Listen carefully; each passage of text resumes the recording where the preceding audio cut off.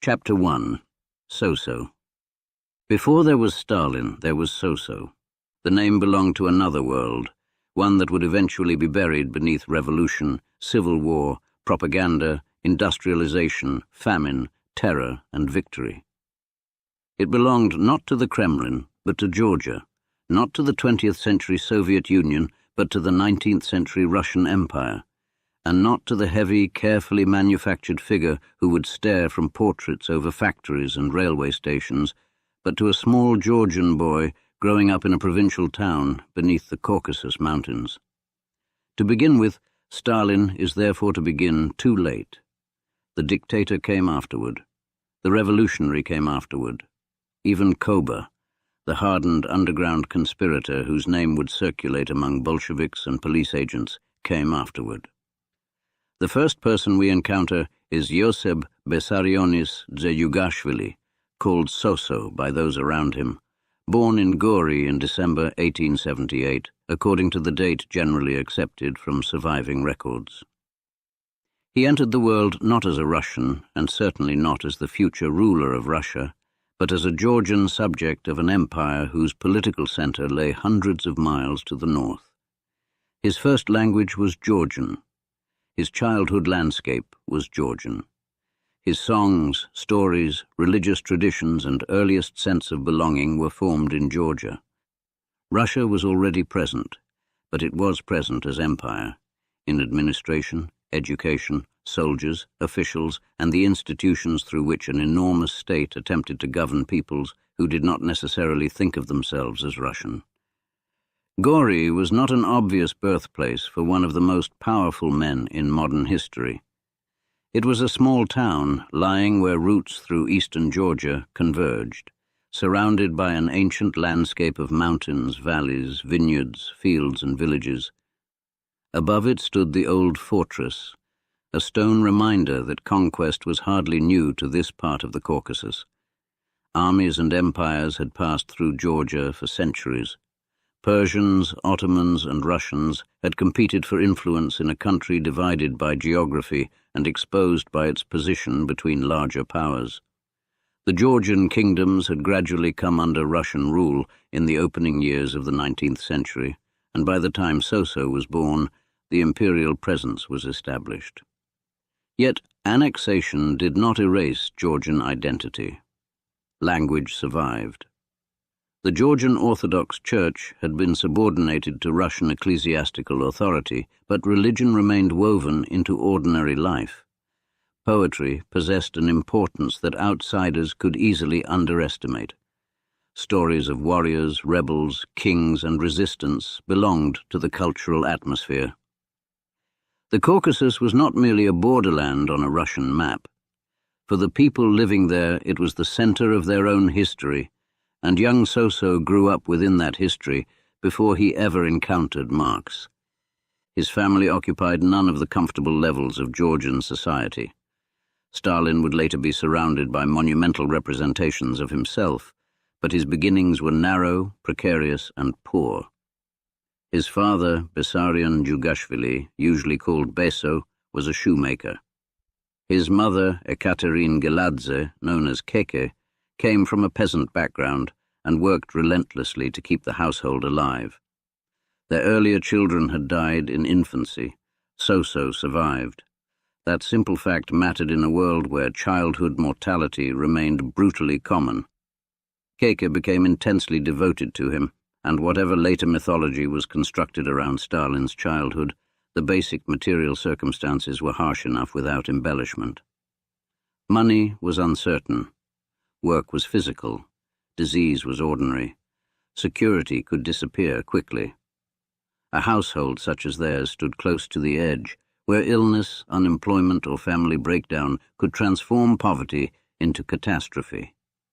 Beso appears in many accounts as a violent and increasingly alcoholic father, and later recollections describe beatings within the household. Some details have become entangled with legend because almost every episode in Stalin's early life was eventually searched for clues to the dictator he became. This temptation must be resisted. Millions of children experienced poverty, domestic violence, and insecurity without becoming Stalin. Childhood does not provide a simple mechanical explanation for dictatorship, yet neither should the environment be ignored. So grew up where physical force was not abstract. Authority could hurt, men fought, families endured instability. The world was not arranged to protect a poor child from humiliation or violence. Beso's fortunes as a shoemaker deteriorated, and the marriage between his parents became deeply troubled. Keke increasingly concentrated her ambitions upon her surviving son. She wanted something better for him, and in the society available to her, one of the clearest routes upward was the church. Soso himself was not physically untouched by childhood. Smallpox left marks upon his face. An injury to his left arm resulted in lasting impairment. He was relatively short as an adult, and the later official image of Stalin would be carefully managed to disguise physical characteristics inconsistent with the monumental leader presented by propaganda. But there was no monumental leader yet. There was a clever boy in Gori, physically imperfect, intensely watched over by his mother, navigating streets where children formed hierarchies of their own. He sang well. He possessed a strong memory. He showed intellectual ability. He could also be competitive, proud, and difficult. Later acquaintances would remember traits that seemed suggestive when viewed through the knowledge of what came afterward. But memory is treacherous when the child being remembered becomes a dictator. Everyone who once knew Stalin eventually knew how his story ended. Recollections gathered decades later could hardly remain innocent of that knowledge. What can be said with greater confidence is that education changed Soso's horizon. He attended the church school in Gori and distinguished himself academically. For a poor Georgian boy, education was both opportunity and encounter with imperial authority. Russian increasingly became the language required for advancement. The empire did not merely occupy territory with soldiers. It operated through schools, bureaucracies, churches, and linguistic expectations. Russification varied across time and place, but Georgian students could experience the educational system as an intrusion into their culture. The distinction between being educated and being Russianized could become painfully narrow. Soso learned Russian, eventually mastering the language in which much of his revolutionary and political life would be conducted, but he never ceased to carry a Georgian accent. Long before he ruled an empire from Moscow, he had learned one of the central facts of imperial life: language could be power. Georgia itself was changing.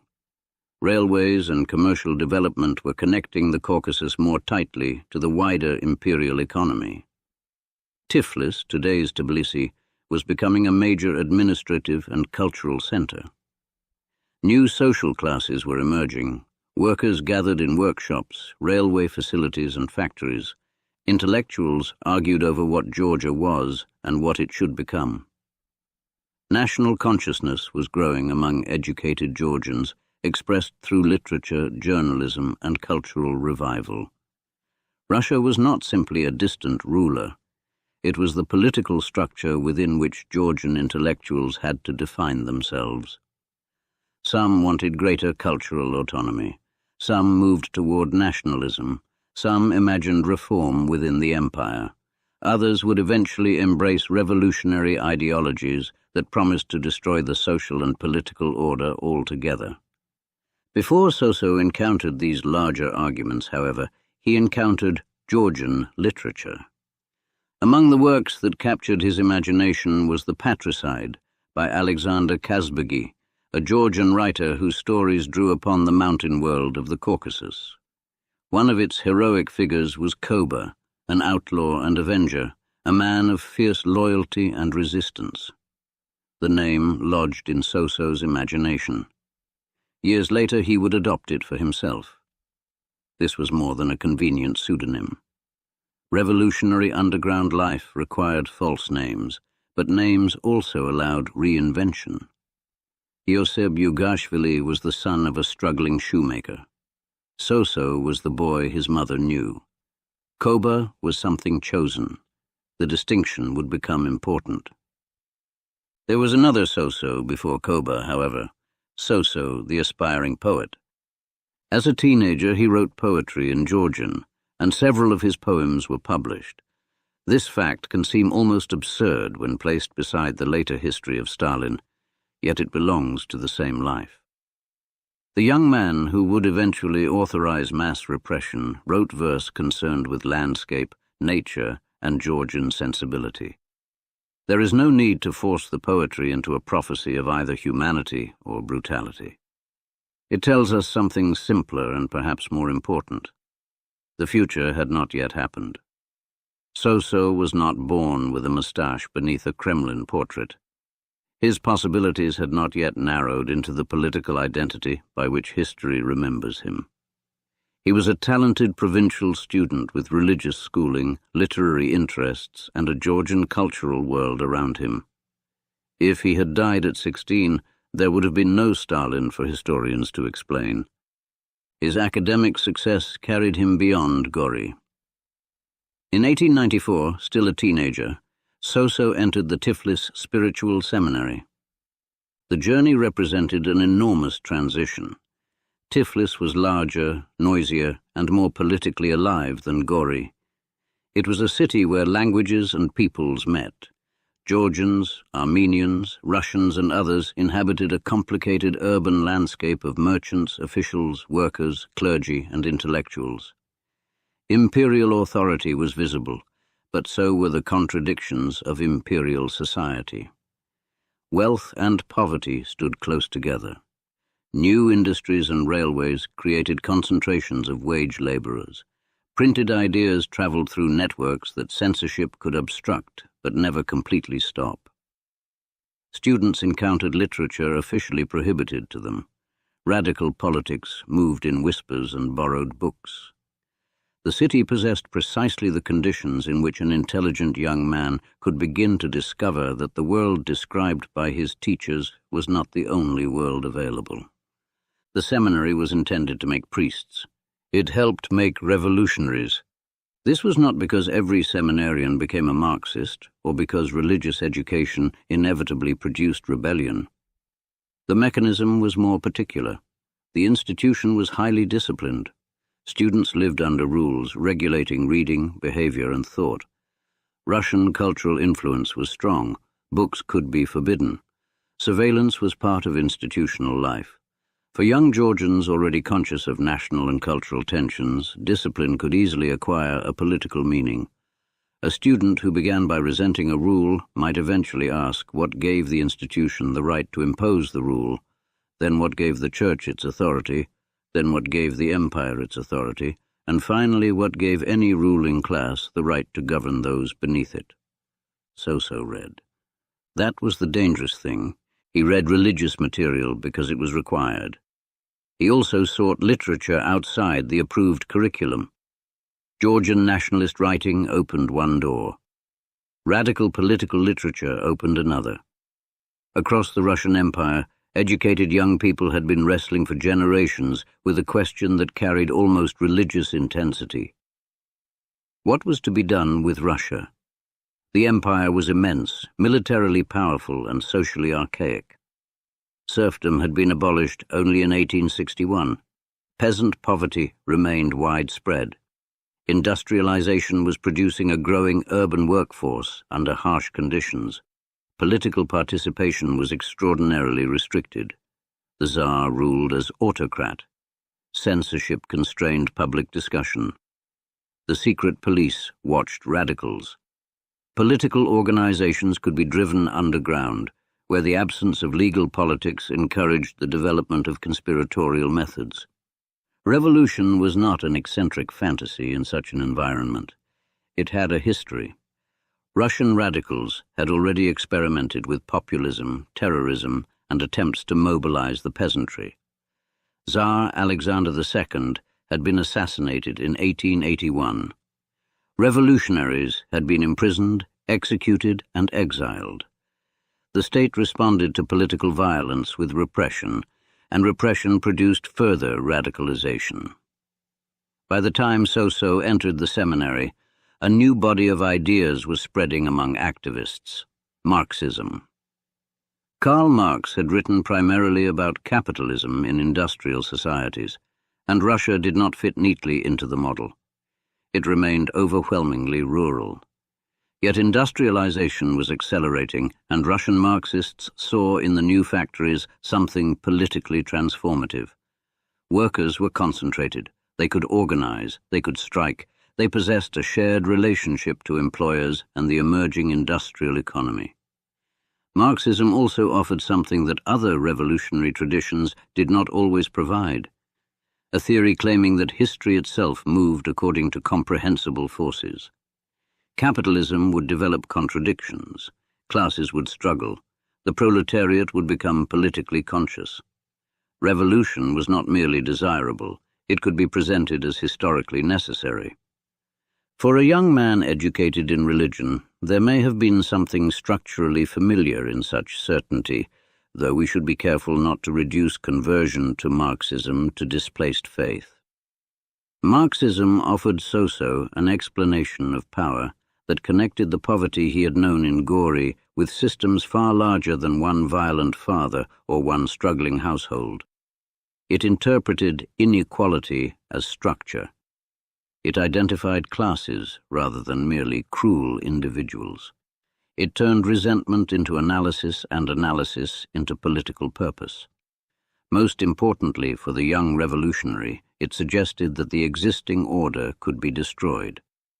So-So began moving away from the future his mother had imagined for him.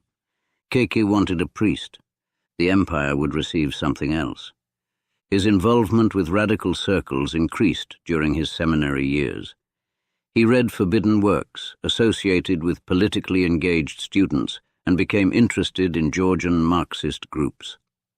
One of the important organizations in the region was known as Mesame Dasi, the Third Group, a Georgian social democratic movement that included intellectuals attempting to introduce Marxist ideas into Georgian political life. The movement contained different tendencies, and the relationship between socialism and Georgian national aspirations was already complicated. Was liberation primarily about freeing workers from capitalism? Was it about freeing Georgia from Russian domination? Could both struggles be pursued simultaneously? Which identity mattered most, nation or class? So-So's eventual answer would lead him away from Georgian nationalism toward an internationalist Marxism dominated increasingly by the politics of the Russian revolutionary movement. But the transition was gradual. He had grown up immersed in Georgian culture. He wrote Georgian poetry. He admired Georgian literary heroes. Yet Marxism offered a political identity larger than Georgia. Workers in Tiflis, Baku, Batumi, Moscow, and St. Petersburg could theoretically belong to the same historical struggle. The empire itself, with its railways, industries, and centralized repression, unintentionally created networks through which revolutionaries could imagine a common enemy. The seminarian was becoming an organizer. This mattered because Stalin's later political strength would not primarily lie in great public oratory. He was not Trotsky, capable of electrifying huge crowds with sweeping rhetoric. Nor was he Lenin, whose theoretical arguments and strategic interventions gave him an extraordinary position within Russian Marxism. So-So's talents developed in a different environment: small meetings, personal contacts, secret networks, organizational discipline, the movement of literature, the cultivation of reliable people, the practical requirements of illegal politics. Underground politics rewarded certain characteristics. You needed patience, you needed suspicion. You needed to remember who could be trusted. You needed to understand that the man sitting beside you might be a police informer. You needed false addresses, secret printing arrangements, and coded communication. You needed the ability to disappear. The revolutionary underground was a school before it was an army, and So-So was learning its curriculum. The Tsarist state had good reason to take revolutionary activity seriously. Political opposition was not merely theoretical. Strikes could disrupt industry. Demonstrations could become violent. Revolutionary groups discussed assassination and armed struggle. Illegal presses spread propaganda. Activists moved between cities using false identities. The imperial police responded with surveillance, infiltration, arrest, and exile. The resulting contest produced a peculiar ecosystem in which revolutionaries and policemen studied one another. Informers penetrated organizations. Revolutionaries suspected betrayal. Arrest did not necessarily end a political career, it could enhance one's credibility. Siberian exile became almost a professional hazard. Soso had not yet accumulated the arrests and escapes that would later define his underground career, but the direction was becoming clear. In 1899, he left the Tiflis seminary without completing his studies. The precise circumstances became another disputed part of his biography. Soviet accounts often presented him as expelled for revolutionary activity, while surviving evidence suggests a more complicated story involving absenteeism, examinations, and his increasing disengagement from seminary life. The distinction matters because Stalin's official biography would later simplify the past into a heroic progression. The young revolutionary recognizes oppression, rebels, and is expelled. Real lives are rarely so tidy. What matters is that the path toward the priesthood was finished. He was 20. He had little money. He possessed no prestigious degree. He lived under an autocratic empire increasingly anxious about revolutionary politics. And he had decided to become a professional enemy of the existing order. The choice brought him closer to the workers of Tiflis. He found employment for a period at the city's meteorological observatory, one of the few conventional jobs associated with his early adult life. There is something almost peaceful in the image. The future Stalin working at an observatory surrounded by measurements of temperature, rainfall, and atmospheric pressure. Yet outside, political pressure was building far faster than anything recorded by instruments. Industrial workers in the Caucasus labored under difficult conditions. Hours were long. Housing could be poor. Safety was limited. Ethnic divisions complicated organization. Employers and authorities possessed substantial power. For Marxist organizers, these workers were not simply victims. They were the social force around which revolutionary strategy increasingly revolved. Soso began organizing among them. He participated in study circles and helped distribute political literature. Marxist education often began quietly. A handful of workers gathered in a room. Someone explained wages, profit, ownership, and class. A pamphlet passed from hand to hand. The language might be theoretical, but the examples were immediate. Why did a man work 12 hours and remain poor? Why could an employer dismiss him? Why did police intervene when workers organized? Why did the state protect property? The organizers supplied answers. Capital, class, exploitation, autocracy, revolution. For workers accustomed to interpreting misfortune individually, Marxism could transform the meaning of their experience. Poverty ceased to be merely bad luck. It became political evidence. And for Soso, organization offered something equally powerful: significance. He was no longer merely Beso, the shoemaker's son. He was no longer merely Kiki's gifted child. He was no longer merely the Georgian seminarian writing poetry. He belonged to a movement that claimed to understand history. The transition in identity was beginning. Soon the name Soso would become less useful. The police would learn Yosef Djugashvili. Comrades would increasingly know another man: Koba. The choice of that name tells us something about the young revolutionary that statistics about strikes and arrests cannot. Koba came from the literature of his Georgian youth, but in taking it for himself, he crossed a subtle line. Children are given names. Revolutionaries choose them. A pseudonym could protect a conspirator from the police, but it could also permit him to construct a harder version of himself. Koba was not the obedient seminarian his mother had hoped to create. Koba did not belong to the shoemaker's household in Gori. Koba belonged to the underground. The Caucasus into which Koba emerged was becoming increasingly combustible. At the turn of the century, the oil city of Baku was one of the great industrial frontiers of the Russian Empire. Batumi was developing as an important port and industrial center. Railways carried petroleum, goods, workers, soldiers, and ideas. Economic modernization was producing enormous fortunes and enormous grievances at the same time. Armenians, Georgians, Russians, Azerbaijanis, and others lived and worked within societies where class and ethnicity could overlap in dangerous ways. A strike might begin over wages and become political. A demonstration could collide with police. National tensions could erupt into violence. Revolutionaries moved through this world seeking opportunities to turn discontent into organization. Koba was good at that kind of work. Not glamorous work, not yet the work of history textbooks, rooms smelling of tobacco and damp clothing, pamphlets hidden beneath coats, meetings interrupted by rumors of police, workers waiting after dark, messages carried between men who used names that were not their names. Printing equipment moved before a raid, money collected, addresses memorized and abandoned, a knock at the door capable of changing a life.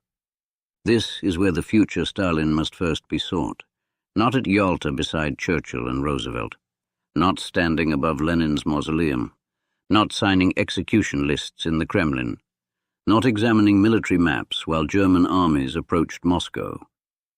Those images belong to another man, or rather to later versions of the same man. To understand how he came into existence, we must remain for a while in the Caucasus, among workers, priests, policemen, nationalists, smugglers, intellectuals, and conspirators. We must allow the Soviet Union to remain invisible because it did not yet exist.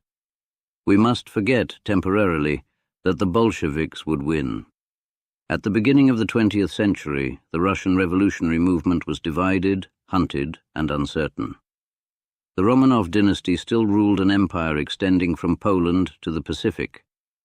Nicholas II was Tsar and emperor.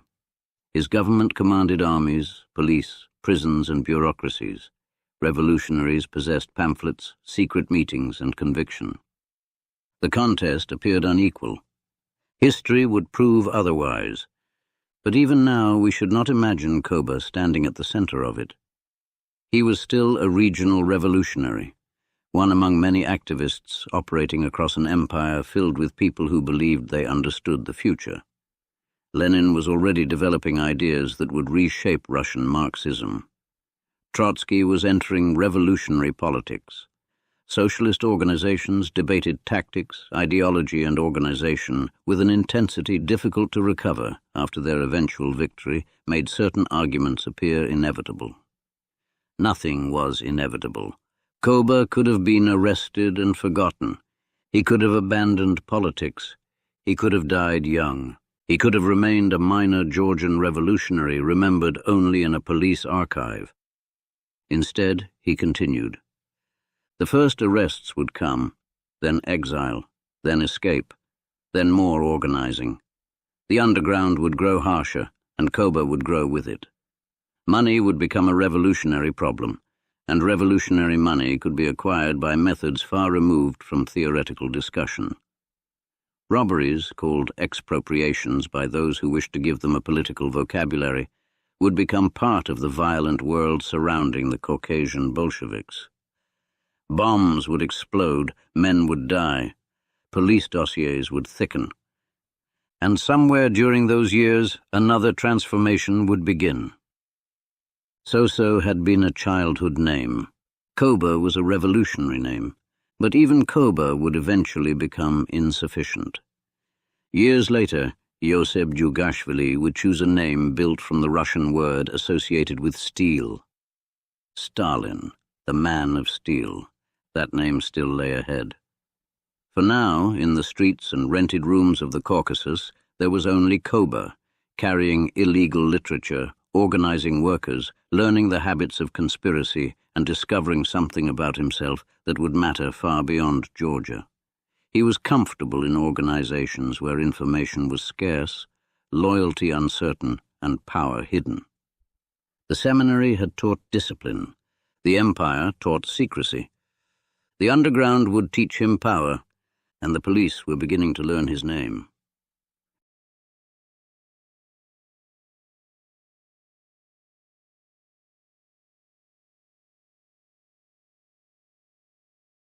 Chapter 2. Koba. By the opening years of the 20th century, the boy called Soso was disappearing. He did not vanish all at once.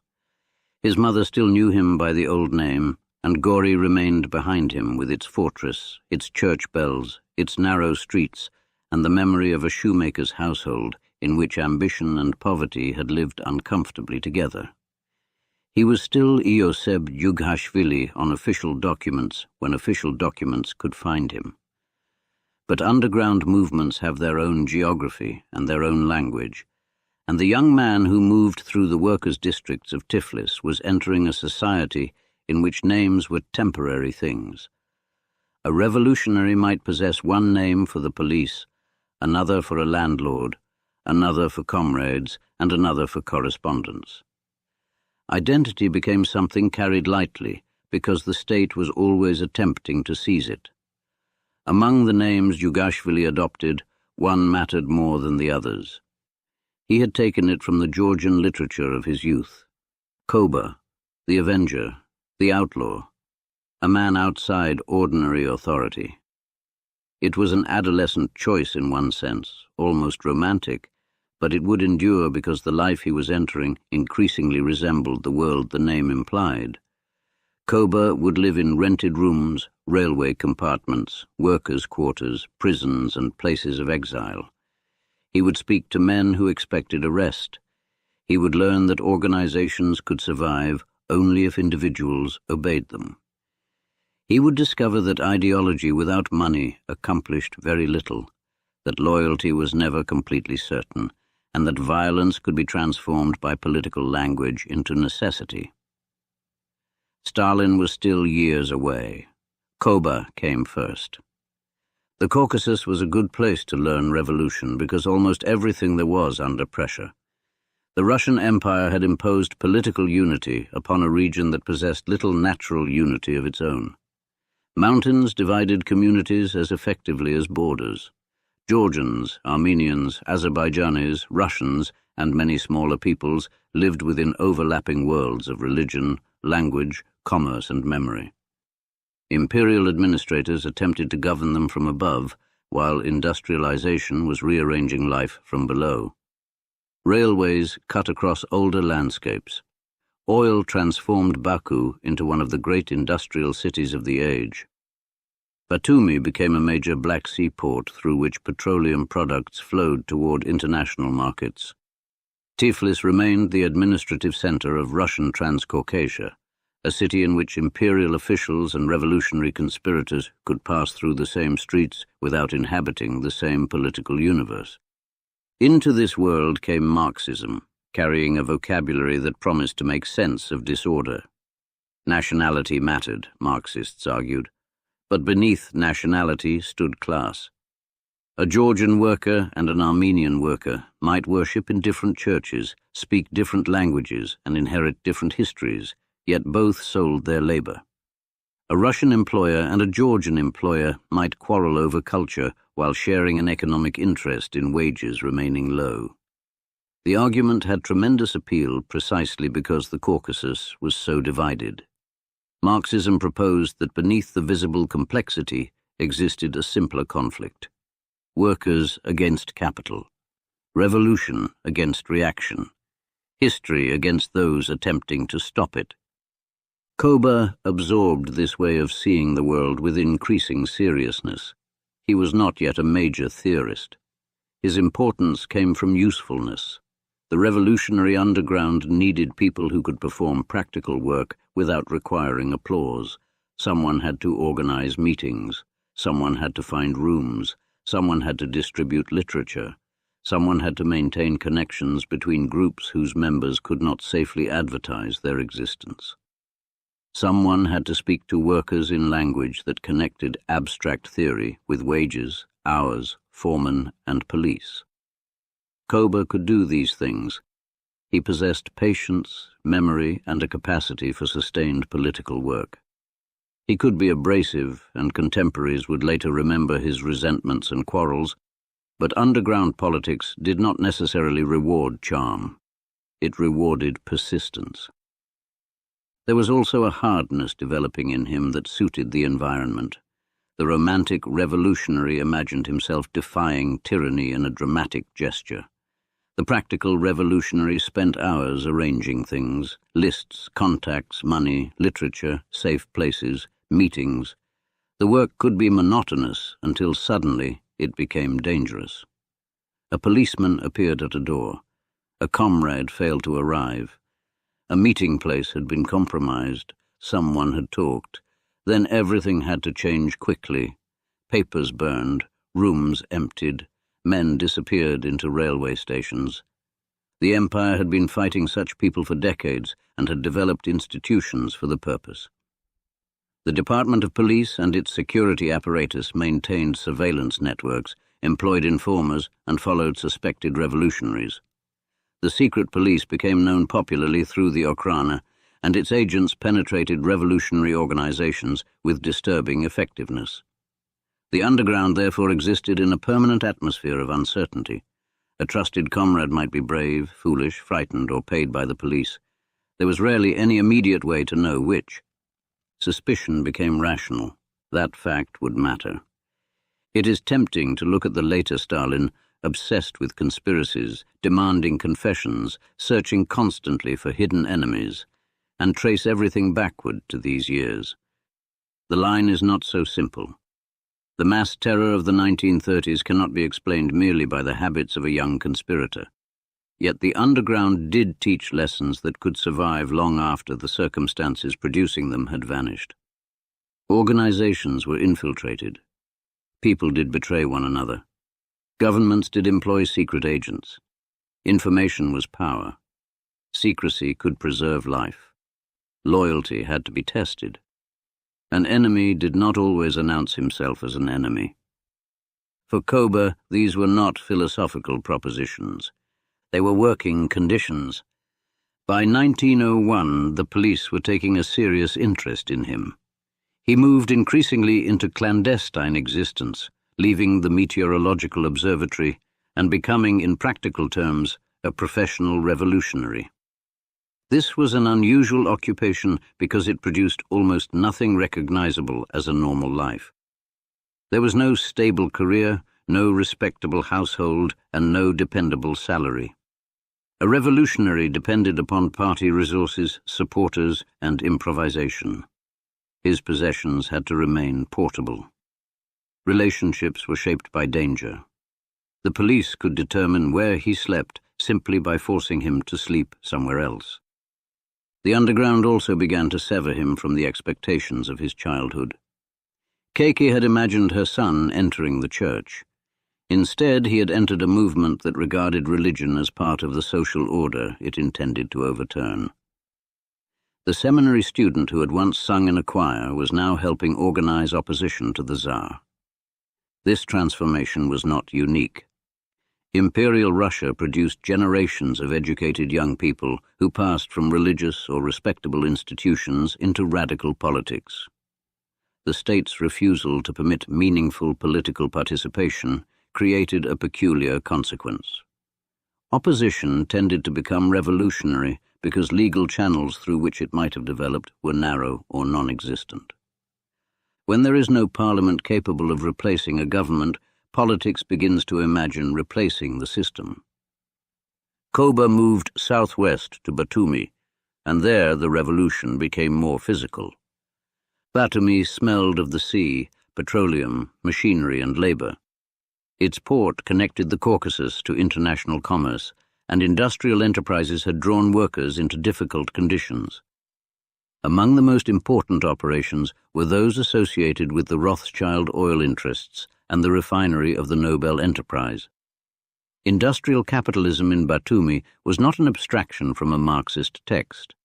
It was visible in tanks, workshops, docks, and exhausted men. Workers could see wealth leaving through the port while their own lives remained insecure. Koba organized among them. His precise role in every incident is difficult to reconstruct because underground movements generate competing memories, partisan accounts, and later political mythology. Stalin's official biographies would inflate his revolutionary importance, while enemies sometimes minimized it. The historian has to move between these distortions. What is clear is that Koba participated actively in labor agitation and revolutionary organization in Batumi, helping produce leaflets and encouraging worker mobilization. In early 1902, tensions intensified around dismissals at the Rothschild refinery. Workers protested. Arrests followed. A demonstration was organized demanding the release of detained workers. The authorities responded with force. On March 9, 1902, according to the old Russian calendar then in use, demonstrators confronted troops and police. Shots were fired. Workers were killed. The number of dead was small compared with the slaughter that would later define Russia's revolutionary era, but numbers can conceal the psychological scale of an event. Imagine the worker who has spent years beneath the authority of a foreman suddenly standing in a street beside hundreds of others.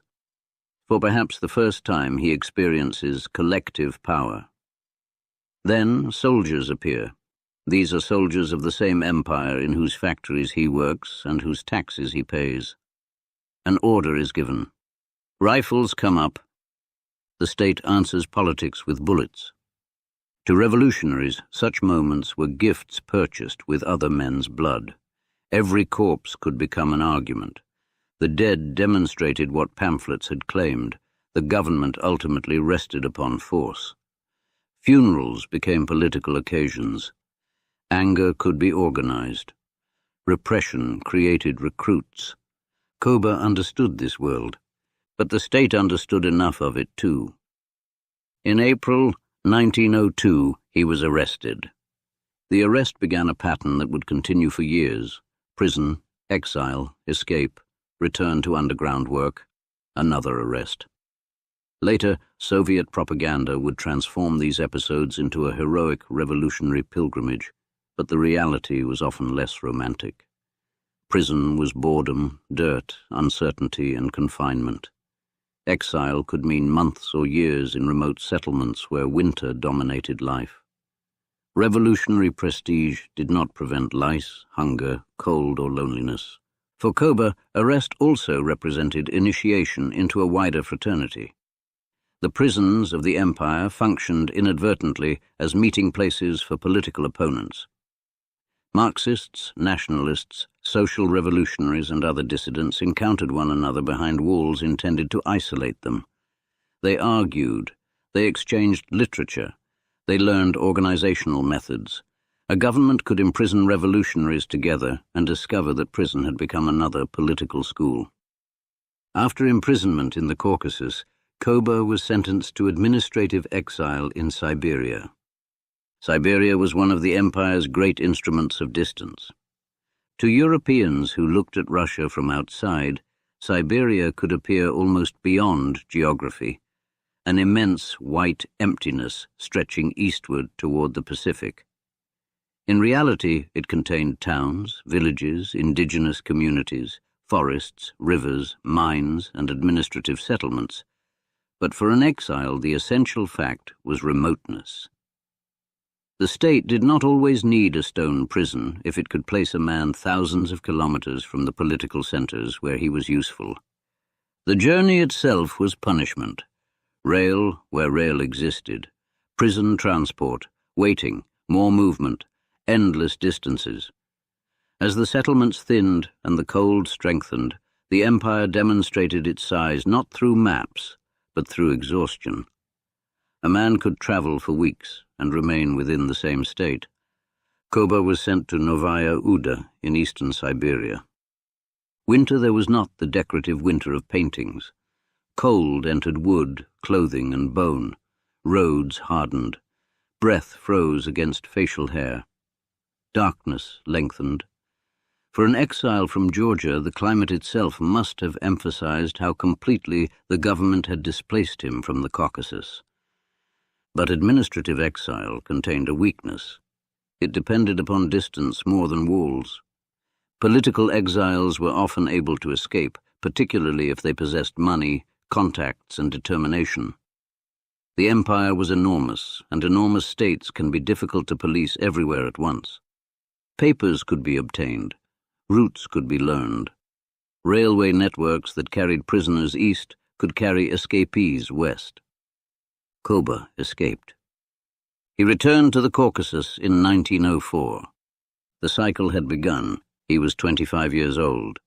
Already he had abandoned one career, entered illegal politics, organized workers, experienced a violent confrontation with imperial authority, been arrested, imprisoned, transported across the empire, and escaped from Siberian exile. These experiences did not yet make him exceptional among Russian revolutionaries. Many possessed biographies equally dramatic. Some had endured worse. What distinguished Koba would become apparent only gradually. He continued. While Koba had been moving between Batumi prison and Siberia, Russian Marxism had undergone a division whose consequences would be immense. In 1903, the Russian Social Democratic Labour Party split. The immediate disagreements involved questions of organization and party membership, but beneath them lay competing ideas about what a revolutionary movement should become. Vladimir Lenin advocated a highly disciplined organization of committed revolutionaries capable of operating under the conditions imposed by autocracy. His opponents resisted aspects of this conception and the methods by which Lenin pursued control. The factions became known as Bolsheviks and Mensheviks, terms originally derived from temporary majorities and minorities at the party congress, but eventually hardened into political identities. Koba aligned himself with the Bolsheviks. This decision was crucial. Lenin's vision of revolutionary organization suited many of the habits Koba had already acquired. A clandestine movement could not operate like an open debating society. Police infiltration was real. Arrest was constant. Communications were difficult. A professional revolutionary had to submit personal convenience to organizational necessity. Discipline was not merely desirable. It could be presented as the condition of survival. In Georgia, however, Menshevism became particularly strong. Georgian Marxism developed a substantial popular base, and many Georgian social democrats preferred the Menshevik tendency. Koba therefore found himself politically isolated even within his native environment. The Georgian who had moved away from nationalism now aligned himself with a faction that often placed him against other Georgian socialists. This too was formative. Politics became not simply revolutionaries against the state, but revolutionaries against other revolutionaries. The enemy could stand beside you on the left. Arguments over doctrine, tactics, and organization became ferocious because participants believed history itself was at stake. To outsiders, disputes about committees and membership rules could appear absurdly technical. To professional revolutionaries, they concerned who would control the movement that intended to control the future. Then, in 1905, the future seemed suddenly to arrive. The Russian Empire began to crack. The causes were numerous. Rapid industrialization had created social pressures. Peasant grievances remained unresolved. Political opposition was growing. The disastrous war against Japan exposed weaknesses in the state and humiliated the government. Then, in January 1905, workers in St. Petersburg marched toward the Winter Palace carrying petitions and religious images, hoping to appeal directly to Tsar Nicholas II. Troops fired upon them. Bloody Sunday shattered one of the remaining illusions of paternal autocracy. Strikes spread. Peasants attacked estates, national movements intensified, sailors mutinied, workers formed councils, Soviets to coordinate action. Across the empire, authority suddenly seemed less permanent. In the Caucasus, the crisis combined with existing social and ethnic tensions to produce extraordinary disorder. Strikes disrupted industry. Armed groups appeared. Government control weakened in places. Violence between Armenians and Azerbaijanis tore through communities. Georgian districts experienced revolutionary mobilization on a scale far beyond the small underground circles of previous years. For Koba, 1905 was an education no seminary could have provided. A revolution was no longer something printed in a book. It was happening around him. And revolutions were messy. Workers did not always behave according to theory. Peasants pursued local grievances. National identities competed with class solidarity. Crowds could be courageous in the morning and frightened by evening. Government officials could disappear temporarily and return behind troops. Political organizations needed weapons, money, printing presses, messengers, and men willing to use violence. The revolutionary discovered logistics. That lesson would stay with him. The 1905 revolution also brought Koba into closer contact with the wider Bolshevik movement. In December, he traveled to a Bolshevik conference in Tampere, in Finland, then an autonomous Grand Duchy within the Russian Empire. There, according to later accounts, he met Lenin. The meeting would acquire enormous retrospective significance because Lenin and Stalin would eventually become the two names most closely associated with the creation and consolidation of the Soviet state. But in 1905, the relationship was radically unequal. Lenin was already a major revolutionary leader and theorist. Koba was a little-known Caucasian activist. There was no reason to assume the Georgian would someday succeed him. History has a way of placing spotlights backward. We illuminate the man who became Stalin because we know where he ended, while hundreds of revolutionaries around him fade into darkness. At Tampere, there were men whose names seemed more important than his. Some would later die in the revolution, some would oppose the Bolsheviks, some would be executed by Stalin, some would simply be forgotten. Koba returned to the Caucasus. The revolution of 1905 failed to overthrow the Tsar. Nicholas II conceded a parliament, the Duma, and issued promises of political rights, but the autocracy survived. Troops reasserted control. Revolutionary organizations were driven underground again.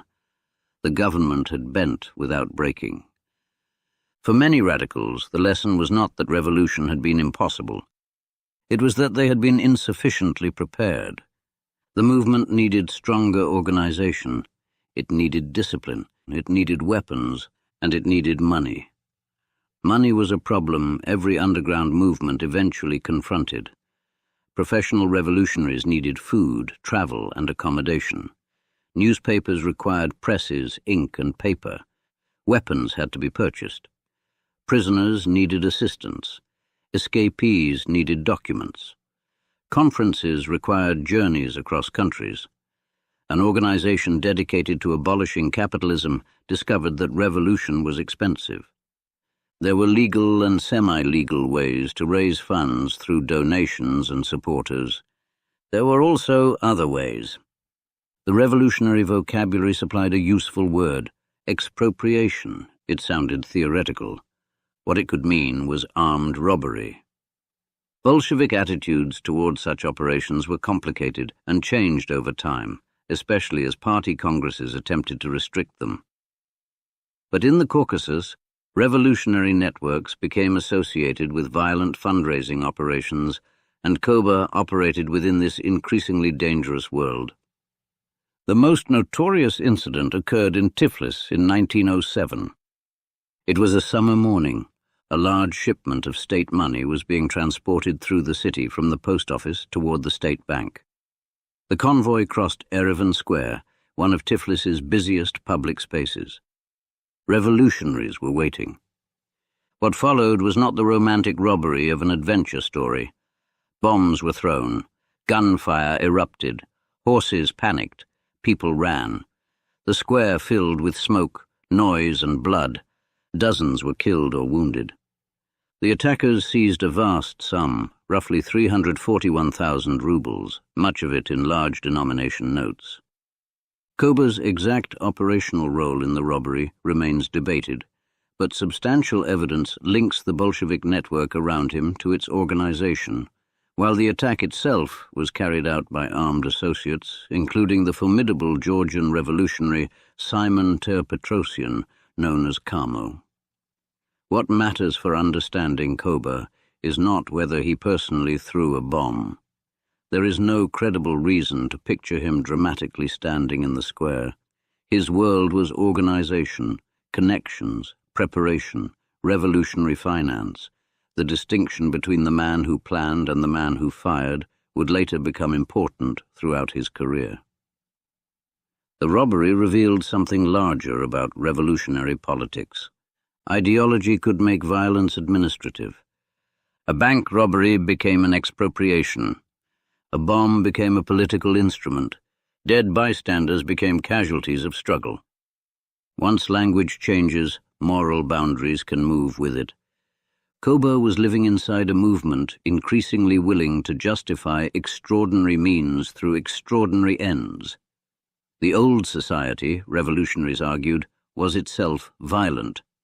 The state imprisoned, executed, and shot workers. Property rested upon exploitation. Therefore, seizing state money was not theft in the ordinary sense. It was reclaiming resources for revolution. This logic did not belong uniquely to Kober, nor even uniquely to Bolshevism. Revolutionary movements across Europe and Russia had employed violence before him, but Kober became comfortable in a political culture where morality could be subordinated to historical purpose. The consequences of the Tiflis robbery reached beyond Georgia.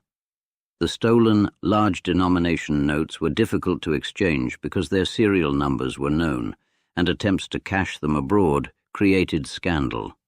Bolshevik leaders became entangled in controversy.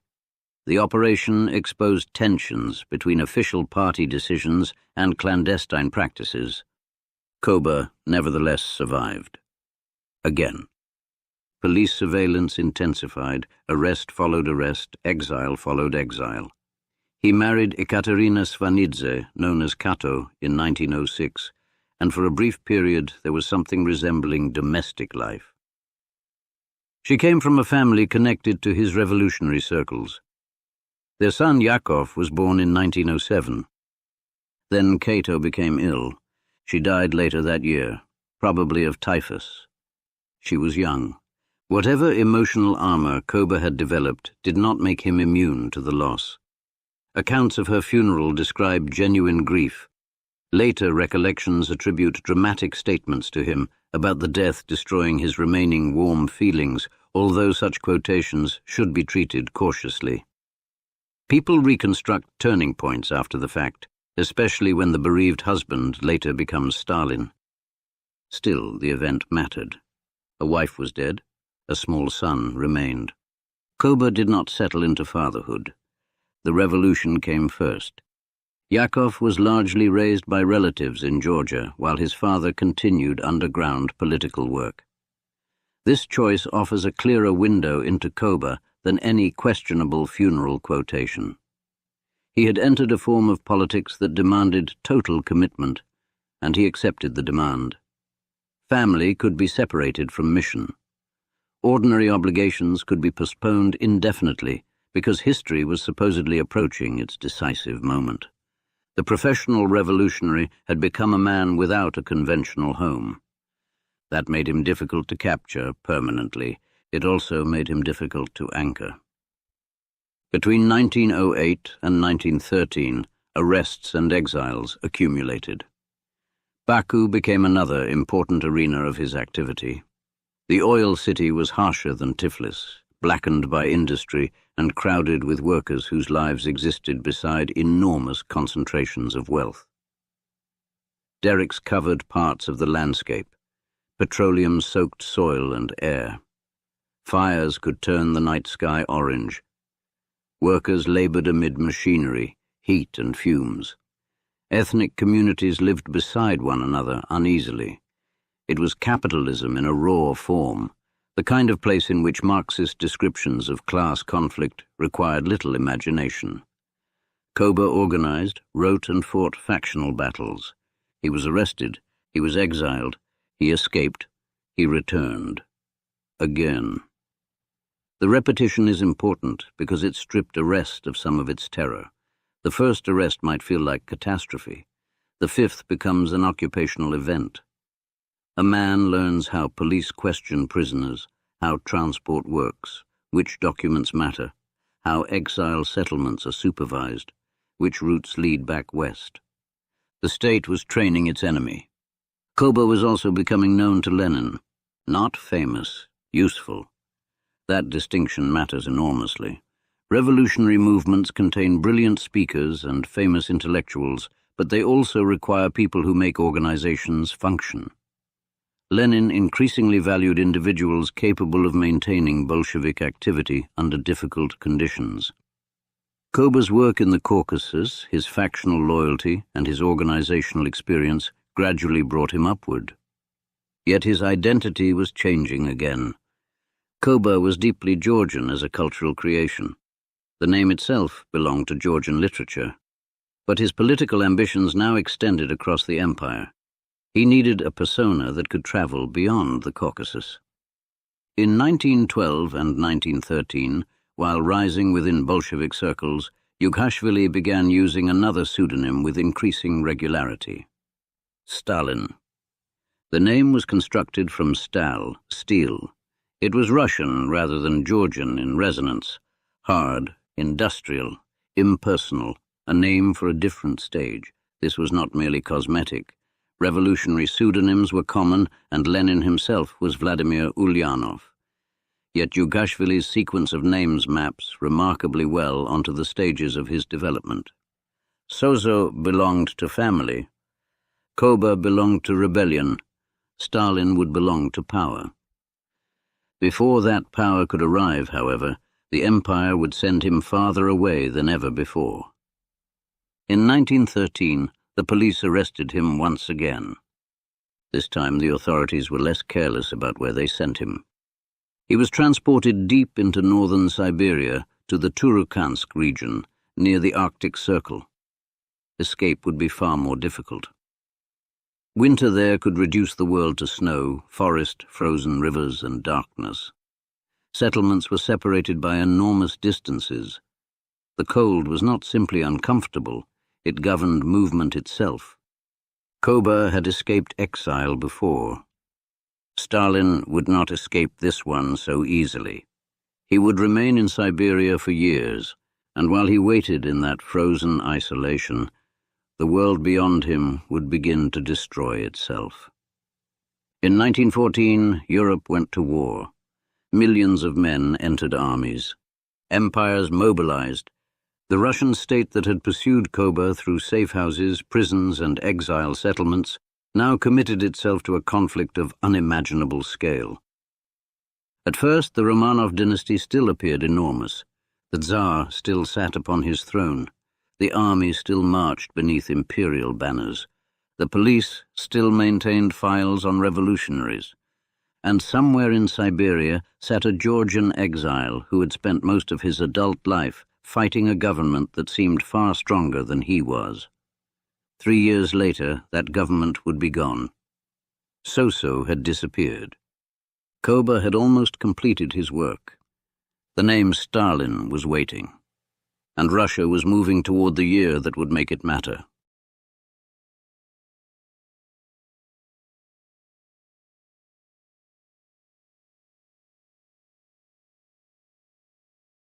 Chapter 3.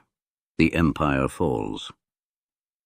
When the Russian Empire went to war in the summer of 1914, Stalin was almost as far from power as a man could be while remaining within its borders. He was in Siberia, beyond the ordinary geography of European Russia, under police supervision in the Turukhansk region, where the Yenisei carried the waters of an enormous interior north toward the Arctic Ocean, and winter could reduce human existence to wood smoke, frozen rivers, darkness and waiting.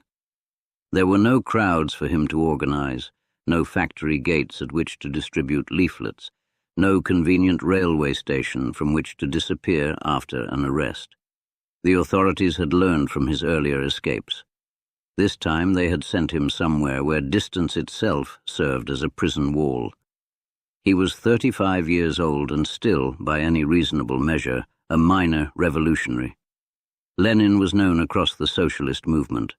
Trotsky was an internationally recognized writer and orator. Other Bolsheviks possessed reputations built through theory, organization, imprisonment, and exile. Stalin, he was now increasingly using that name, was respected within the party for practical underground work. But nothing in 1914 suggested that history was preparing to place the Russian Empire in his hands. Indeed, there seemed every possibility that history might simply leave him in Siberia. The land around Turukhansk was indifferent to politics. That was one of its cruelties. Men in St. Petersburg argued about war and empire. Generals moved divisions across maps. Diplomats exchanged telegrams and newspapers printed patriotic proclamations, but the northern wilderness cared nothing for them. Rivers froze. Snow accumulated against wooden houses. Animals moved through forests according to older laws. The exile who had spent years believing history was accelerating could look across a frozen landscape and see no acceleration at all. A human life might be consumed there without leaving a mark. The revolution could come or fail to come. The forest would remain. Stalin shared this world with other political exiles, including Bolsheviks, who would later occupy important positions in the Soviet state. Among them was Yakov Sverdlov, an exceptionally capable organizer. Exile communities were political microcosms. Men who agreed that the Tsarist order should be destroyed could quarrel bitterly over tactics, personalities, money, and doctrine. The romantic image of revolutionaries united by common suffering dissolves quickly when examined closely. They could be jealous, petty, competitive, and suspicious. They read newspapers when newspapers arrived. They debated events that were already weeks old. They hunted, fished, wrote letters, and waited for remittances. They attempted to maintain intellectual lives in places where simply keeping warm demanded labor. Stalin adapted. He had always adapted. The Georgian boy had adapted to Russian schooling. The seminarian had adapted to forbidden politics. The underground organizer had adapted to police surveillance. The prisoner had adapted to confinement. The exile had adapted to distance. This quality did not make him the most brilliant man in the Bolshevik movement, but brilliance was not the only political resource. Stalin endured circumstances that broke continuity in other men's lives. He could wait. War gave him something worth waiting for. Europe's descent into conflict in 1914 transformed the political environment in ways few revolutionaries had anticipated. The assassination of Archduke Franz Ferdinand in Sarajevo triggered a chain of mobilizations and declarations of war, but the deeper causes lay in alliances, imperial rivalry, nationalism, military planning, and the dangerous confidence of governments that believed war could be controlled. Russia mobilized in support of Serbia and against Austria-Hungary. Germany declared war on Russia. France and Britain entered the conflict. Soon millions of men were moving toward fronts extending across Europe. Russia possessed immense resources in population, land, and raw materials. On paper, it was a formidable military power. Patriotic enthusiasm initially swept through parts of society. St. Petersburg, whose Germanic name suddenly seemed inappropriate, was renamed Petrograd. Crowds rallied around the monarchy. Political differences temporarily narrowed. But the empire had entered an industrial war for which its political and economic systems were dangerously fragile. Modern war consumed everything: shells, rifles, boots, railway capacity, horses, food, coal, men, more men, and then replacements for the men. A state capable of surviving such a war needed not merely courage at the front, but administrative competence behind it. Factories had to produce continuously. Railways had to deliver supplies over immense distances. Agricultural production had to feed cities and armies simultaneously. Inflation had to be controlled. Political legitimacy had to survive casualty lists arriving in town after town. Russia struggled with all of it. The Russian soldier was not inherently inferior to the German or Austrian soldier. He could endure astonishing hardship and fight with great courage. The problem was structural. Command failures, supply shortages and transportation difficulties weakened armies that were already absorbing enormous casualties. In 1915, German and Austro-Hungarian offensives forced Russian forces into a vast retreat. Poland and other Western territories were lost. Refugees crowded eastward. The empire seemed to possess limitless space, but not limitless competence. Every defeat damaged the monarchy. Tsar Nicholas II responded in 1915 by assuming personal command of the army. Politically, the decision was disastrous. He may have believed that the sovereign should stand with his soldiers. Instead, he tied the prestige of the throne directly to military performance. When the army failed, the failure increasingly belonged to the Tsar. Meanwhile, Petrograd became a place of rumors. At the center stood the imperial family, and in the public imagination, the strange figure of Grigory Rasputin, the Siberian holy man whose relationship with Empress Alexandra became a source of scandal. Rasputin's influence has often been exaggerated, but political perception mattered as much as administrative reality. The monarchy looked compromised.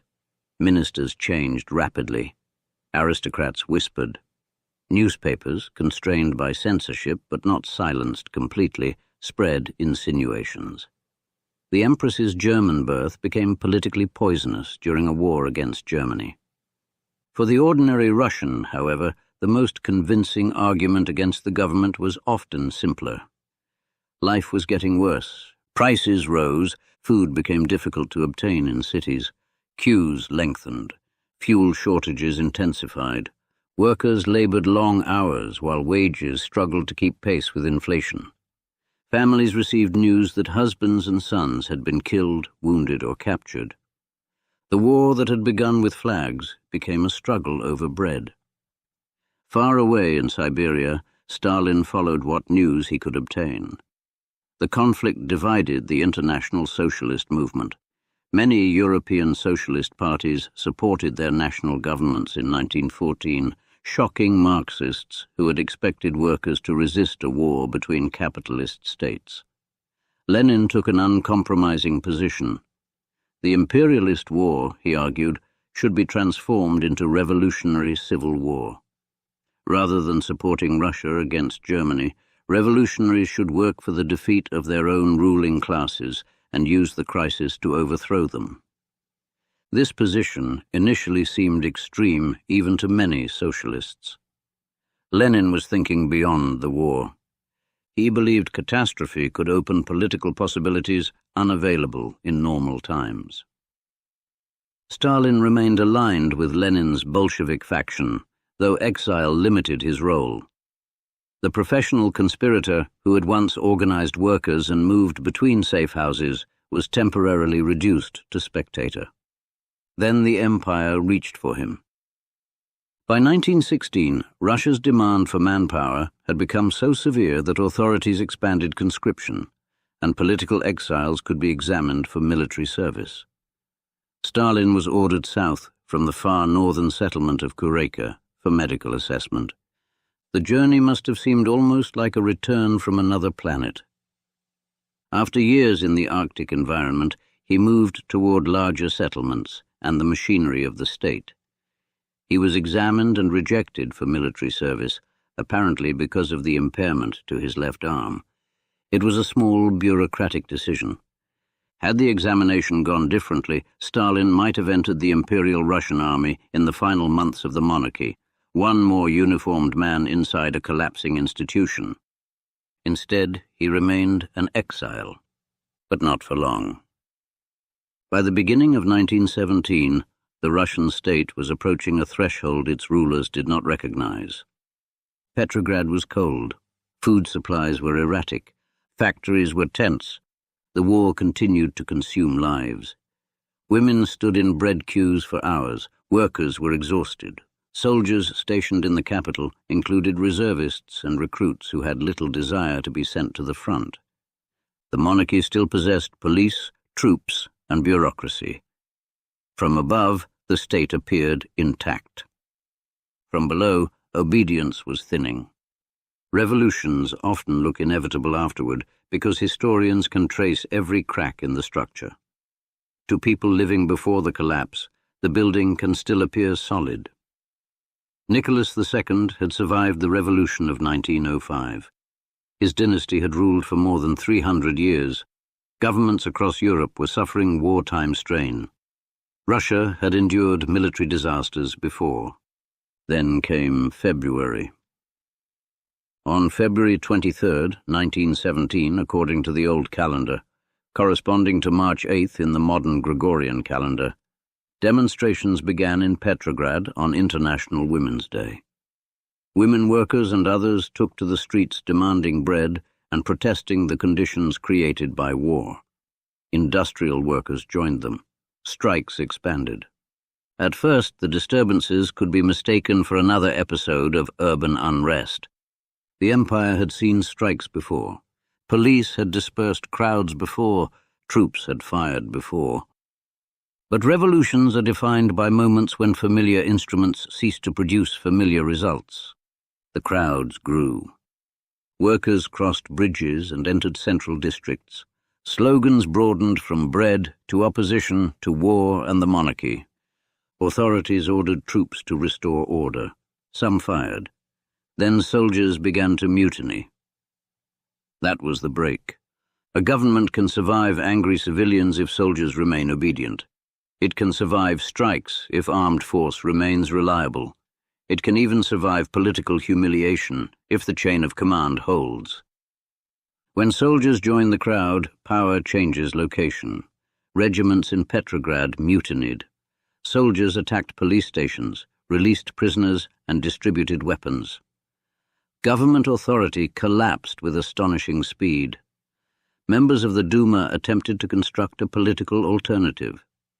At the same time, workers and soldiers created a new Petrograd Soviet, reviving the institutional form first seen in 1905.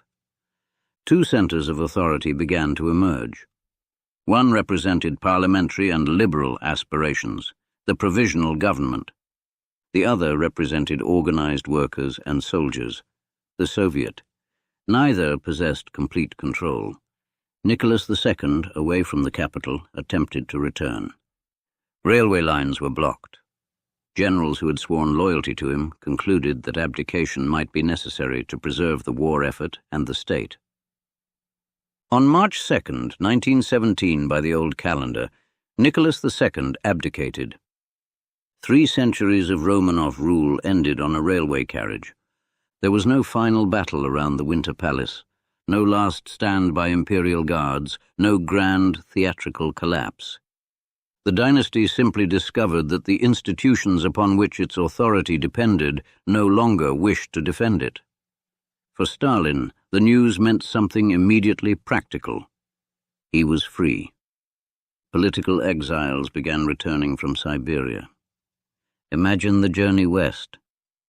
For years, the railway had carried prisoners away from the political centers of the empire. Now the direction reversed. Men who had been placed in distant settlements because the government considered them dangerous boarded trains toward Petrograd because the government that had exiled them no longer existed. The railway became an artery of revolution. Stalin traveled with Lev Kamenev and other Bolsheviks. Station followed station. Snow-covered country slowly gave way to denser settlement. Telegraph wires ran beside the tracks. Newspapers appeared. News became fresher. Conversations changed. Soldiers crowded carriages. Politics was everywhere. Russia had become a country talking to itself. The censorship system had broken apart. Parties emerged openly, newspapers multiplied, workers held meetings, soldiers debated orders, peasants discussed land, national minorities reconsidered their relationship with the center. Men who had spent years whispering in backrooms now addressed public gatherings. For a professional underground revolutionary, freedom required adjustment. Secrecy had been a skill. Now politics was public. Stalin arrived in Petrograd in March 1917. The city he entered was unlike anything he had previously known. This was no provincial Caucasian network. This was the capital of a collapsing empire. Factories contained tens of thousands of politically mobilized workers. Barracks were filled with armed soldiers. The Tauride Palace became a center of frantic political activity. The provisional government attempted to govern while the Petrograd Soviet possessed enormous influence over workers and troops. Posters appeared on walls. Newspapers were sold in streets. Meetings continued late into the night. Everyone seemed to believe history was moving. Almost nobody agreed where it was going. Stalin was not greeted as a future ruler. There were no crowds waiting for him. There was no mythology. He arrived as a Bolshevik functionary with substantial underground credentials and connections within the party apparatus. That was enough. The Bolsheviks themselves were uncertain about their immediate strategy. Lenin remained in exile in Switzerland. Other leaders were scattered. The party's position toward the provisional government was unsettled.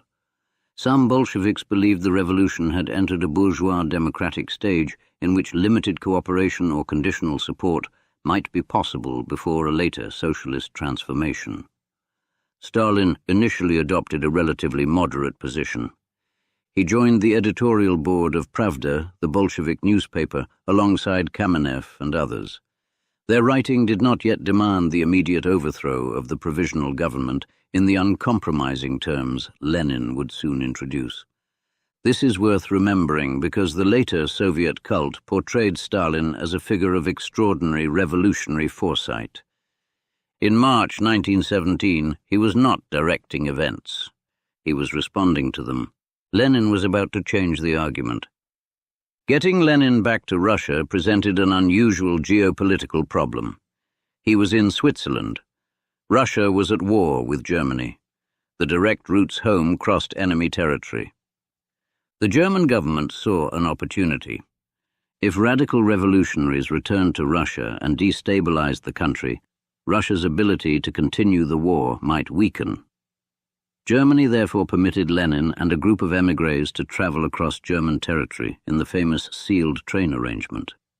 The Germans were not creating Bolshevism. They were exploiting it. Lenin understood that perfectly well. He accepted the passage because revolution mattered more to him than appearances. In April 1917, Lenin arrived at Finland Station in Petrograd. His message stunned even fellow socialists. No support for the provisional government. End the imperialist war. Land to the peasants. Power to the Soviets. Move towards socialist revolution. To many Marxists, this seemed premature. Russia was economically backward. Classical interpretations suggested that a bourgeois stage should precede socialist revolution. Lenin was effectively arguing that the crisis had compressed historical stages and that the Bolsheviks should prepare to seize power rather than support the new government. Stalin adjusted. This capacity to adjust to Lenin's line would become one of the central facts of his political rise. It is easy to interpret such adjustments purely as opportunism, but that explanation is insufficient. Stalin believed in Bolshevism. He also recognized Lenin's intellectual and political authority. Where other revolutionaries challenged Lenin repeatedly, Stalin increasingly became a man who could absorb a new strategic line and work within it. The Georgian underground organizer was learning national party politics. The months that followed were chaotic. The provisional government faced a problem it could not solve: the war. Millions of Russians had expected the February Revolution to bring peace, or at least a fundamental change in the conditions of the war. Yet the government remained committed to Russia's alliances and continued military operations. This decision poisoned it. Soldiers wanted to survive.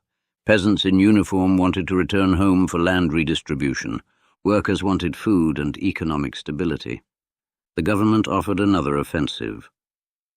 In June 1917, Russian forces launched a major attack, sometimes called the Kerensky Offensive, after Alexander Kerensky, then Minister of War. It failed disastrously. Discipline deteriorated further. Desertions increased. The Bolshevik argument became stronger with every casualty: peace, bread, land. Simple slogans can be powerful when governments produce complicated failures. In July, armed demonstrations erupted in Petrograd. Workers and soldiers, including militant elements sympathetic to the Bolsheviks, took to the streets demanding that the Soviets assume power. Bolshevik leaders were themselves uncertain whether the moment had arrived. Lenin hesitated. The uprising lacked coordination. The government regained control. Bolshevik offices were raided. Leaders were arrested. Lenin fled into hiding. The party was accused of serving German interests. For a moment, Bolshevism seemed finished. Stalin played a practical role during the crisis, including helping Lenin evade arrest and escape from Petrograd. Again, the pattern appeared. Other men gave speeches. Stalin arranged things. The revolutionary underground had returned. Safe routes, hidden movements, information, reliability. Skills acquired under the Tsar proved useful under the Republic. Then Russia lurched again. General Lava Kornilov, commander-in-chief of the army, became involved in a confrontation with Kerensky in August. The precise intentions and misunderstandings surrounding the Kornilov affair remain debated, but in Petrograd the threat appeared to be counter-revolution. Troops were moving toward the capital, and many feared an attempt to impose military authority. The provisional government needed help defending the revolution. It turned partly to the left. Bolsheviks were released. Workers were armed. Railway workers obstructed Kornilov's forces. Agitators persuaded troops not to advance. The threat collapsed. The political consequences were enormous. The Bolsheviks, recently denounced as traitors, could now present themselves as defenders of the revolution. Their support surged. By September, they held majorities in important Soviets, including Petrograd and Moscow. Trotsky, who had joined the Bolsheviks during 1917, became chairman of the Petrograd Soviet. Trotsky was everything Stalin was not in public: brilliant, electric, a speaker capable of holding enormous crowds. He seemed made for revolution in its theatrical phase. Stalin remained comparatively obscure. But revolutions eventually move from speeches to institutions. Lenin, still hiding, pushed relentlessly for an armed seizure of power.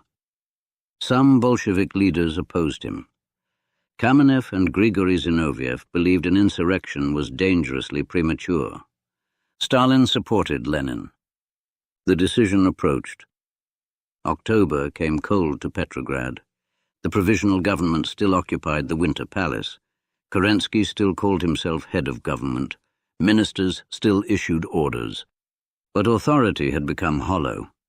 The Bolsheviks controlled key organizations among workers and soldiers. The Military Revolutionary Committee of the Petrograd Soviet, dominated by Bolsheviks and left-wing allies, coordinated armed forces in the capital. The seizure of power began with remarkably little drama. Bridges, railway stations, telegraph offices, government buildings, strategic points, detachments of Red Guards and sympathetic soldiers occupied them. This was not yet the gigantic civil war that would follow. It was closer to an administrative takeover protected by rifles. On the night of October 25th by the old calendar, Bolshevik forces moved against the Winter Palace, where ministers of the provisional government remained. The cruiser Aurora fired a blank shot that later became one of the great symbols of Soviet revolutionary mythology. The palace was entered. The ministers were arrested. Kerensky had already left.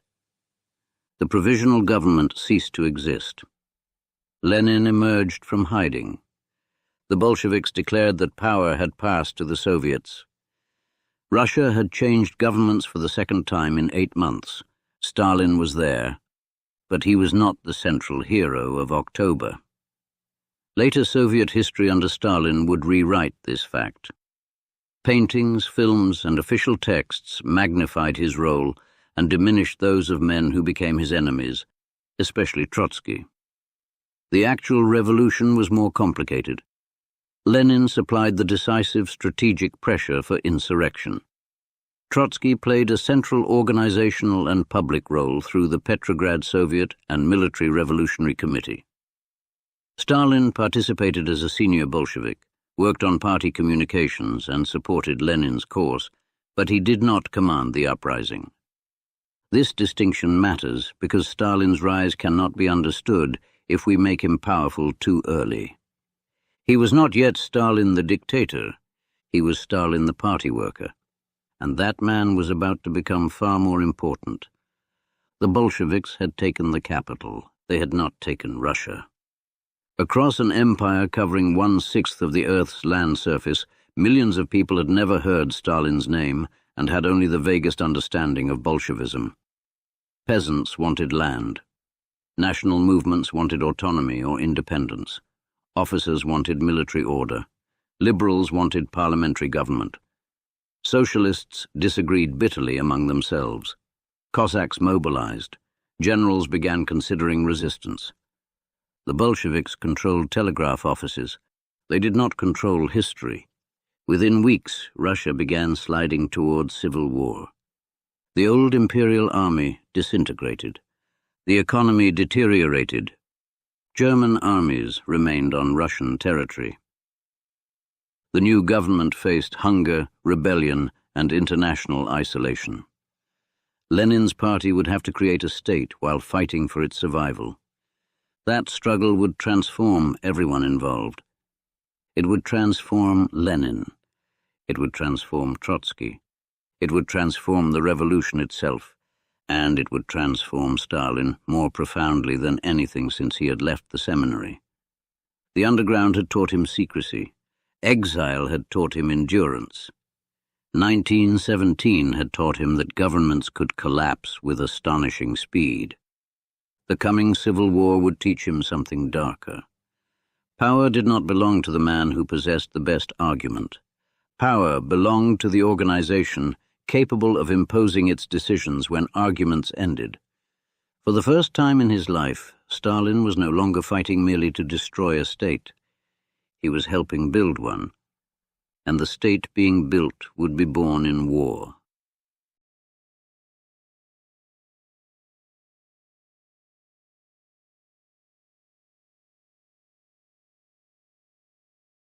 Chapter 4. Civil War. The Bolsheviks had seized the capital, but Russia was not theirs. That was the first fact of the new order, and the one that mattered most. Petrograd had fallen with surprising ease because the provisional government had become weak, isolated, and uncertain of its own authority. Taking a railway station, a telegraph office, or a ministry was one thing. Governing the former Russian Empire was another. Beyond the capital stretched a country of villages, forests, factories, steppe, mountains, ports, and provincial cities inhabited by people who wanted fundamentally different futures. Peasants wanted land. Workers wanted food and control over factories. National movements wanted autonomy or independence. Officers wanted discipline restored. Liberals wanted parliamentary government. Socialist parties that had fought the Tsar now opposed Bolshevik dictatorship. Cossack communities guarded their own traditions and territories. Germany still occupied great stretches of the old empire's western lands. The economy was breaking apart. Railways failed. Inflation accelerated. Cities struggled to feed themselves. Soldiers deserted the remnants of the imperial army and walked home carrying rifles. The revolution had destroyed one structure of authority without yet creating another capable of replacing it. Into that emptiness came civil war. For Stalin, this was the period in which political theory became administration by force. The distinction is important. The underground revolutionary had spent years discussing power as something possessed by the enemy. The Tsar had the police, the state had prisons, officials gave orders, soldiers enforced them. Bolsheviks opposed that machinery and imagined its destruction. Now Lenin and his party found themselves on the other side of the equation. They had ministries, decrees, offices, and armed supporters. They could sign documents carrying the authority of government. Yet paper authority meant very little when trains did not arrive, local committees ignored instructions, soldiers deserted, and entire regions rejected Bolshevik rule. The new regime therefore confronted the same brutal question every government confronts during collapse. What happens when someone says no?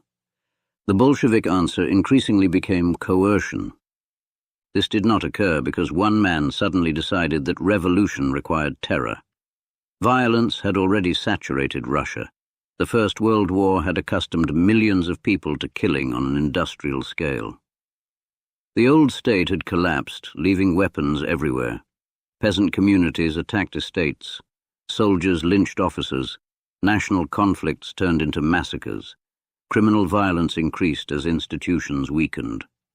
Counter-revolutionary forces carried out their own executions and reprisals. Foreign armies intervened. The Civil War would become an environment in which nearly every major force justified brutality as necessary for survival. But the Bolsheviks also brought their own ideological conviction to this violence. They believed they represented a historical class struggle, not merely one political faction competing with others. If the revolution embodied the interests of the proletariat, then resistance could be defined not simply as disagreement, but as counter-revolution. Enemies became class enemies. Opposition became sabotage. The language of politics hardened until coercion could be presented as a form of historical necessity. Stalin adapted to this world with disturbing ease. At first he remained one figure among many in the new government. Lenin stood at the center. Trotsky became People's Commissar for Foreign Affairs, and soon People's Commissar for Military and Naval Affairs, building the Red Army from the wreckage of imperial military institutions. Yakov Sverdlov became indispensable in party administration. Felix Dzerzhinsky headed the new political police, the Cheka. Other Bolsheviks occupied ministries and committees that had scarcely existed weeks earlier.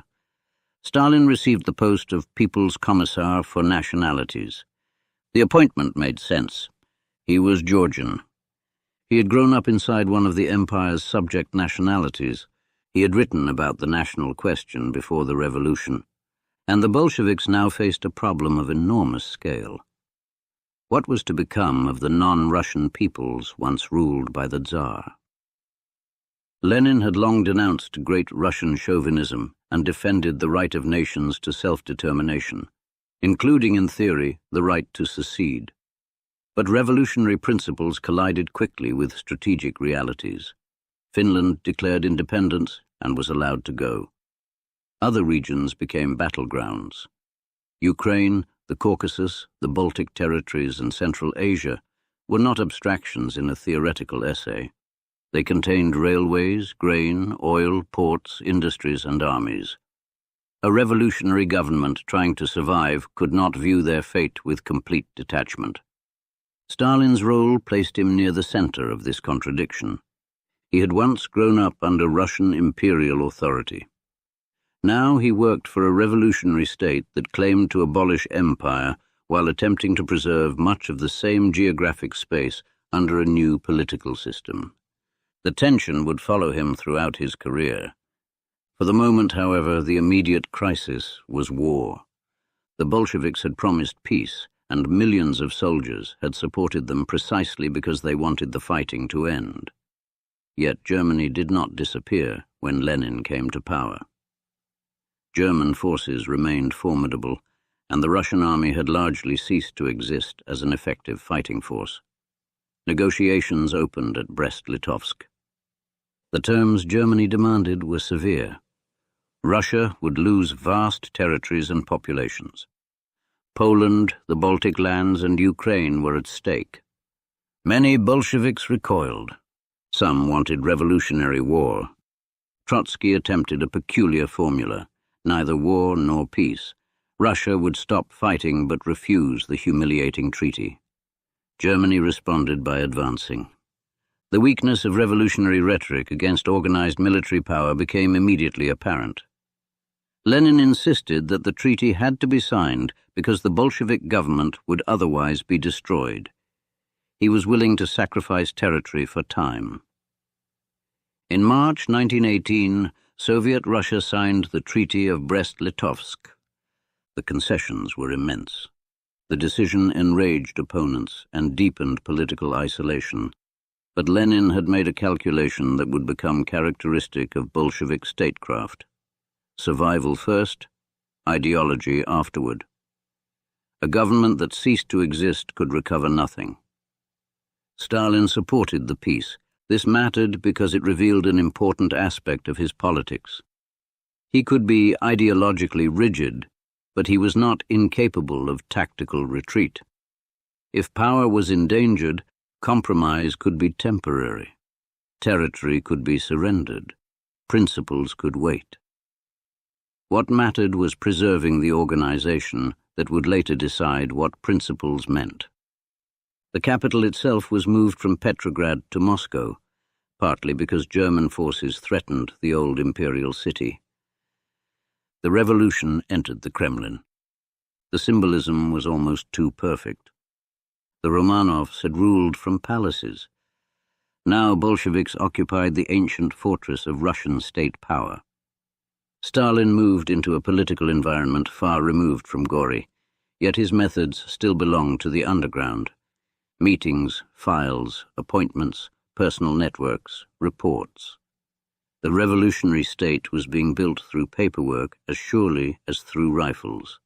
Then war spread across the country. Anti-Bolshevik forces began forming in several regions. They were collectively called the Whites, though they were never a single coherent movement. Monarchists, conservatives, liberals, military officers, and other anti-Bolsheviks shared opposition to the new regime without sharing a clear political future. Some wanted restoration. Some wanted a republic.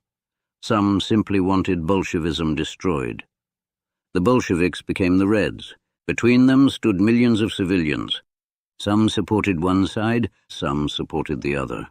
Many supported whichever army was not currently requisitioning their grain. That was one of the cruelest truths of the Civil War. Grand ideologies frequently arrived in villages as armed men demanding food. The Reds had an enormous problem feeding their cities and armies. Industrial production had collapsed. Transport was chaotic. Money increasingly lost value. Peasants had little incentive to sell grain for currency that bought almost nothing. The Bolsheviks responded through requisition. Detachments entered the countryside and seized grain. The policy became part of what was later called war communism. To Bolshevik leaders, it was necessary to feed the revolution. To many peasants, it looked like theft enforced by guns. Resistance followed. So did repression. Stalin now began to acquire responsibilities that took him away from the relatively abstract work of nationality policy and placed him inside the military emergency. In 1918, he was sent to Tsaritsyn. The city lay on the Volga, far to the southeast of Moscow, at a strategic junction connecting central Russia with grain-producing regions and the Caucasus. Supplies moving north mattered desperately. If Tsaritsyn fell, the Bolsheviks risked losing access to food and strategic routes. The city would eventually bear another name: Stalingrad. That was still in the future. In 1918, it was a hungry, tense river city surrounded by a widening war. Stalin arrived as a political representative of Moscow, tasked initially with helping secure food supplies. But the distinction between food and war quickly disappeared. Grain could not be collected if armies cut railways. Trains could not move if territory was uncontrolled. Local military commanders could not be separated from political reliability. Stalin began intervening aggressively. This was where his relationship with military authority became particularly important. Trotsky was building the Red Army using a controversial but practical approach. The Bolsheviks had revolutionary enthusiasm, but few experienced commanders capable of directing large-scale warfare. Trotsky therefore recruited thousands of former officers from the Imperial Army, employing them as military specialists while placing political commissars beside them to ensure loyalty. To Trotsky, this was necessity. To Stalin, it was dangerous. Former Tsarist officers were class enemies by background and potentially unreliable by allegiance. Stalin preferred commanders whose political loyalty he trusted, including men such as Kliment Voroshilov and Semyon Budyonny, figures who would later remain close to him. The disagreement was not merely administrative. It reflected two different instincts. Trotsky believed expertise could be controlled. Stalin believed loyalty could substitute for expertise more often than Trotsky thought. At Tsaritsyn, Stalin's suspicion of military specialists intensified. Officers were accused of treason and conspiracy. Arrests occurred. Men were removed. Some were executed. The Civil War provided the perfect environment for paranoia because betrayal was real. Officers did defect, plots did exist, armies did collapse because commanders changed sides. Yet the existence of real conspiracies could justify imagining conspiracies everywhere. Stalin moved increasingly toward the conclusion that political reliability was not one consideration among several. It was the foundation of everything. This would become one of the central characteristics of his later rule. At Tsaritsyn, his methods alarmed Moscow. Trotsky clashed with him. Orders were disputed. Stalin resisted military arrangements he disliked and promoted his own allies. Lenin at times supported him, but also attempted to restrain conflicts that threatened military effectiveness. The rivalry with Trotsky deepened. This relationship deserves careful attention because later Soviet history would turn Trotsky into almost a demon, erasing photographs and rewriting narratives to make Stalin Lenin's obvious heir. In 1918, the balance was very different. Trotsky was one of the most famous men in the revolution.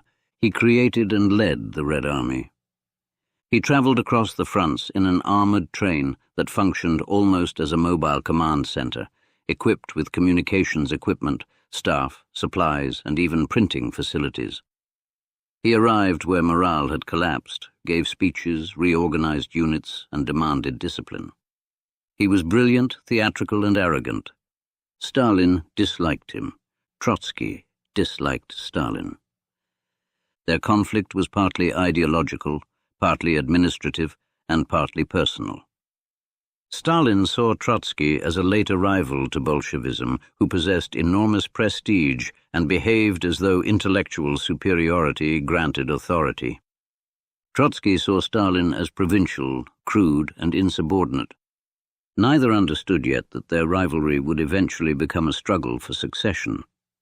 The Civil War was creating political memories that would later become weapons. Who had been loyal? Who had failed? Who had disobeyed? Who had saved a city? Who had lost one? Revolutionaries were accumulating dossiers in their heads. Stalin was very good at remembering. By late 1918 and 1919, the war expanded into a vast conflict. In Siberia, Admiral Alexander Kolchak emerged as a leading white ruler. In southern Russia, General Anton Denikin commanded formidable anti-Bolshevik forces. In the northwest, General Nikolai Yudenik threatened Petrograd. Foreign powers, including Britain, France, the United States, and Japan, intervened in varying degrees, motivated by hostility to Bolshevism, concern over wartime supplies, and hopes of influencing Russia's future. The Bolsheviks portrayed themselves as defenders of the revolution against both internal counter-revolution and foreign imperialism. The Whites portrayed themselves as saviors of Russia from Bolshevik tyranny. Both sides committed atrocities. The Red Terror became official policy after a wave of violence in 1918, including an assassination attempt against Lenin and the killing of other Bolshevik officials. The Cheka expanded rapidly. Hostages were taken. Suspected enemies were executed without conventional judicial procedure. White forces carried out mass reprisals of their own, including killings of suspected Bolsheviks, workers, and Jews. Anti-Semitic pogroms became particularly horrific in Ukraine and other areas under various anti-Bolshevik and nationalist formations.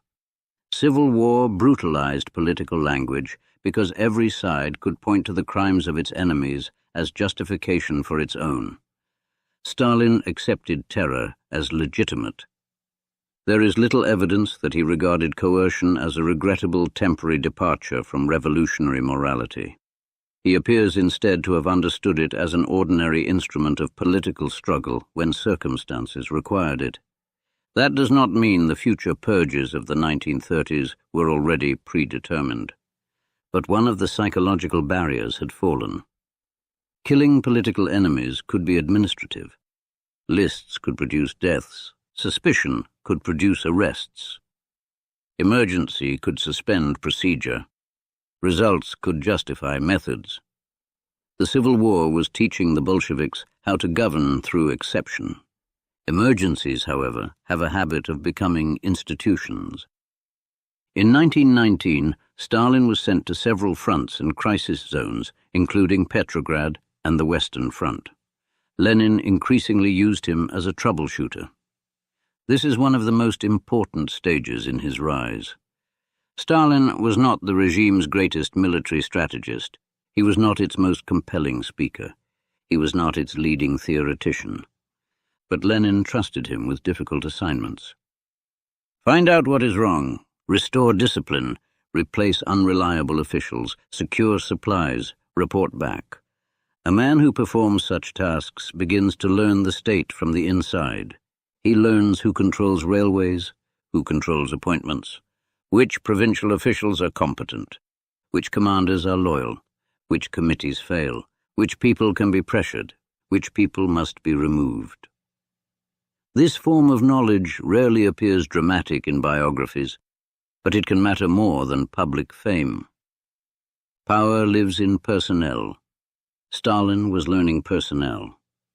The Red Army, meanwhile, became far more effective. Trotsky imposed discipline with extraordinary severity. Desertion could be punished harshly. Former imperial officers commanded units. Political commissars monitored them. Conscription filled the ranks. The Bolsheviks possessed several structural advantages. They controlled the central industrial regions of Russia. They held Moscow and Petrograd. They possessed a more compact territory than their enemies. Railway networks radiated from the center, allowing troops to be shifted between fronts. The Whites were geographically scattered and politically divided. Their inability to offer peasants an attractive land policy damaged them badly. Many villagers who despised Bolshevik grain requisitions nevertheless feared a white victory might restore landlords. National minorities also distrusted white slogans calling for a united Russia. The Reds could sometimes offer autonomy rhetorically, while keeping ultimate authority centralized. The Whites often offered nationalism of a Russian kind that alienated non-Russians. By 1919, the danger to the Bolsheviks was nevertheless severe. Denikin's forces advanced north from the south, and at one point threatened an offensive toward Moscow. Panic spread through Bolshevik leadership circles. If Moscow fell, the revolution could collapse. Stalin became involved in operations on the southern front, where he again clashed with military leadership and again demonstrated his preference for trusted political allies. The Red Army eventually turned the tide. Denikin retreated. Kolchak's regime in Siberia collapsed. Yudenich failed to capture Petrograd. One white army after another broke apart. By 1920, the Bolsheviks had survived the worst. But survival created its own danger. Victory encourages people to believe the methods that produced victory are universally valid. Centralization had worked, discipline had worked, requisition had worked, terror had worked, political monopoly had worked. At least that was how the lesson could be interpreted. If debate threatened unity during war, suppress debate. If independent institutions obstructed policy, subordinate them. If local authorities ignored orders, replace them. If opposition assisted the enemy, eliminate opposition. The Bolsheviks were constructing a political culture in which emergency and authority reinforced one another. Stalin was one of the men most comfortable within it. Then came Poland. The collapse of the German, Austro-Hungarian, and Russian empires had created new states and disputed borders across Eastern Europe. Poland re-emerged as an independent country under Józef Piłsudski, but its eastern frontier remained unresolved. Conflict with Soviet Russia escalated. Bolshevik leaders saw more than a border war. Some believed the Red Army might carry revolution westward into Europe. Germany was unstable. Workers' movements were powerful. If Soviet forces passed through Poland, perhaps they could ignite or support revolution farther west. The old dream of international socialism suddenly appeared connected to military advance. In 1920, the Red Army pushed toward Warsaw. Stalin served as a political commissar on the southwestern front, associated with forces advancing toward Lviv rather than directly toward Warsaw. Then the campaign began to unravel. The Soviet advance on Warsaw was defeated in what became known as the Battle of Warsaw, or the Miracle on the Vistula. The Red Army retreated. The dream of carrying immediate revolution into Central Europe collapsed. Arguments began over responsibility. Trotsky and other military leaders criticized Stalin and the Southwestern Command for failing to redirect forces rapidly enough toward the decisive Warsaw front. Stalin rejected the accusation. The quarrel deepened the already bitter relationship. Again, memories were being stored. Years later, when Stalin possessed power over the historical record, episodes like this would be retold.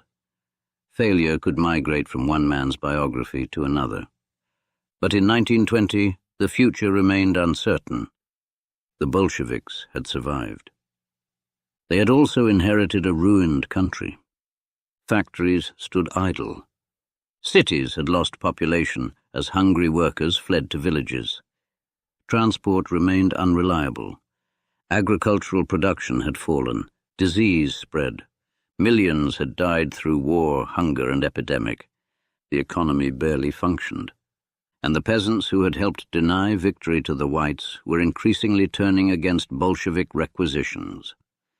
Armed uprisings appeared in rural regions.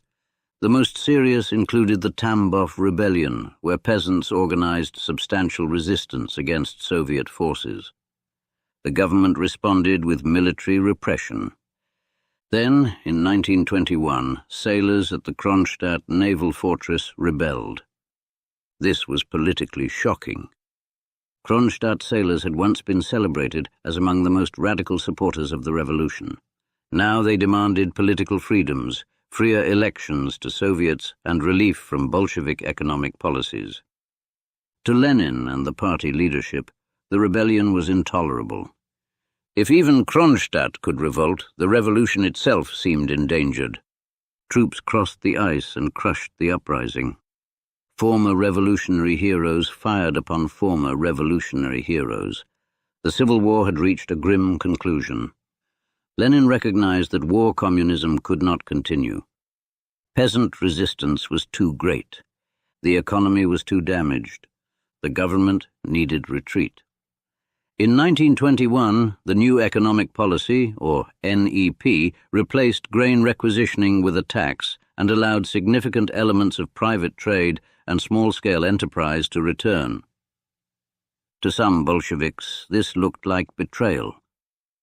Capitalism was coming back. Lenin insisted it was temporary. Again, survival before purity. Stalin accepted the retreat. He had now seen Bolshevik government move through astonishing transformations in only 4 years.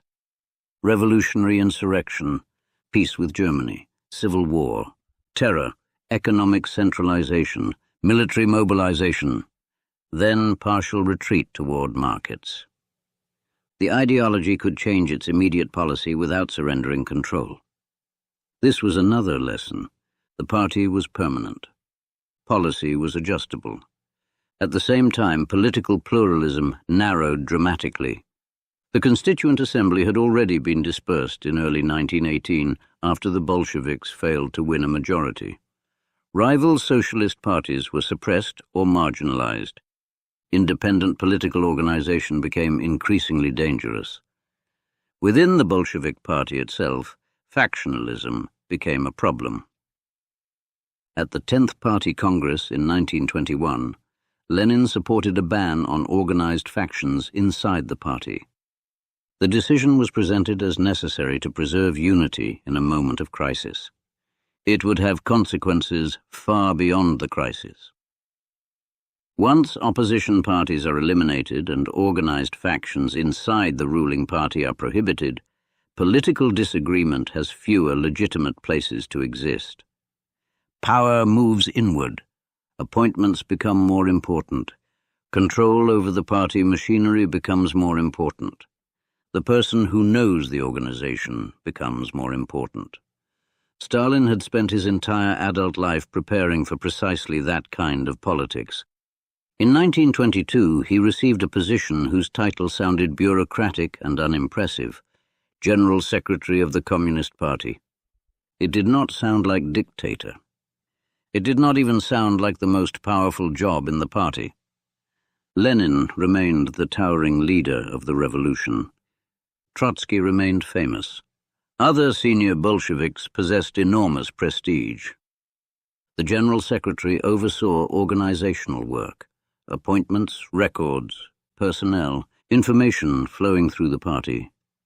It was the sort of position a brilliant orator might find tedious. Stalin did not. The Civil War had taught him that the state depended upon reliable men placed in the right positions. Now he would help decide who those men were. The transformation was almost invisible. Soso had once learned that Russian was the language of advancement.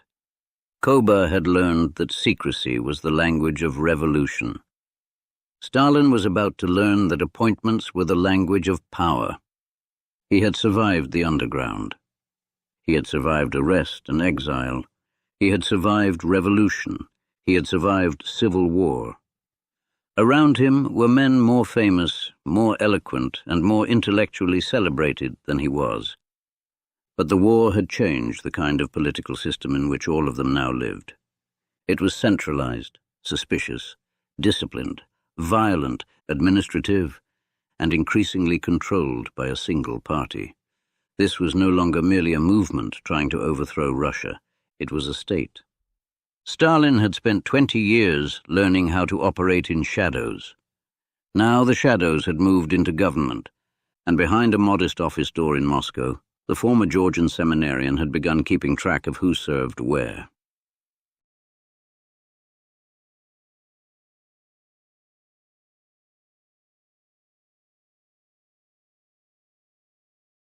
Chapter 5. The Secretary. The title sounded harmless, General Secretary. It did not suggest command of armies, control of the police, or authority over an empire. It sounded clerical, administrative, almost dull. In April 1922, when Stalin was appointed General Secretary of the Russian Communist Party, few observers would have identified the position as the obvious route to supreme power. Lenin remained the indispensable leader of the revolution. Trotsky possessed international fame and extraordinary prestige from the Civil War. Grigory Zinoviev controlled the powerful Petrograd Party organization and headed the Communist International. Lev Kamenev stood near the center of government. Nikolai Bukharin was admired as one of the party's leading intellectuals. Stalin, by comparison, looked like what he had long been, an organizer. That was precisely why the job suited him. Revolutionary politics had taught Stalin that institutions were made of people, and people occupied positions. Someone selected local secretaries, someone approved promotions, someone decided which reliable Bolshevik should be sent to an industrial city, which provincial official should be transferred, which committee member deserved advancement, and which troublemaker might be moved somewhere less important. Every appointment created a relationship. Every relationship created memory. A man promoted because the Secretariat supported him might remember where the promotion came from. A man denied promotion might learn the cost of opposition. None of this required dramatic speeches. It required files. Stalin understood files. The Communist Party emerging from the Civil War was no longer a small underground organization. It governed a vast state. Membership had expanded. The bureaucracy multiplied. Provincial committees reported upward. Moscow issued instructions downward. Thousands of decisions concerning personnel, discipline, administration, and ideology passed through an increasingly complicated structure. The revolution had created bureaucracy, partly because it had destroyed so much of the old bureaucracy. The Bolsheviks distrusted the Tsarist administrative class, but could not govern without administrators. Former officials, engineers, and specialists remained necessary. New institutions appeared beside old ones. Revolutionary committees became permanent offices. Temporary wartime procedures hardened into routine. The result was a contradiction familiar to revolutions. The Bolsheviks had promised to destroy bureaucracy. They produced more of it. Stalin did not merely tolerate this development. He learned how to use it. His offices gave him access to information few other senior leaders handled as systematically. He knew provincial party officials, regional disputes, personnel shortages, and organizational weaknesses. While Trotsky might address thousands of people, Stalin could know which district secretary controlled the meeting hall. This was a different kind of power, less visible, more durable. The party itself was changing socially. Many of the old Bolsheviks had spent years in exile, prison, or intellectual circles. They had argued about Marx, European socialism, and revolutionary strategy. The new generation joining after 1917 was often different. Civil War veterans, workers, local administrators, and ambitious young activists entered a ruling organization that could provide status, education, and advancement. For them, the revolution was not merely an idea, it was a career. The party assigned housing, the party appointed managers, the party selected officials. The party controlled access to institutions. Membership became both political commitment and social position. The Secretariat stood near the machinery through which these careers moved, and Stalin sat inside it. Yet in 1922, his future was far from secure because one man remained capable of breaking his ascent: Lenin. The relationship between Lenin and Stalin had been built over years. Lenin valued Stalin's toughness, organizational ability, and willingness to perform difficult work. Stalin had supported Lenin during crucial factional conflicts. He had served the Bolshevik government in the Civil War and occupied several important positions simultaneously. But familiarity produced friction. Lenin was becoming increasingly concerned about the bureaucratic character of the new state. The Soviet government was supposed to represent workers and peasants, yet the machinery beneath it could behave in ways alarmingly reminiscent of the old empire. Officials issued orders. Local populations were ignored. Russian administrative habits reappeared. Nowhere was this more sensitive than in Georgia. The country of Stalin's birth had experienced its own revolution after the collapse of the Russian Empire. A Menshevik government had established an independent Democratic Republic of Georgia in 1918. Georgian Mensheviks possessed substantial domestic support, and for several years the country existed outside Bolshevik control. Moscow regarded this independence with increasing hostility. In 1921, the Red Army entered Georgia. The Georgian government was overthrown. A Soviet republic replaced it. Officially, this could be presented as local revolution supported by the Red Army. In practice, military force had been decisive. The episode exposed the central contradiction of Bolshevik nationality policy. The party had defended national self-determination while fighting the Tsar. Now that it possessed power, strategic territory suddenly looked too important to lose. Stalin, as Commissar for Nationalities and himself a Georgian, took a particularly hard line toward Georgian communists who resisted Moscow's demands. For him, local nationalism could become a threat to revolutionary unity. For some Georgian Bolsheviks, Moscow's behavior looked suspiciously like Russian imperial domination under another name. The dispute became bitter. Stalin and his close associate Sergo Ordzhonikidze pushed for stronger integration of Georgia, Armenia, and Azerbaijan into a Transcaucasian federation and ultimately into the new Soviet state. Some Georgian communists objected. Ordzhonikidze even physically struck one Georgian Bolshevik during an argument. Lenin was furious when he learned how the dispute had been handled. The issue touched something fundamental. Lenin feared great Russian chauvinism more than Stalin did. He believed that the dominant nationality had a special obligation to behave cautiously toward smaller peoples formerly oppressed by the empire. Formal equality was insufficient if Russian officials treated Georgians, Ukrainians, or others with contempt. Stalin thought Lenin was being too indulgent toward nationalism. The disagreement was no longer theoretical. It involved the structure of the state they were creating. By late 1922, the Union of Soviet Socialist Republics was taking shape. Russia, Ukraine, Belarus, and the Transcaucasian Federation would become founding republics. On paper, the USSR was a federation of national republics with constitutional rights. In reality, the Communist Party remained centralized. That distinction would allow the Soviet Union to combine federal forms with concentrated political authority. Stalin had originally favored incorporating the other republics into the Russian Republic as autonomous units. Lenin opposed this and insisted upon a union formally composed of equal republics. Lenin won the constitutional argument, but Stalin's instinct toward centralized control would prove closer to how the system ultimately operated. The conflict occurred at precisely the moment Lenin's health was failing. In May 1922, Lenin suffered a stroke. For the first time since the revolution, the party had to confront a question everyone had preferred to postpone. What happens without Lenin? The question was dangerous because Bolshevism had officially rejected the politics of personal succession. The revolution was supposed to be governed through institutions and collective leadership. But Lenin's authority had been personal as well as institutional. He could arbitrate disputes. He could reverse policy.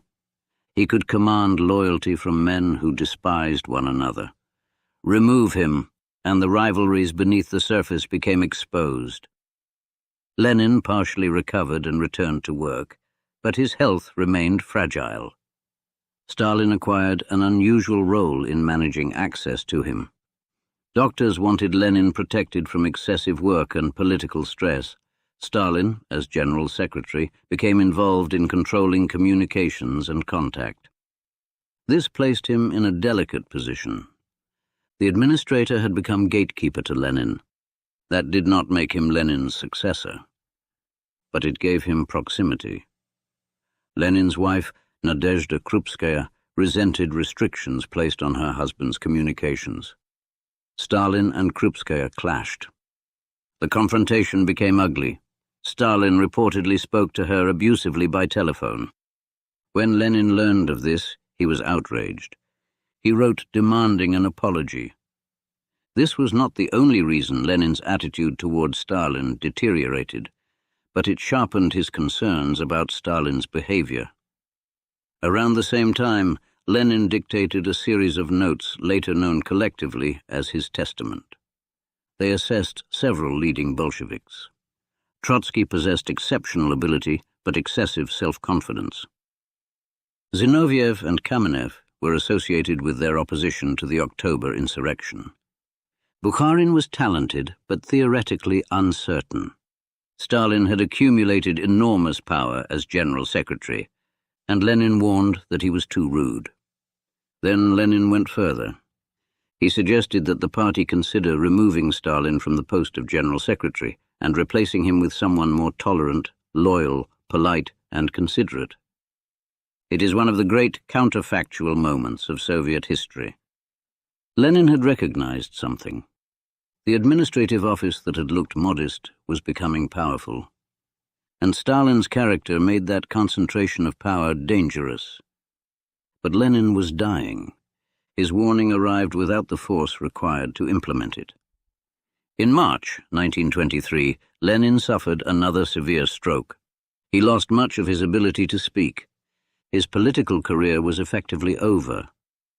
For the next 10 months, he remained alive, but largely absent from government. The party entered an extraordinary condition. Lenin was still there, but Lenin was no longer ruling. Everyone could see the succession approaching. No one could openly admit that there was a succession. Stalin began preparing without appearing to prepare. He formed an alliance with Zinoviev and Kamenev. The arrangement became known as the Triumvirate or Troika. Its immediate target was Trotsky. This was an alliance built less from friendship than shared concern. Zinoviev and Kamenev feared Trotsky's prestige. Stalin disliked him from Civil War conflicts. Trotsky possessed the qualities that made him an obvious successor to outsiders. He had been central to the October Revolution. He had created the Red Army. He was internationally famous. He was a powerful writer and speaker. What he lacked was an organizational base equal to his public reputation. Trotsky had joined the Bolsheviks only in 1917 after years of disagreement with Lenin. Many old Bolsheviks never forgot this. Stalin remembered it constantly. The party valued revolutionary seniority. A man's biography mattered. Who had been with Lenin before 1917? Who had opposed him? Who had supported the insurrection? Who had wavered? Past arguments became political assets. Stalin presented himself not as the brilliant alternative to Lenin, but as the loyal continuation of Leninism. This was shrewd. Nobody could replace Lenin by pretending to be another Lenin. But someone could become guardian of Lenin's legacy. Trotsky made serious mistakes. He was intellectually formidable, but politically isolated. He often treated colleagues with an arrogance that made cooperation difficult. He underestimated Stalin. To Trotsky, Stalin seemed mediocre. The judgment was not entirely absurd. Stalin was not the party's best theorist. He was not its best writer. He was not its best military mind. He was not its best speaker. But politics does not award power according to intellectual ranking. Trotsky saw mediocrity where he should have seen method. Stalin understood the organization. He understood committees. He understood appointments. He understood resentments. And, perhaps most importantly, he understood patience. Lenin died on January 21, 1924. The revolution lost its founder. The public response was enormous. Crowds gathered in freezing weather. Workers, soldiers, and party members mourned. The Bolshevik state began transforming Lenin from political leader into sacred symbol. His body was preserved. A mausoleum would eventually stand on Red Square. Leninism became doctrine. The atheist revolution acquired relics. Stalin placed himself prominently within the mourning. Trotsky did not attend the funeral. The circumstances have remained controversial. Trotsky was away in the Caucasus, recovering from illness, and later claimed Stalin misinformed him about the funeral date, making it impossible to return in time. Whatever the precise responsibility, the political effect was damaging. Stalin was present. Trotsky was absent. Images matter. Ceremony matters.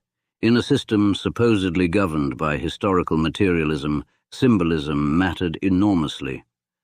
Stalin delivered speeches presenting Lenin as something close to a revolutionary prophet. He spoke of commandments. He promised fidelity. The language was strikingly religious for a man who had abandoned the seminary. Perhaps the old education had not disappeared entirely. He understood ritual. He understood the power of repeated formulas. Lenin's authority could no longer be exercised by Lenin. Therefore, it could be claimed by those who spoke in his name. The first major struggle after Lenin's death centered on Trotsky and a debate over the direction of the revolution. Trotsky and his supporters criticized growing bureaucracy and the lack of internal party democracy. They also worried that the revolutionary leadership was becoming conservative. Stalin, Zinoviev, and Kamenev defended the existing party apparatus. Because they controlled key organizational mechanisms, they entered the struggle with a substantial advantage.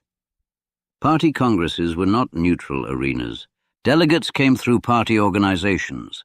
Party organizations were influenced by appointments. Appointments passed through the apparatus. Stalin's power did not require him to order delegates how to vote in the crude manner of a later dictatorship. The structure itself could shape outcomes. This was something Trotsky had failed to build. Stalin also began developing an ideological position that would become central to his rise. Socialism in one country. Classical Marxism had generally treated socialism as an international project, and the Bolsheviks had originally expected the Russian Revolution to trigger revolutions in more advanced European states. For a time, this seemed plausible. Germany experienced revolutionary upheaval. Communist movements appeared elsewhere. The Communist International was created to coordinate world revolution. But one uprising after another failed. The Soviet Union remained isolated. Stalin drew a practical conclusion. Socialism could be built within the USSR, even if revolutions elsewhere did not immediately succeed. Trotsky opposed this approach and emphasized what became known as permanent revolution, arguing that Soviet survival ultimately depended upon international revolutionary development. The disagreement was theoretical. It was also politically brilliant for Stalin. Socialism in one country could sound like realism. After years of war, famine, and sacrifice, many party members wanted stability. They had fought to preserve the Soviet state. Stalin told them that the state itself could become the foundation of socialism. The revolution no longer had to wait for Berlin. It could build at home. This message suited a party transforming from an underground internationalist movement into the governing elite of a territorial state.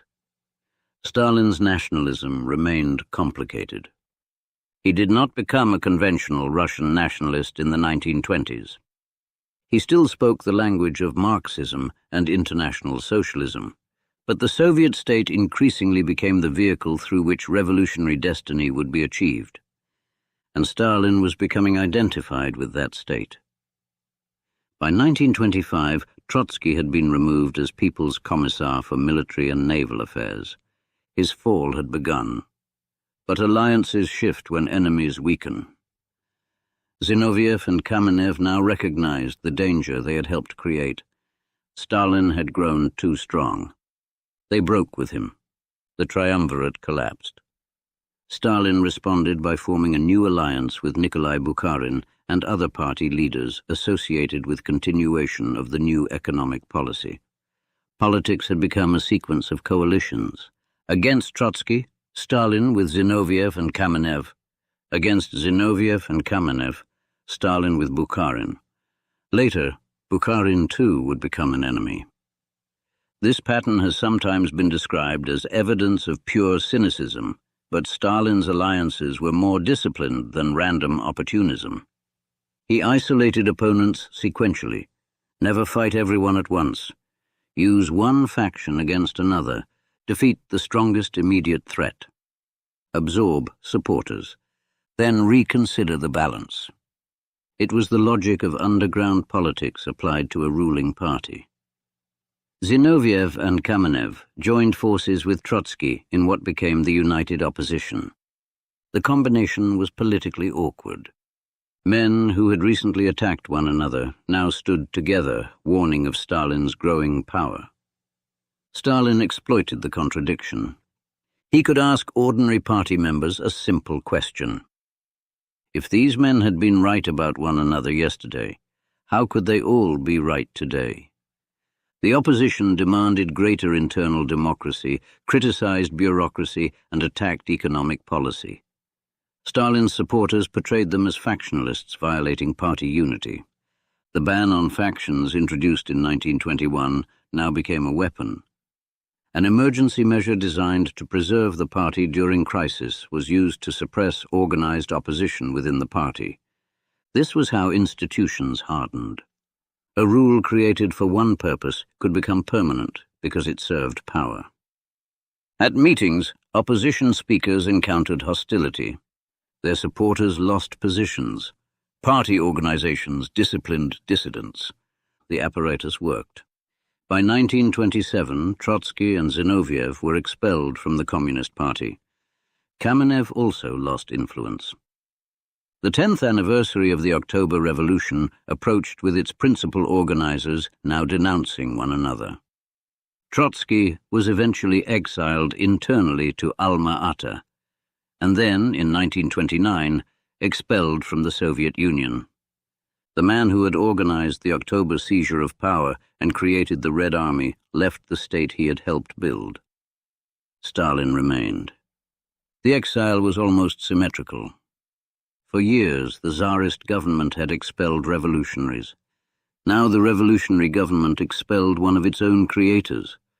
Trotsky traveled first to Turkey and later across several countries, continuing to write against Stalin. He remained dangerous because he possessed something Stalin could not completely confiscate: memory. Trotsky remembered the revolution before Stalin controlled its history. That would matter later. For the moment, however, Stalin still faced another rival, Bukharin. Their dispute concerned the future of the Soviet economy. The new economic policy had stabilized the country after the devastation of civil war. Peasants could sell surplus produce. Small private businesses operated. Markets returned. The state retained control over major industries, banking, and foreign trade, but the economy was mixed. Bukharin became one of NEP's strongest defenders. He believed the alliance between workers and peasants had to be preserved. The Soviet Union should industrialize gradually. Peasants should be encouraged to produce more. Stalin had supported this line while fighting the left opposition. Then circumstances and political calculations changed. Industrialization remained slow. The state faced difficulties obtaining grain. Urban growth required greater food supplies. International isolation fed fears of military vulnerability. The Soviet Union remained technologically behind advanced Western states. Stalin shifted dramatically. The cautious administrator began advocating rapid transformation. The state would industrialize at extraordinary speed. Agriculture would be collectivized. Private peasant farming would be broken apart.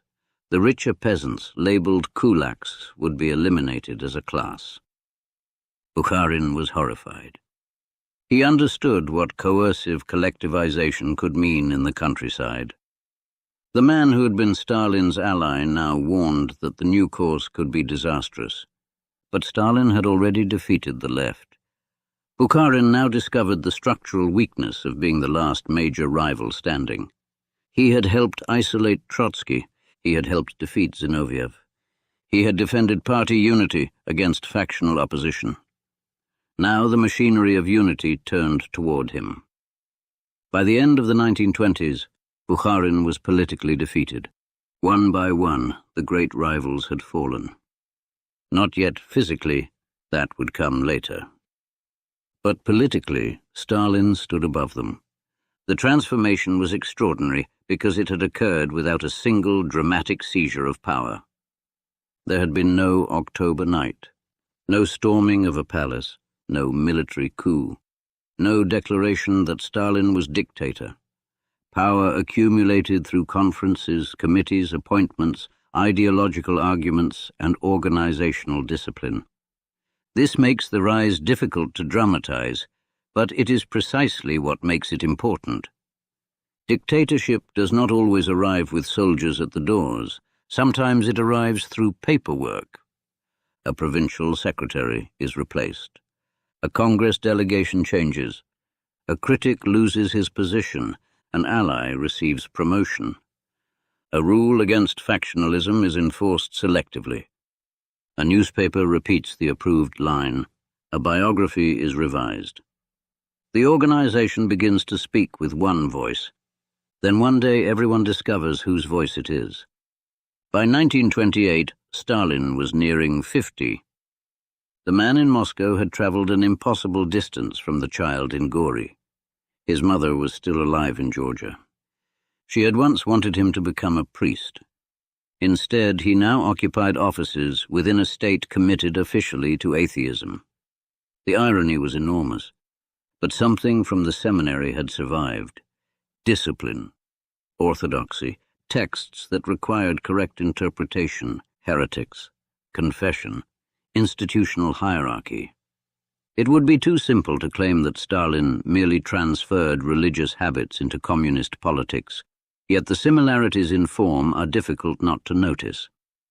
Bolshevism increasingly possessed doctrines that could be interpreted correctly or incorrectly. Deviations had names. Opposition could become heresy.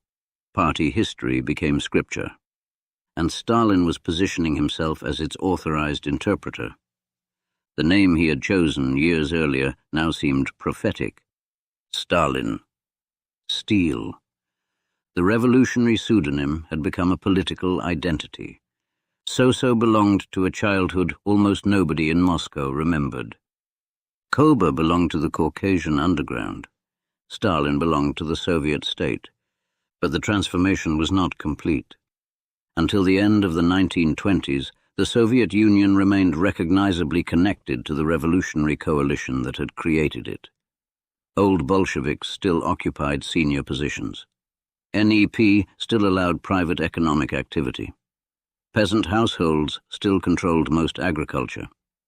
The party was authoritarian, but the machinery of personal dictatorship had not yet reached the form it would assume in the 1930s. That required another revolution. Not against the Tsar, not against the whites, against Soviet society itself. Stalin looked at the country he now dominated politically and saw backwardness. The West possessed larger industries. Germany had nearly destroyed Russia once. Another war could come. The Soviet countryside remained composed of millions of independent peasant households that the state could not fully control. Grain procurement crises exposed the vulnerability. To Stalin, delay became danger. The country had to move. Fast. The cost would be immense. Villages would be transformed. Families would be uprooted. Livestock would disappear. Resistance would be crushed. Hunger would spread across vast regions. Millions of people would become casualties of a state project conducted in the language of modernization and class war. The General Secretary, who had spent the 1920s learning to control the party, was about to discover what could be done once the party controlled the country. The revolution of 1917 had overthrown an empire. The revolution Stalin was preparing would reach into barns, kitchens, fields, and homes.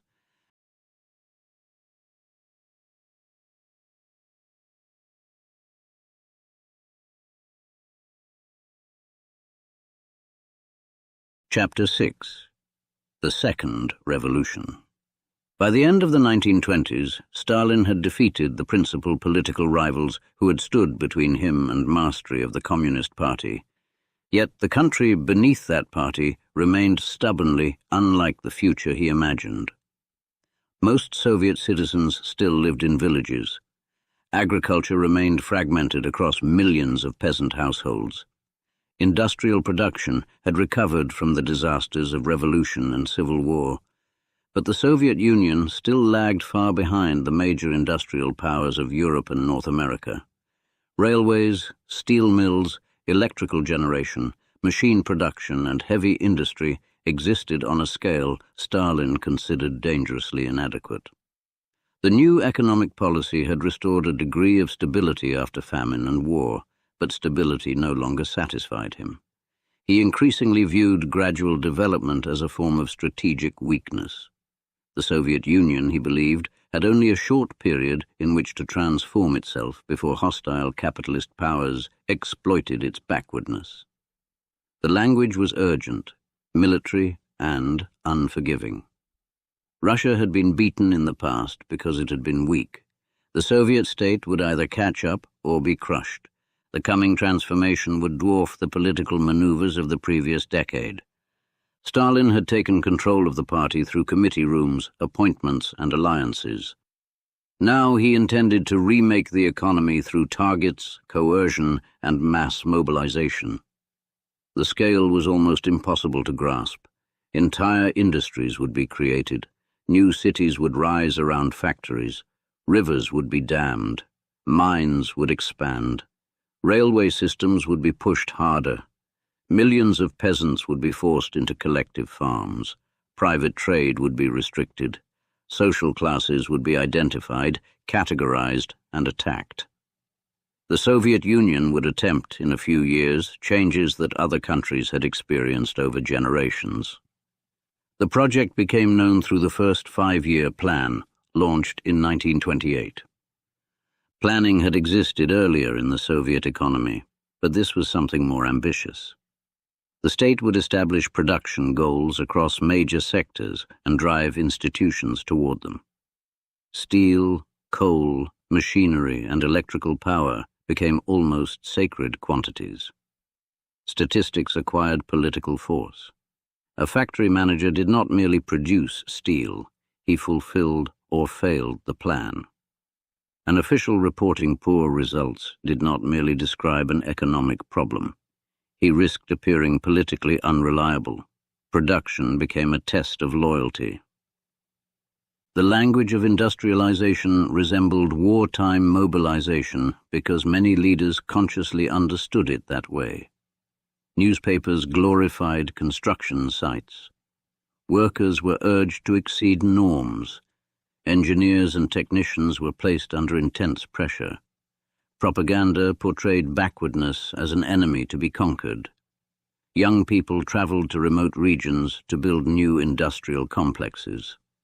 Magnitogorsk, developed near huge iron ore deposits in the Urals, became one of the symbols of the age.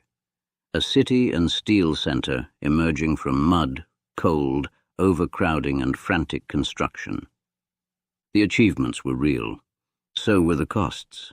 Industrial output expanded enormously over the following years. New factories appeared. Heavy industry grew. The Soviet Union developed productive capacity that would later become crucial during the war against Nazi Germany.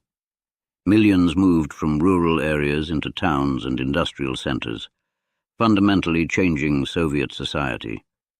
Yet official figures concealed disorder. Plans were frequently unrealistic. Managers hoarded supplies, falsified reports, or produced useless quantities simply to satisfy numerical quotas. Quality suffered. Housing lagged far behind population growth. Workers crowded into barracks and communal apartments. Consumer goods became scarce because heavy industry received priority. Machinery sometimes arrived without spare parts.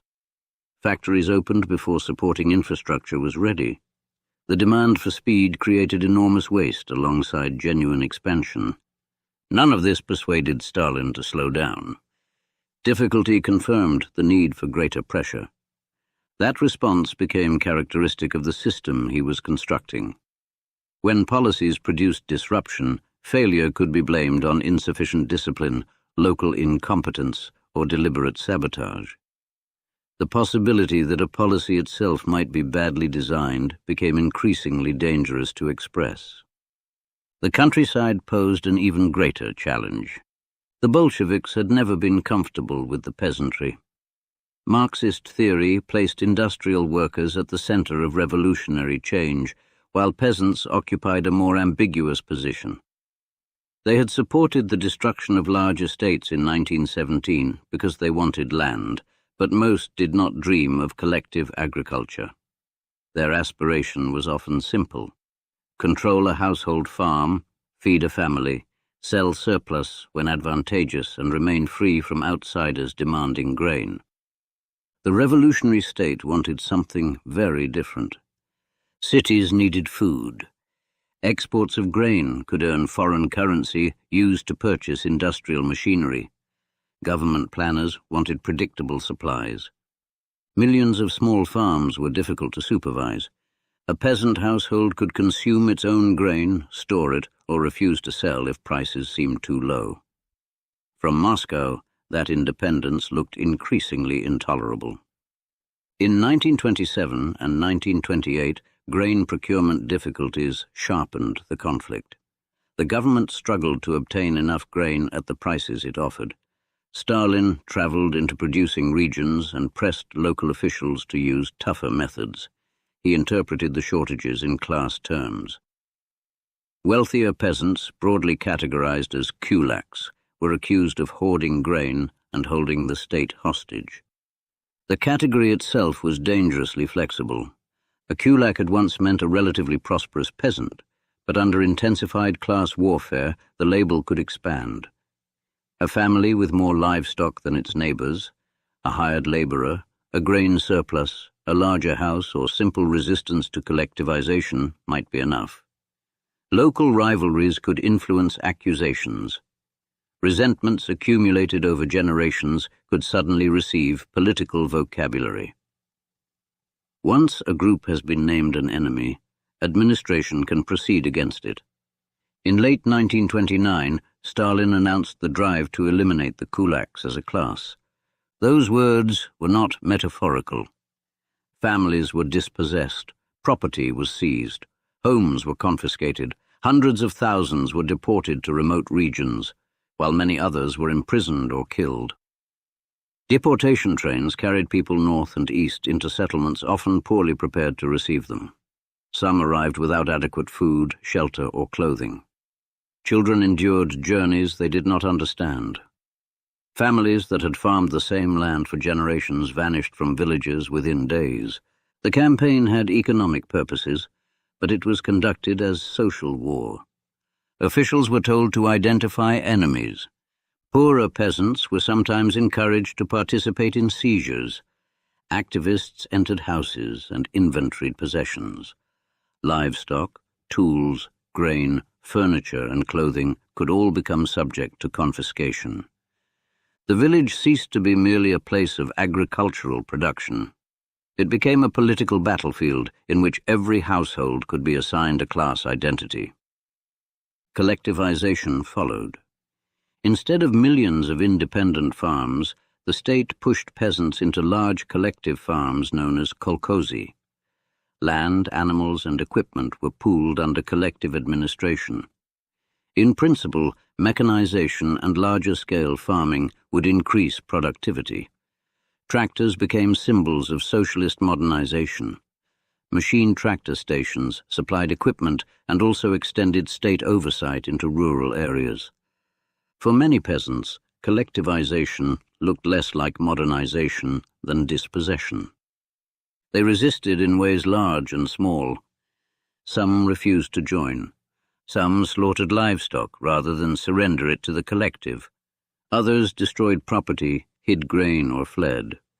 Women sometimes gathered in protests, calculating that authorities might hesitate to use force against them. Officials responded with arrests, threats, and escalating coercion. The upheaval became so extreme that Stalin briefly retreated. In March 1930, he published an article titled "Dizzy with Success," blaming overzealous local officials for abuses committed during collectivization. The maneuver was revealing. The policy had originated from the center. The pressure had come from the center. Yet excesses were attributed downward. For a short time, some peasants left collective farms. Then the campaign resumed. By the early 1930s, most peasant agriculture had been collectivized. The state had broken the independent rural order that had survived revolution, civil war, and NEP. But agriculture did not respond to coercion by becoming immediately efficient. Livestock numbers collapsed as peasants slaughtered animals. Experienced farmers were deported. Labor incentives deteriorated. Administrative confusion spread. Procurement demands remained severe. Officials often removed grain even when local populations needed it for survival. Then came famine. The famine of 1932–33 struck several parts of the Soviet Union, including Ukraine, Kazakhstan, the North Caucasus, and areas of Russia. Its causes remain the subject of extensive historical study, but the destructive combination is clear: forced collectivization, unrealistic procurement demands, disruption of agriculture, punitive policies, and state decisions that restricted the ability of starving populations to obtain relief. Ukraine suffered terribly. Villages ran out of food. Families consumed seed grain. People searched fields for scraps. Livestock had already been reduced. Movement was restricted in ways that prevented many starving peasants from leaving affected regions freely. Authorities punished gleaning and theft of socialist property with extraordinary severity. Reports traveled upward. The leadership knew famine conditions existed. Grain collection nevertheless continued. Millions died across the Soviet Union. In Kazakhstan, collectivization and the destruction of traditional nomadic pastoral life produced catastrophic mortality and displacement. Among Ukrainians, the famine became inseparable from questions of national repression because Soviet authorities simultaneously attacked elements of Ukrainian political and cultural autonomy. The Ukrainian term Holodomor would later be widely used for the famine there, and many states and scholars recognize it as genocide, while historical debates continue over the precise question of intent and legal classification. Whatever terminology is applied, the human reality was ghastly. Hunger does not arrive dramatically, it reduces people. Strength goes first. Then concentration. Then the body consumes itself. A household that once argued about politics begins thinking only about food. A parent measures portions. A child stops playing. Doors stay closed because nobody has energy to visit neighbors. A village becomes quiet. The Soviet state that claimed to represent workers and peasants presided over this catastrophe while continuing grain procurement and suppressing public acknowledgement of the disaster. Stalin did not tour starving villages. He governed through reports. That distance is significant because bureaucratic systems can turn suffering into quantities. Tons collected, households classified, districts behind quota, families deported, people arrested. Deaths became something officials could obscure or redefine while the machinery continued. The young Koba had once lived among workers and revolutionaries whose poverty carried immediate texture: cold rooms, cheap food, police raids, unpaid wages. Stalin now operated from offices where suffering reached him, filtered through institutions. He had not become indifferent to politics. He had become more committed to an abstraction of politics in which entire populations could be treated according to categories: kulak, saboteur, speculator, nationalist, enemy, backward element. The vocabulary narrowed the human being before punishment arrived. Industrialization also generated enemies. In 1928, Soviet authorities staged the Shakti trial, accusing a group of engineers in the Donbass mining region of sabotage and conspiracy. Some accusations involved genuine technical failures. Others were transformed into political charges. The trial signaled that specialists trained before the revolution could be portrayed as class-hostile wreckers. This was useful politically. When ambitious production targets failed, sabotage offered an explanation. Machines had not broken because plans were unrealistic. Someone had wrecked them. Coal output had fallen because enemies interfered. Construction delays reflected conspiracy. Economic failure could therefore become evidence of political disloyalty. The pattern would become increasingly destructive. Experts learned that technical criticism might be interpreted as obstruction. Managers understood that bad news could end careers. Statistics became dangerous. If a number displeased the leadership, the person reporting it could appear suspicious. A system supposedly devoted to scientific planning increasingly punished accurate information. Stalin stood at the center of this contradiction. He read widely in reports and memoranda. He could engage closely with technical questions. He followed industrial projects, production figures, and agricultural data. Yet the political environment he created encouraged subordinates to distort the information reaching him. Fear degrades knowledge. This would have consequences far beyond the economy. At the same time, Stalin's public image was changing. The revolution had originally celebrated collective leadership and heroic figures associated with 1917. Lenin dominated the symbolic landscape after his death, but Stalin increasingly appeared beside him. Photographs were selected carefully. Historical narratives were revised. Stalin's early revolutionary role received greater emphasis. His association with Lenin was magnified. The Georgian underground activist began acquiring an official biography. That biography did not grow organically. It was constructed. Episodes that demonstrated loyalty became prominent. Conflicts with Lenin faded. Trotsky's role in the revolution diminished in textbooks and public memory. Stalin appeared more central to October than he had actually been. The past became another field subject to planning.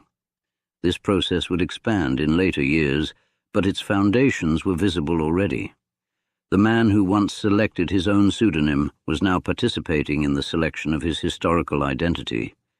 The distance between Soso and Stalin was becoming enormous. His mother, Keki, still lived in Georgia. Their relationship had become remote. Stalin occasionally corresponded with her and arranged care, but the world she inhabited had almost nothing in common with the state he now commanded. She had once imagined him entering the priesthood. According to later recollections, when he visited her years afterward and she asked what he had become, he attempted to explain his position through comparison with the Tsar. It was an extraordinary arc. The shoemaker's son had helped overthrow monarchy only to acquire a scale of personal authority no Romanov ruler of the late empire had possessed. Yet even at the beginning of the 1930s, Stalin's supremacy was not absolute in every sense. Senior Bolsheviks still possessed prestige. Party institutions still contained discussion. Economic failures generated criticism. Collectivization had created enormous resentment. Some officials privately questioned the pace and brutality of policy. One figure in particular emerged as an increasingly prominent alternative center of popularity: Sergei Kirov. Kirov was a senior Bolshevik and head of the party organization in Leningrad, the city formerly known as Petrograd. He was personally loyal to Stalin in public, but he had a warmer style and enjoyed considerable popularity among party officials. Later claims that Kirov represented an organized alternative to Stalin have often been exaggerated, and the evidence does not support a simple picture of two rivals competing openly for leadership. Still, his standing was significant. At the 17th Party Congress in 1934, officially celebrated as the Congress of Victors, the leadership proclaimed the triumph of socialist construction. Industrialization had advanced. Collectivization had been imposed. Opposition factions had been defeated. On the surface, Stalin had won. Beneath the surface, frustration remained. The party had endured years of extreme pressure. Officials had watched colleagues fall. Economic disruption had been enormous. Some delegates appear to have expressed dissatisfaction with Stalin in the secret ballot for the Central Committee, though the precise voting figures remain contested because records were manipulated and later accounts conflict. Kirov emerged from the Congress with considerable prestige. Then, on December 1, 1934, he was shot inside party headquarters in Leningrad. His killer, Leonid Nikolaev, was arrested immediately. The assassination shocked the Soviet leadership. What followed changed the country.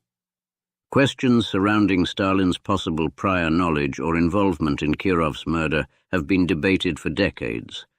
No conclusive evidence establishes that Stalin ordered the assassination, and historians remain divided over the surrounding circumstances. The political use of the killing, however, is unmistakable. Stalin seized upon the assassination as evidence of a broader conspiracy. Emergency procedures accelerated investigations and executions. Former oppositionists came under renewed suspicion. Old political disputes were reinterpreted as criminal plots. The vocabulary shifted again. An opponent was no longer merely wrong.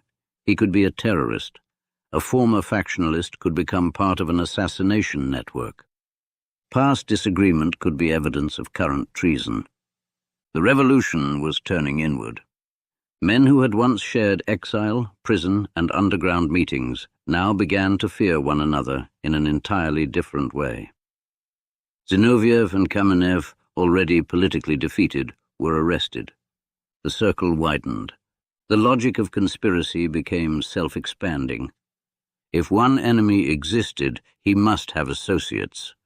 If associates existed, they must have contacts. If contacts denied involvement, the denial could indicate concealment. Investigation therefore produced more investigation. The machinery rewarded expansion. Stalin had lived his youth among real informers and genuine police infiltrators. Now he governed a state increasingly capable of manufacturing conspiracies from suspicion. The transformation was severe, but not abrupt. Its foundations had been laid over years. Civil war had normalized emergency violence. The ban on factions had narrowed legitimate disagreement.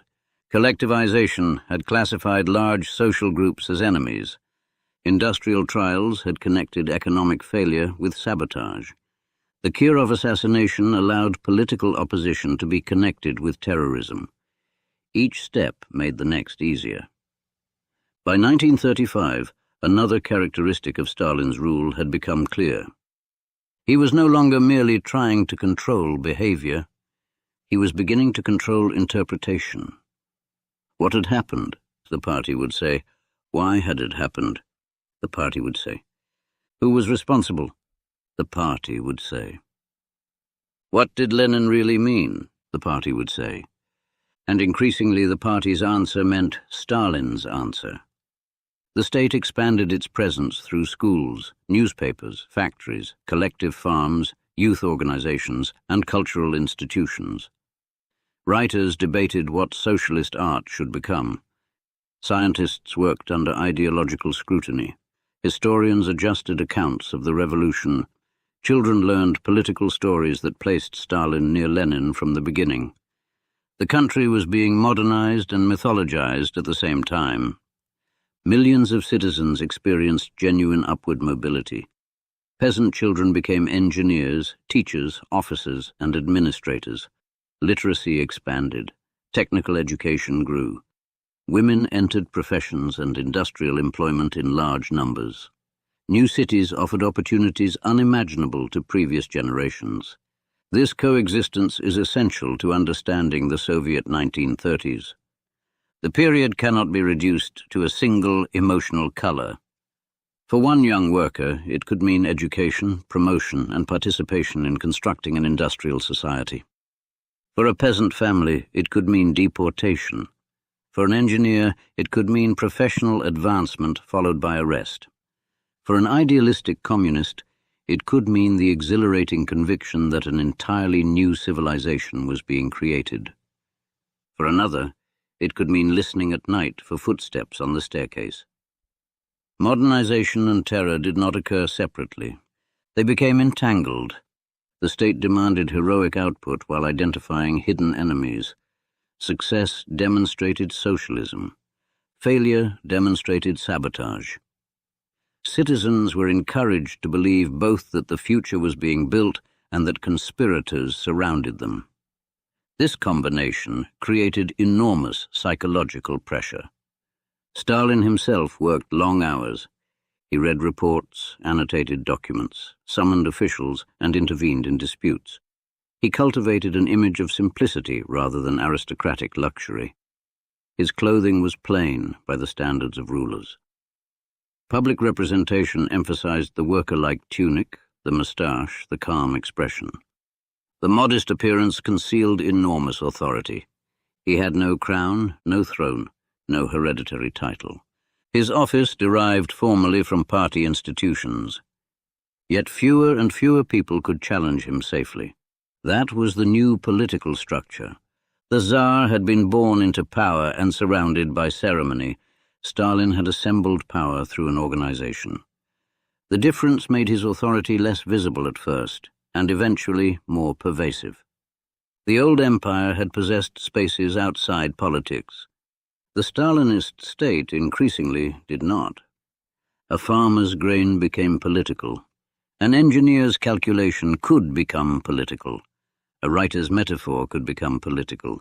A historian's footnote could become political. A conversation between friends could become political if someone reported it. And political error could acquire criminal consequences. By the middle of the 1930s, the atmosphere was changing again. Kirov's assassination had opened a door. Investigations spread. Old Bolsheviks were questioned. Police files accumulated. Confessions began to acquire strange importance. People admitted to conspiracies that seemed increasingly elaborate. Foreign intelligence services appeared in accusations. Trotsky, living abroad, became the invisible center of alleged plots. The regime was constructing an explanation in which nearly every failure, disagreement, or act of resistance could be connected to a hidden network of enemies. The coming violence would not resemble collectivization. It would not concentrate primarily on one social class. It would move through the party itself: ministers, generals, engineers, writers, factory managers, regional secretaries, police officials, old revolutionaries, ordinary citizens. Many would disappear. Some would confess publicly to impossible crimes. Others would sign statements after interrogation. Families would wake to arrests and never learn what had happened. A revolutionary movement that had spent decades fearing police infiltration was about to turn suspicion into a governing principle. Stalin had entered politics believing history was a struggle between classes. He had learned underground politics by searching for informers. Civil war had taught him to identify enemies behind the lines. Collectivization had taught the state to classify whole categories of citizens as hostile. Now those habits converged. The result would be the Great Terror.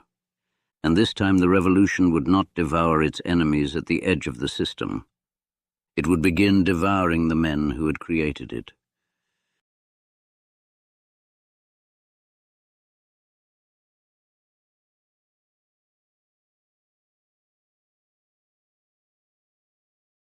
Chapter 7. The Terror. By 1936, Stalin had reached a position from which few men in the Soviet Union could challenge him openly. Yet the political system he commanded was entering a period of fear so intense that even loyal officials could no longer assume loyalty would protect them. The assassination of Sergei Kirov had already provided the regime with a justification for wider repression, and the machinery of accusation was spreading outward from former oppositionists toward administrators, military officers, engineers, writers, police officials, and ordinary citizens. The Soviet Union had survived civil war, famine, collectivization, and forced industrialization. But now the state turned its suspicion inward with unprecedented force. The revolution began arresting its own biography. The first great public demonstration came through the Moscow show trials. In August 1936, Grigory Zinoviev, Lev Kamenev, and other former Bolshevik leaders appeared before a Soviet court accused of belonging to a terrorist conspiracy linked to Trotsky and of plotting the murder of Stalin and other senior officials. The proceedings were extraordinary because the defendants did not simply deny the accusations and disappear into prison. They confessed. The confessions were sweeping. Men who had spent decades in revolutionary politics described themselves as traitors, terrorists, and conspirators. They admitted to crimes that seemed to connect old factional disagreements with assassination plots, foreign intelligence services, and sabotage. Prosecutor Andrei Vyshinsky attacked them in language designed not merely to convict, but to morally annihilate them. The courtroom became theater. Newspapers published the proceedings. Soviet citizens were expected to watch the destruction of men who had once stood beside Lenin and conclude that hidden treason had existed at the heart of the revolution. The defendants were sentenced to death. They were executed soon afterward. The spectacle served several purposes at once. It removed old rivals physically. It rewrote the history of opposition by transforming political disagreement into criminal conspiracy. It taught the population that a famous revolutionary past offered no immunity. It also established confession as a peculiar form of political proof. If Zinoviev himself admitted betrayal, who could claim the state had invented the crime? Yet confession under Stalin's police system cannot be treated as ordinary evidence. The secret police, by then called the NKVD, possessed immense powers of arrest and interrogation. Prisoners could be deprived of sleep, threatened, beaten, isolated, or confronted with threats against family members. Some defendants were induced to confess through promises that relatives might be spared. Others may have hoped that cooperation would preserve their lives, only to discover that the promise was worthless. Certain old Bolsheviks also retained a strange residual loyalty to the party, even as the party destroyed them. Decades of revolutionary discipline had trained them to subordinate themselves to an institution they now faced as prisoners. The resulting confessions often possessed a surreal quality. A man could admit to serving Germany, Japan, and Trotsky simultaneously. Economic accidents became sabotage. Political conversations became preparations for assassination. Old acquaintances became nodes in vast underground networks. Contradictions did not weaken the accusations because the trials were not designed primarily to investigate reality. They were designed to establish a political reality. The state had enemies everywhere. Therefore, vigilance was necessary. The first trial was followed by more. In January 1937, another group of senior figures, including Georgy Pyatakov and Karl Radek, faced accusations of treason, sabotage, and participation in a Trotskyist conspiracy. Again came confessions. Again came death sentences or imprisonment. In March 1938, Nikolai Bukharin, Alexei Rykov, and others were placed on trial. Bukharin's presence carried a particular cruelty. He had once been one of the party's most celebrated intellectuals. Lenin had described him as a favorite of the party, despite criticizing aspects of his theory. During the 1920s, he had allied with Stalin against the left opposition and defended the new economic policy. When Stalin turned against NEP and drove collectivization forward, Bukharin opposed him. Now he sat in court accused of monstrous crimes. Bukharin's testimony was complicated. He admitted broad political guilt while denying many specific accusations. His performance has fascinated historians because he seemed to be arguing within a trap whose rules he understood. The state required confession. Bukharin attempted to preserve some intellectual dignity while accepting enough responsibility to remain within the script. It did not save him. He was executed in March 1938. The sequence of trials removed much of the surviving generation that had built Bolshevism before and during 1917. Men who had organized the revolution disappeared from official photographs. Names vanished from textbooks. The past was edited while the people who remembered it were killed. This historical destruction had a political function. Stalin's authority did not rest only upon eliminating rivals in the present. It increasingly rested upon establishing a version of the past in which those rivals had never possessed legitimate claims to leadership. The old revolution had contained argument. The new history required unity. Stalin therefore appeared more consistently beside Lenin, while Trotsky became a traitor almost from the beginning. Zinoviev and Kamenev became conspirators. Bukharin became an enemy. The collective leadership of early Bolshevism was gradually compressed into a story leading naturally from Lenin to Stalin. The man from Gori was becoming not simply ruler of the Soviet Union, but editor of its memory. The terror did not remain confined to famous Bolsheviks. That was what made 1937 and 1938 so catastrophic. The NKVD under Nikolai Yezhov began mass operations that targeted broad categories of people. Arrest quotas were issued through regional structures. Certain groups were identified as potential sources of hostility: former kulaks, criminals, former members of opposition parties, people with foreign connections, clergy, ethnic minorities in sensitive border regions, and others judged politically unreliable. The logic spread quickly. One arrest generated names. Those names generated further arrests. Interrogators were under pressure to expose organizations rather than isolated individuals, which encouraged prisoners to identify supposed accomplices. A workplace could become a conspiracy. A family could become suspect through one relative. An old friendship with someone already arrested could suddenly acquire sinister meaning. The bureaucratic process gave the terror a strange ordinariness. Forms were completed, files were opened, signatures were collected, transport lists were prepared, prison cells filled. Execution quotas became administrative categories. The violence was enormous, yet much of it moved through desks. Stalin did not personally interrogate millions of prisoners, but his leadership was central to the terror. He approved lists containing the names of senior officials and other prisoners marked for severe punishment.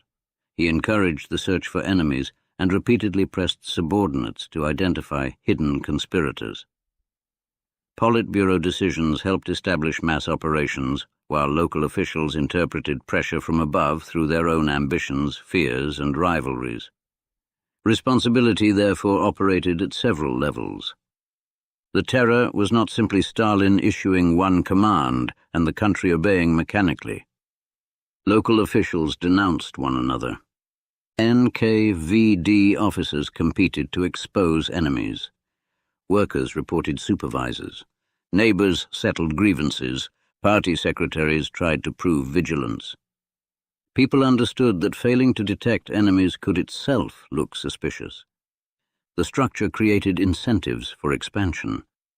A cautious official could be accused of softness. A zealous official could produce arrests. Zeal was safer. Until it was not. The terror consumed the terror apparatus itself. NKVD officials who conducted arrests later became prisoners. Yagoda, who had headed the secret police before Yezhov, was tried and executed. Yezhov eventually fell as well. The regime could present each new purge as the exposure of corruption committed by the previous group of purgers. No layer of the system possessed permanent security. This produced a distinctive atmosphere inside Soviet official life. A man might attend a meeting beside someone who disappeared the following night. The chair beside him would be empty the next morning. No explanation was necessary. The missing official's replacement might soon denounce him. To ask too many questions could be dangerous. To express surprise could suggest sympathy. People learned to adjust memory rapidly. Yesterday's hero became today's enemy. Photographs were removed. Books were discarded. Public friendship became private risk. One of the most devastating targets was the Red Army. In 1937, Marshal Mikhail Tukhachevsky and several senior commanders were arrested and accused of participating in a military conspiracy. They were tried secretly and executed.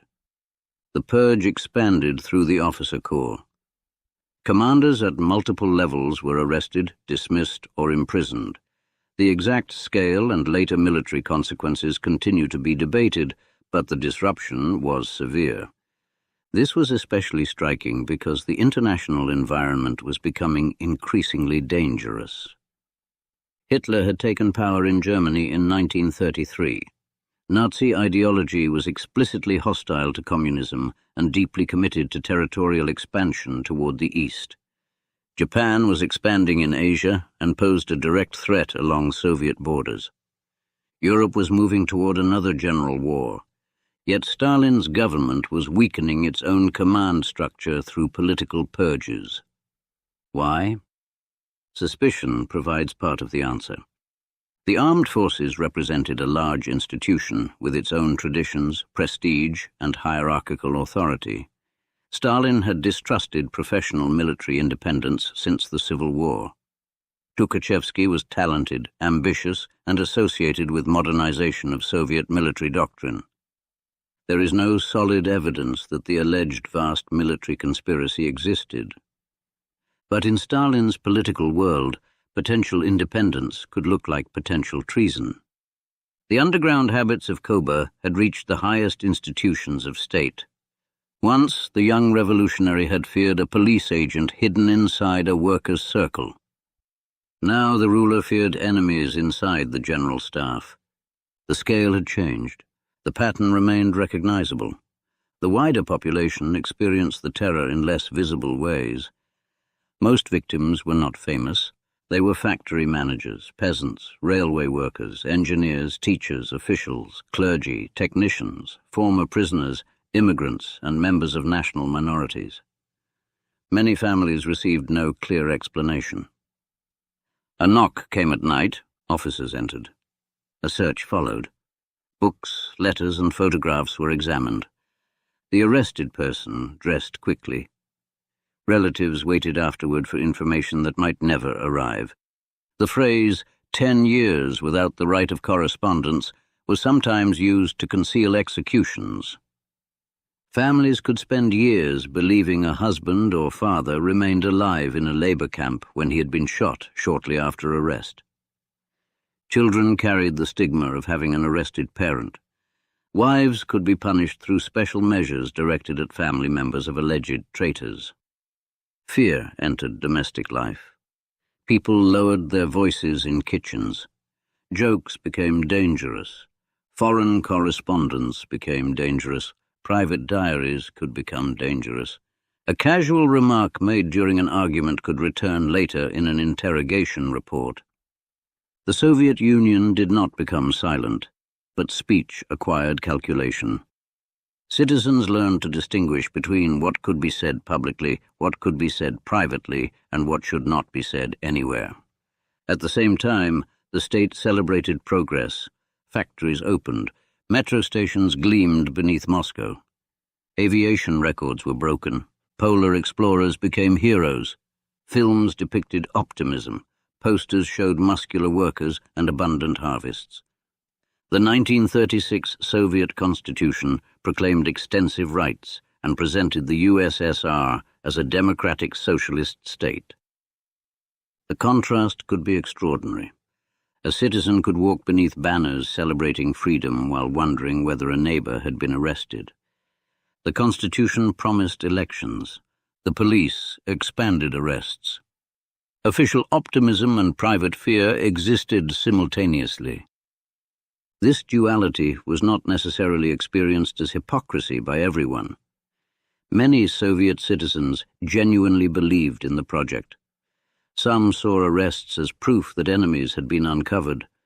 Propaganda did not operate on an empty population. The USSR had been through invasion, civil war, foreign intervention, sabotage scares, and economic disruption. External threats were real. Nazi Germany was real.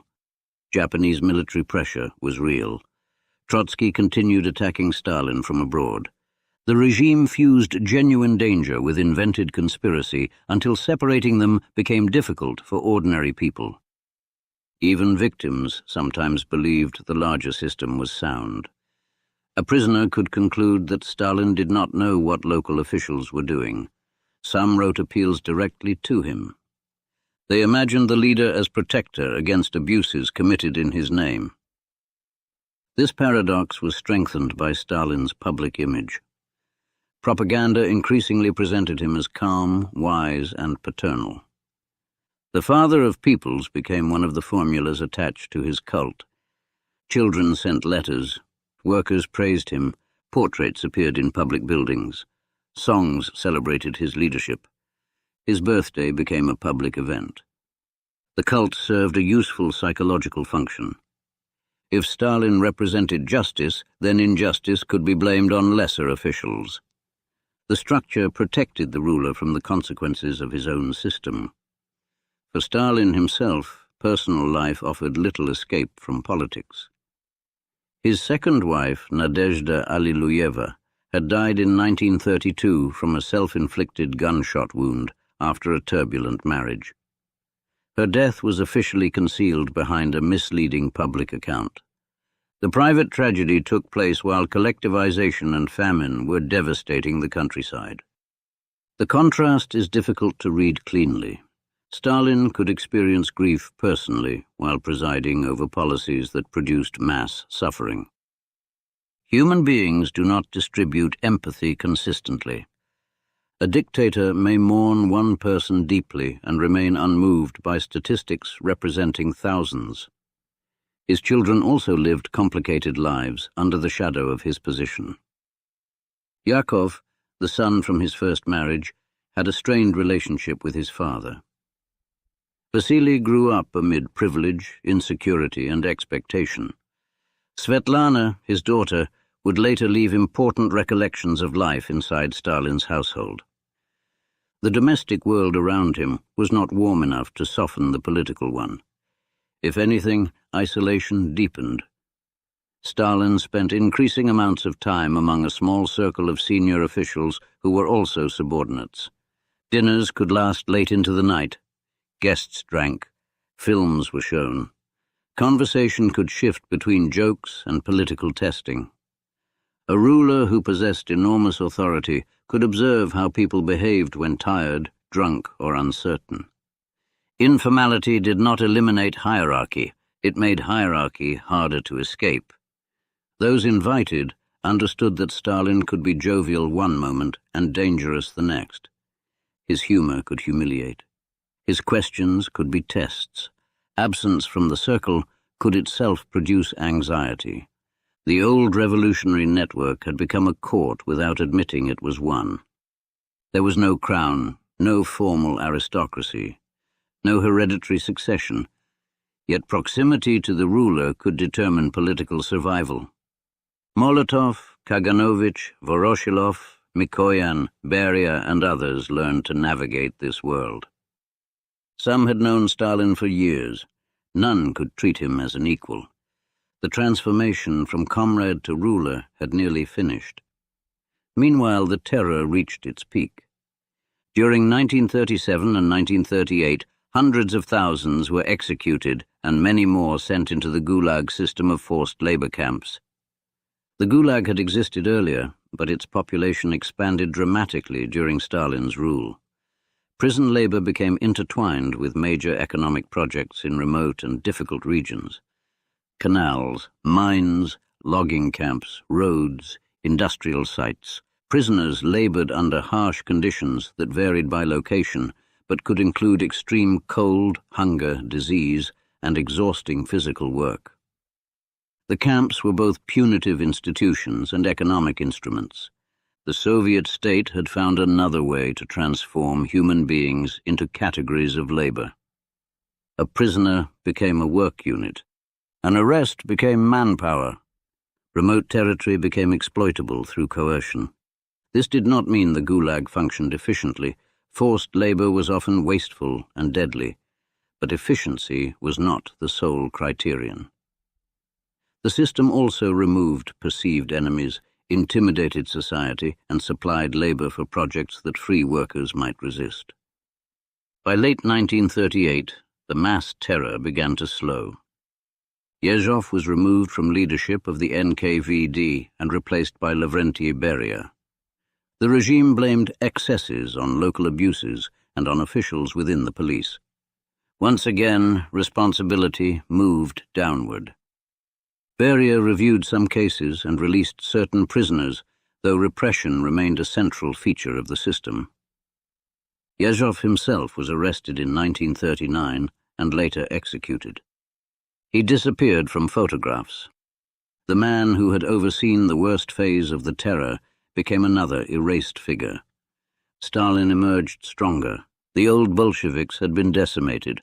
The military leadership had been purged. Regional party organizations had been transformed. A new generation of officials rose into positions vacated by arrested predecessors. These men often owed their advancement directly or indirectly to the Stalinist system. They were younger. They had fewer independent revolutionary credentials. Many had entered political life after 1917. Their careers depended upon the existing hierarchy. The old party had been destroyed from within and replaced by a new administrative elite. This consequence may have been as important as the removal of individual rivals. A man who had spent 30 years among revolutionaries no longer had to govern primarily through men who remembered him as Koba. He increasingly governed through men who had known only Stalin. That changed the psychology of power. An old Bolshevik might remember arguments in which Stalin had lost. A younger official saw the leader whose portrait hung above the meeting room. An old comrade could remember Yugashvili before the revolution. A new commissar encountered the general secretary as institution. Personal history narrowed.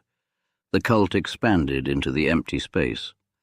By 1939, Stalin stood at the summit of a state more centralized than the one he had inherited from Lenin. He had crushed political opposition. He had transformed agriculture. He had accelerated industrialization. He had survived famine and internal crisis. He had destroyed much of the revolutionary generation. The country was stronger industrially and weaker institutionally. It possessed factories capable of producing tanks and aircraft, but officials had learned to fear bad news. It possessed a huge army, but many commanders understood that independent judgment could be dangerous. It possessed an enormous security apparatus, but the apparatus had spent years arresting itself. The contradiction would soon be tested by war. Across the western border, Nazi Germany had become the dominant military power in Central Europe. Hitler had rearmed, Austria had been annexed, Czechoslovakia had been dismantled. Britain and France had repeatedly attempted to avoid a general conflict. Stalin watched. He distrusted Hitler. He also distrusted the Western powers. The Soviet leadership feared being drawn into a war against Germany, while Britain and France remained safely outside it. Diplomacy became another arena of suspicion. The revolutionary dream of international socialism had long since collided with the practical requirements of state survival. Stalin was now prepared to negotiate with almost anyone if Soviet interests seemed to require it. Even Hitler. The idea would shock communists around the world. Fascism and communism presented themselves as mortal enemies. Nazi propaganda depicted Bolshevism as a racial and ideological threat. The Soviet Union had supported anti-fascist forces in Spain and denounced Nazi aggression. Yet ideology had never prevented Stalin from making tactical reversals. He had signed peace with Germany under Lenin. He had supported NEP and then destroyed it. He had allied with Zinoviev against Trotsky and then with Bukharin against Zinoviev before crushing Bukharin. Principles defined the destination. Routes could change. In August 1939, the world learned just how far that logic could go. The Soviet Union and Nazi Germany announced a non-aggression pact. The signatures beneath it belonged to foreign ministers Vyacheslav Molotov and Joachim von Ribbentrop. Behind them stood Stalin and Hitler. A secret protocol divided parts of Eastern Europe into spheres of influence. Poland lay between the two powers. The Baltic states were assigned within the agreement's calculations. For Stalin, the pact promised time, territory, and strategic depth. For Hitler, it reduced the danger of a two-front war while he attacked Poland. For millions of people living between Germany and the Soviet Union, the agreement would bring catastrophe. The young Georgian revolutionary had once believed history would be transformed through international class struggle. Now Stalin was negotiating borders with a fascist dictator. The road from Soso to Koba to Stalin had led somewhere even the seminarian in Tiflis could never have imagined. The Great Terror had cleared the rooms around him. The old comrades were dead, imprisoned, exiled, or silent. The factories were working, the army was rebuilding, the police obeyed, the party applauded. And beyond the Soviet frontier, another dictator was preparing to start a war. Stalin believed he had learned how to survive nearly every kind of danger: underground betrayal, Tsarist police, exile, civil war, political rivalry, peasant resistance, internal opposition, conspiracy, real and imagined. The next danger would be different. It would come not through a committee meeting, an interrogation room, or a midnight arrest. It would come across the border with tanks, aircraft, and millions of soldiers. And when it came, Stalin's own system of fear would help determine how prepared the Soviet Union was to face it.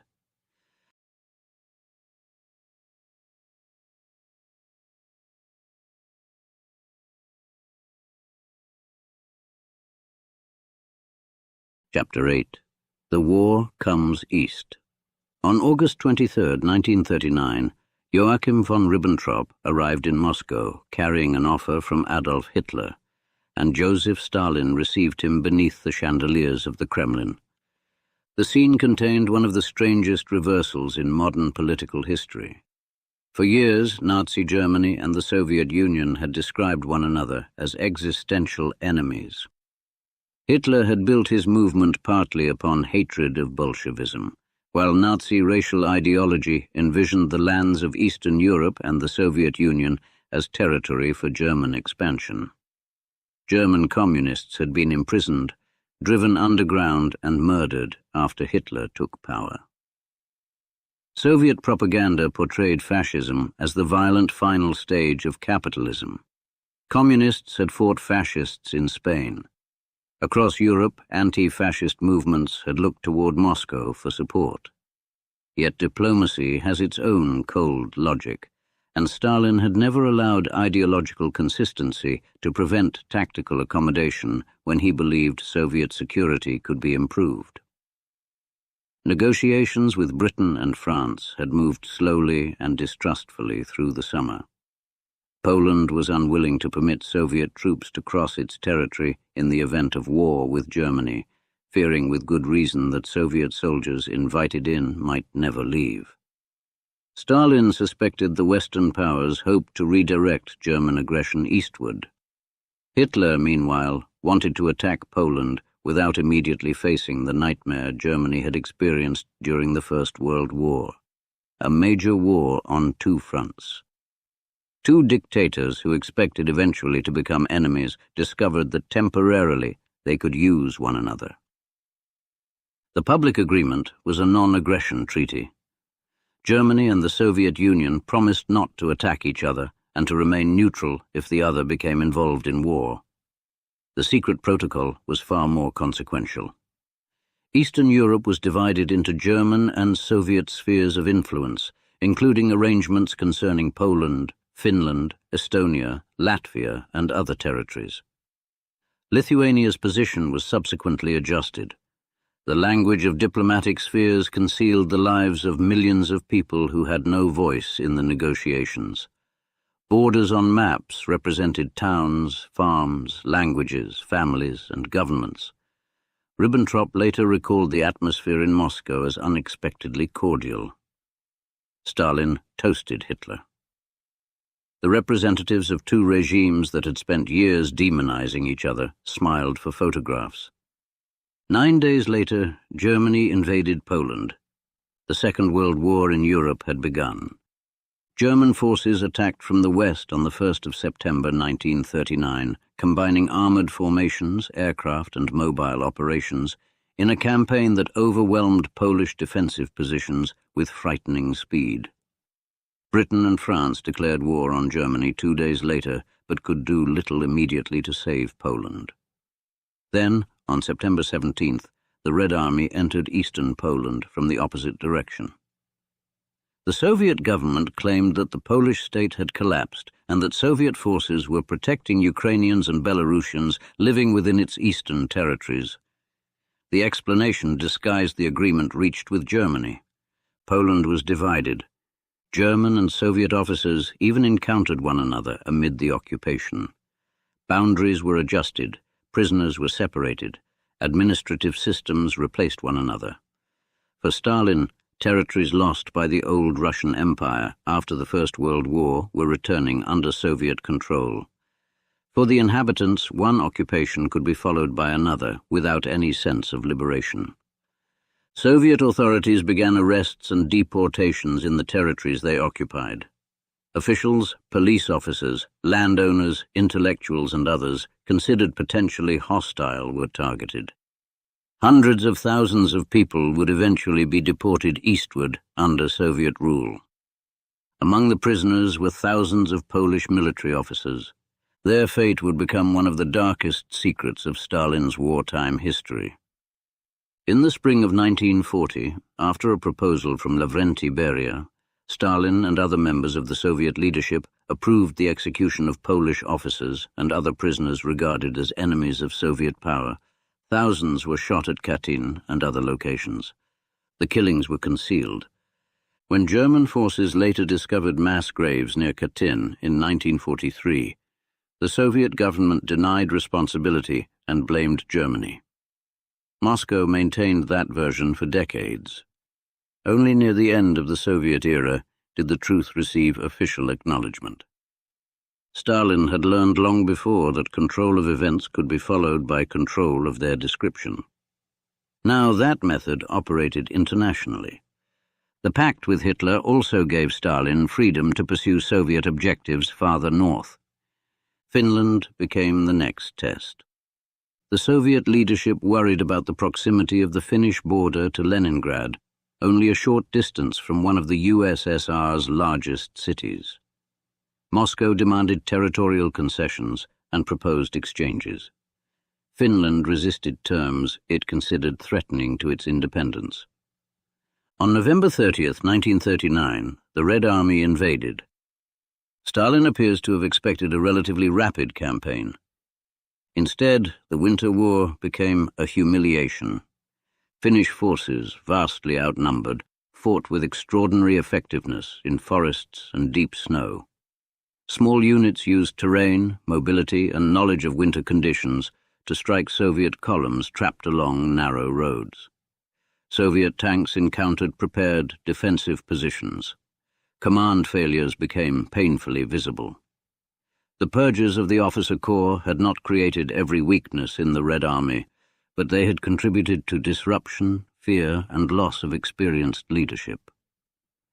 The Soviet Union eventually prevailed through overwhelming force. Finland signed peace in March 1940 and surrendered territory, including areas protecting the approaches to Leningrad, but it retained its independence. The cost to Soviet prestige was severe. Foreign military observers studied the campaign. German observers studied it particularly closely.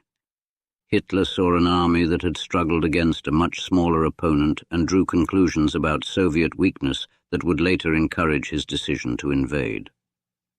Stalin drew conclusions too. The Red Army needed reform. Command structures had to improve. Training and equipment required attention. Some officers rose rapidly to replace those lost in the purges. The Soviet military began correcting weaknesses exposed in Finland, but time was short.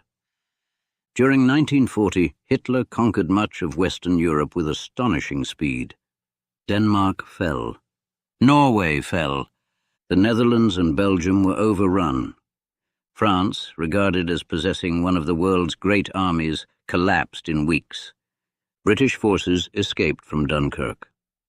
By the summer, Germany dominated continental Western Europe. From Moscow, the transformation was alarming.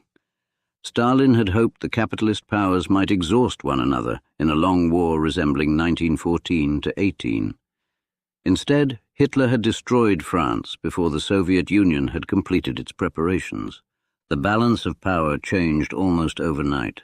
Germany now controlled or dominated much of Europe. Its industries could draw upon resources from occupied territories. Its army possessed confidence born from victory. The pact that had seemed to purchase Stalin time was becoming more dangerous with every German success.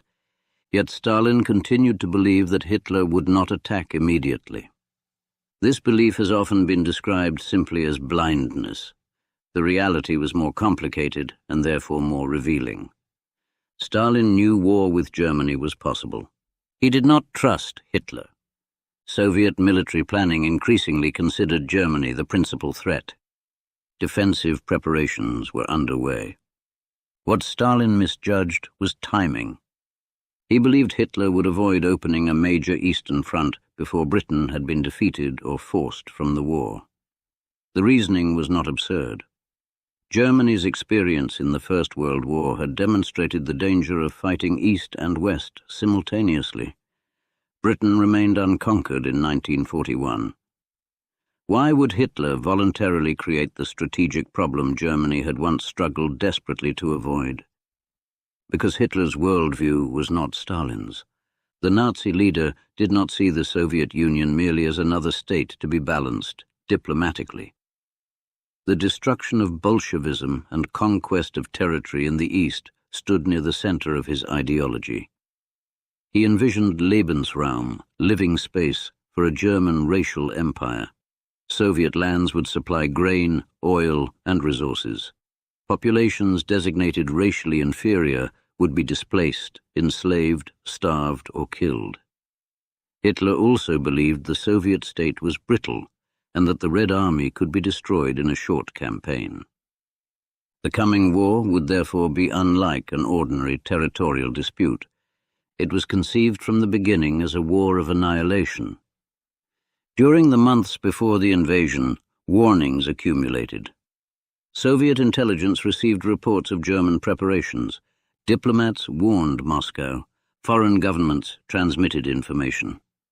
Richard Sorge, the Soviet intelligence officer operating in Tokyo, supplied valuable reporting concerning German intentions. German reconnaissance activity increased. Troops concentrated along the Soviet frontier. Rail traffic moved east. Defectors brought warnings.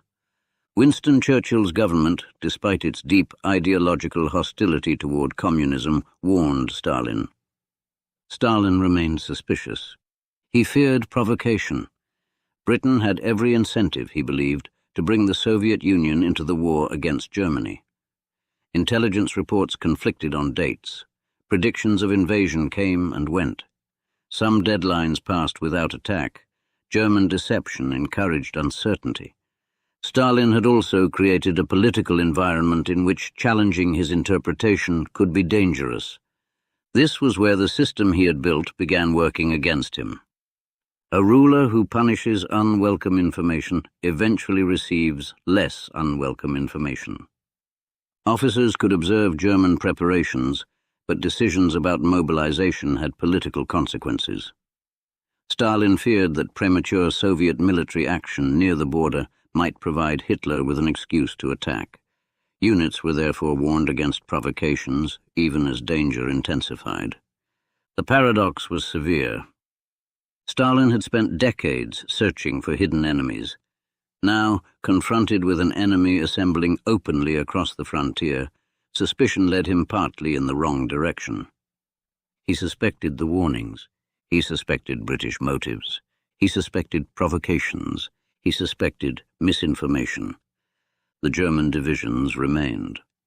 On the evening of the 21st of June, 1941, further warnings arrived.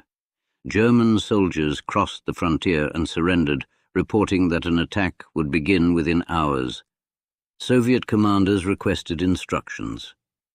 A directive finally went out warning forces of a possible surprise attack, but many formations received it too late. Before dawn on the 22nd of June, the eastern horizon erupted. Operation Barbarossa had begun. More than 3 million Axis troops participated in the invasion along a front stretching from the Baltic to the Black Sea. German artillery opened fire. Aircraft crossed the frontier. Luftwaffe attacks struck Soviet airfields, destroying large numbers of aircraft, many on the ground. Panzer formations surged forward. Communications collapsed. Headquarters lost contact with units. Border positions were overwhelmed. The scale was enormous. Army Group North drove toward Leningrad. Army Group Center attacked through Belarus toward Smolensk and Moscow. Army Group South advanced into Ukraine. The Soviet frontier armies had substantial numbers of tanks, aircraft and soldiers, but equipment quality varied, formations were poorly positioned in places, logistics were inadequate, and command structures were unprepared for the speed and scale of the assault. German mobile forces broke through and surrounded huge Soviet formations. Entire armies disappeared into encirclements. Hundreds of thousands of Red Army soldiers were captured during the opening months, roads filled with refugees, aircraft burned beside runways, abandoned vehicles lined retreat routes, officers searched for units that no longer existed. For Soviet citizens who had spent years hearing about the strength of socialism and the Red Army, the collapse was incomprehensible. The state had promised security. The enemy seemed unstoppable. At the center sat Stalin. His behavior during the first days of the invasion has generated decades of argument and legend. Older accounts sometimes depicted him as suffering a complete breakdown and retreating helplessly to his dacha for an extended period. Documentary evidence shows that he continued meeting officials and participating in decisions.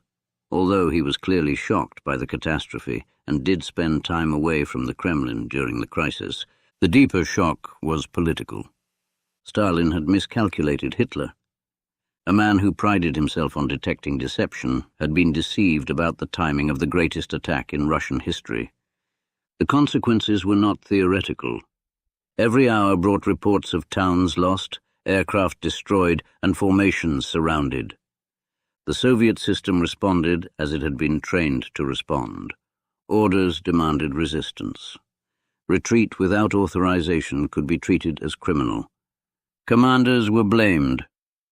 General Dmitry Pavlov, commander of the Western Front, was arrested after the catastrophic destruction of his forces and executed along with several senior subordinates.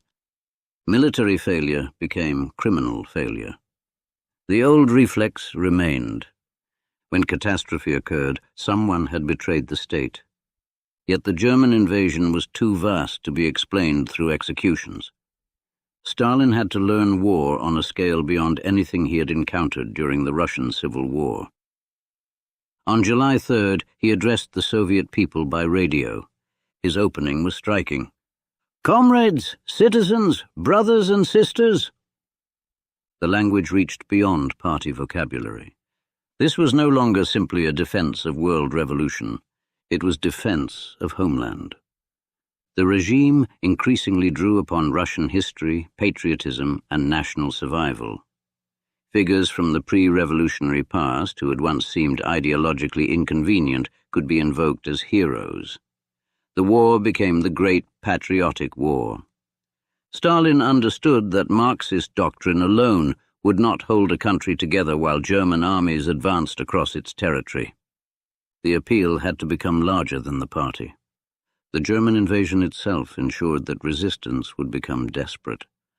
Nazi occupation policies revealed the nature of the war quickly. Jews were systematically murdered by Einsatzgruppen and other killing units operating behind the German armies, often with assistance from local collaborators.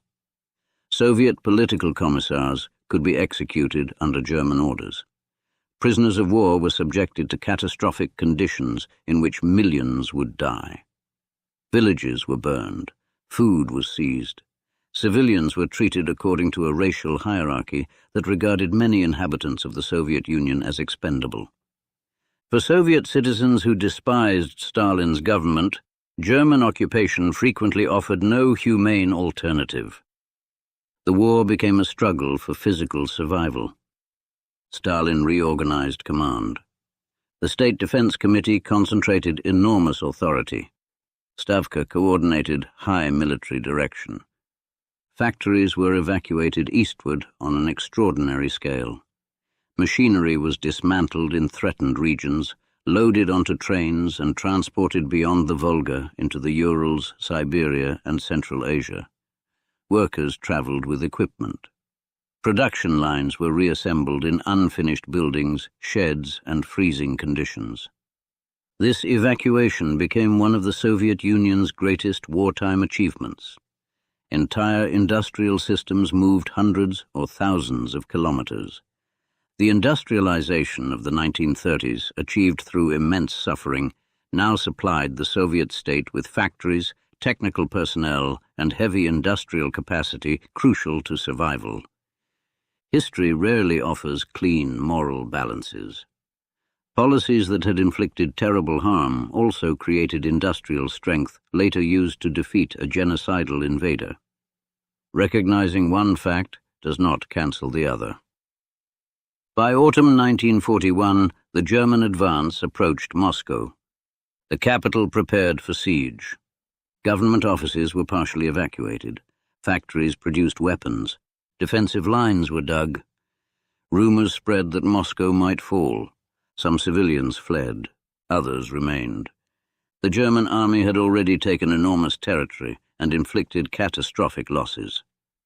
Then Stalin made a decision carrying enormous symbolic weight. He stayed. On November 7th, the anniversary of the Bolshevik Revolution, a military parade was held in Red Square, despite the enemy's proximity. Soldiers marched past Lenin's mausoleum. Many continued directly toward the front. Stalin addressed them from the reviewing stand. The spectacle was carefully staged, but its psychological power was genuine. Moscow was not being abandoned. Winter arrived, so did Soviet reserves. Georgy Zhukov, one of the most capable commanders to emerge from the Red Army, played a central role in organizing the defense. Soviet forces counterattacked in December. The Germans were pushed back from Moscow. Operation Barbarossa had failed to destroy the Soviet Union in a single campaign, but victory remained distant. In 1942, Hitler redirected major operations toward the south. The German objective included the Caucasus oil fields. Oil was essential to modern war, and Soviet fields around Baku represented one of the world's great petroleum sources. For Stalin, the geography possessed a strange personal resonance. German armies were moving toward the Caucasus, toward the region where he had once organized workers, toward the oil world in which Koba had learned underground politics. And on the Volga stood a city carrying his name, Stalingrad. The city had been Tsaritsyn when Stalin arrived there during the Civil War. Its renaming in 1925 had become part of the growing cult surrounding him. Now that symbolic association transformed a strategic industrial city into something psychologically larger. Hitler wanted it. Stalin could not allow it to fall. German forces reached the city in the summer of 1942. The Luftwaffe bombed Stalingrad heavily, killing civilians and reducing neighborhoods to ruins.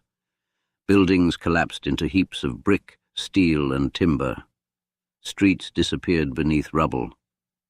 Then infantry entered. The battle became intimate. Factories became fortresses. Cellars became defensive positions. Stairwells became front lines. A building might be held by Germans on one floor and Soviet soldiers on another. Snipers hunted among ruins. Men fought over rooms whose walls had already been destroyed. The Volga, behind the Soviet defenders, became both lifeline and danger.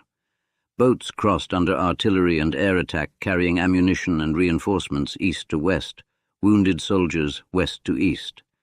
Stalin issued demands for resistance that were merciless. Earlier in 1942, Order Number 227 had declared, "Not one step back," creating penal units and reinforcing measures against unauthorized retreat. The order reflected desperation. The Soviet Union had already lost vast territory. Another collapse in the south could threaten oil supplies and perhaps the entire war effort. But slogans did not win Stalingrad alone. Soviet generals prepared something larger. While German troops exhausted themselves fighting inside the city, Soviet forces secretly concentrated north and south of Stalingrad, targeting weaker Romanian and other Axis formations, protecting the German flanks. In November 1942, Operation Uranus began. Soviet armies broke through. The pincers moved rapidly. On the 23rd of November, they met near Kalach. The German Sixth Army was trapped. Hitler refused permission for a breakout. The Luftwaffe could not supply the encircled force adequately. Winter tightened around the pocket. Food diminished. Fuel disappeared. Horses were slaughtered. Wounded men froze. The army that had marched toward the Volga as conquerors became a starving mass surrounded by Soviet forces. On January 31, 1943, Field Marshal Friedrich Paulus surrendered the southern pocket. The remaining German forces capitulated days later. Stalingrad became a global symbol. For the first time, an entire major German field army had been destroyed. The psychological balance shifted. The Soviet Union had not merely survived. It could annihilate German armies. For Stalin, the victory was immense. The city bearing his name had become synonymous with resistance. Propaganda elevated him as supreme war leader. Yet the victory belonged to millions, soldiers who fought in ruins, commanders who planned the encirclement, workers who produced weapons, railway crews who moved supplies, civilians who endured bombardment, and families across the Soviet Union who had already surrendered sons to the war.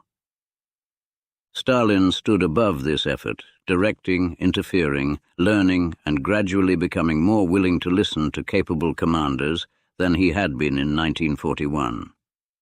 That change deserves attention. The dictator did not suddenly become a military genius. He made serious errors throughout the war. He could demand offensives that cost enormous casualties. He continued to interfere. But he learned. He increasingly respected commanders such as Zhukov, Alexander Vasilevsky, and Konstantin Rokossovsky when their competence became undeniable. The man who had once distrusted military specialists in Tsaritsyn gradually accepted that modern industrial war could not be commanded through political loyalty alone. The cost of that education had been staggering. Then came Kursk. In July 1943, Germany launched a massive offensive against a Soviet salient around the city. The Soviets knew the attack was coming and constructed extraordinary defensive systems. Trenches, minefields, anti-tank positions, and reserves arranged in depth. The German attack failed to achieve decisive breakthrough. Soviet counteroffensives followed. From this point onward, the strategic initiative increasingly belonged to the Red Army. The movement of the war reversed. For 2 years, German armies had traveled east. Now Soviet armies began traveling west. They crossed the same ground devastated during invasion. They found burned villages, mass graves, destroyed cities, evidence of the Holocaust, communities erased. Soldiers saw what occupation had done. The desire for liberation mixed with revenge. Soviet authorities re-established political control behind advancing armies. Populations accused of collaboration could face severe punishment. Entire ethnic groups would be subjected to collective deportation during the war, including Chechens, Ingush, Crimean Tatars and others, accused broadly of disloyalty or collaboration.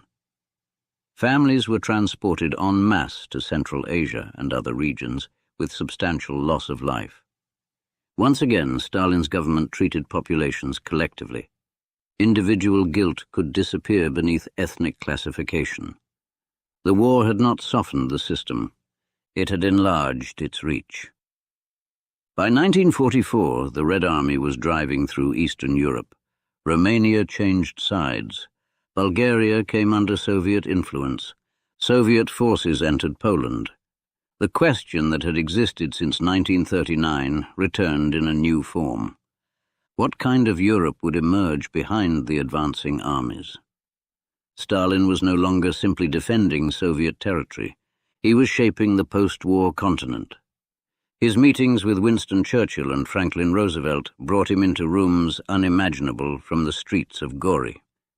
At Tehran in 1943, the three leaders discussed strategy against Germany and the opening of a second front in Western Europe.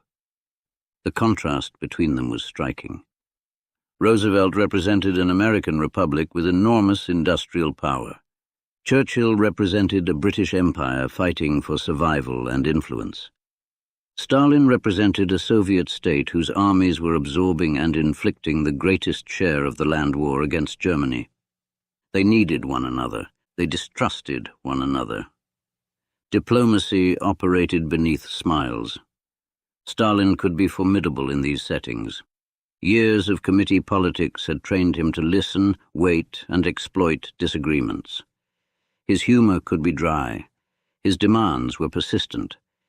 He knew the military position gave him leverage.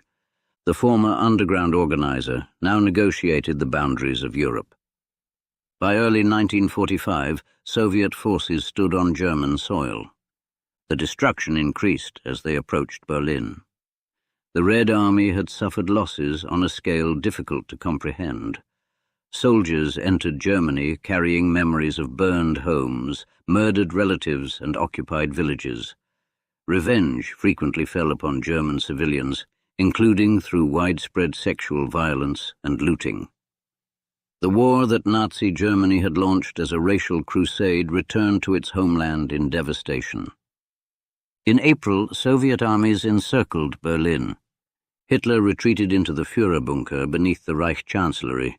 Above him, the city burned. Soviet artillery struck the center. Street fighting moved block by block. The dictatorship that had nearly destroyed Stalin's state was collapsing beneath the army it had once dismissed as racially inferior and militarily incompetent. Hitler killed himself on the 30th of April 1945. German forces in Berlin surrendered shortly afterward. The war in Europe ended in May. Soviet soldiers raised the red banner over the Reichstag. The photograph became one of the defining images of the century. For Stalin, victory represented the summit of his public power. He had entered the war through catastrophic miscalculation. He emerged from it as leader of a superpower. The Soviet Union controlled or heavily influenced much of Eastern Europe. Its armies occupied Berlin. Its prestige among communists and anti-fascists around the world soared. Stalin was celebrated not merely as a Soviet leader, but as one of the architects of victory over Nazi Germany.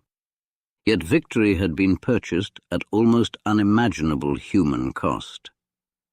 The Soviet Union lost roughly 27 million people, military and civilian, though demographic estimates vary in their precise accounting.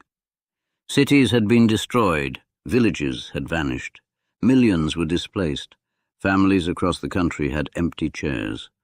The war had entered almost every household. The state celebrated triumph because triumph was real. Grief was equally real. Stalin appeared at the center of the victory ceremonies wearing the white tunic of a marshal of the Soviet Union. His portraits grew larger. His titles multiplied. The cult intensified. The Georgian boy who had once written poetry had become generalissimo of the victorious Soviet state. There remained one curious detail. Stalin did not personally lead the victory parade through Red Square in June 1945. Marshal Zhukov rode the white horse at the ceremony, receiving the parade. Zhukov's popularity was enormous. Millions of soldiers admired him. The Soviet public knew his name. Stalin knew it too. Victory created heroes. Dictators can find heroes useful. They can also find them uncomfortable. Zhukov would soon discover that wartime prestige did not guarantee political security. The war had ended, but Stalin's instinct for potential rivals had survived intact. So had his instinct for strategic expansion.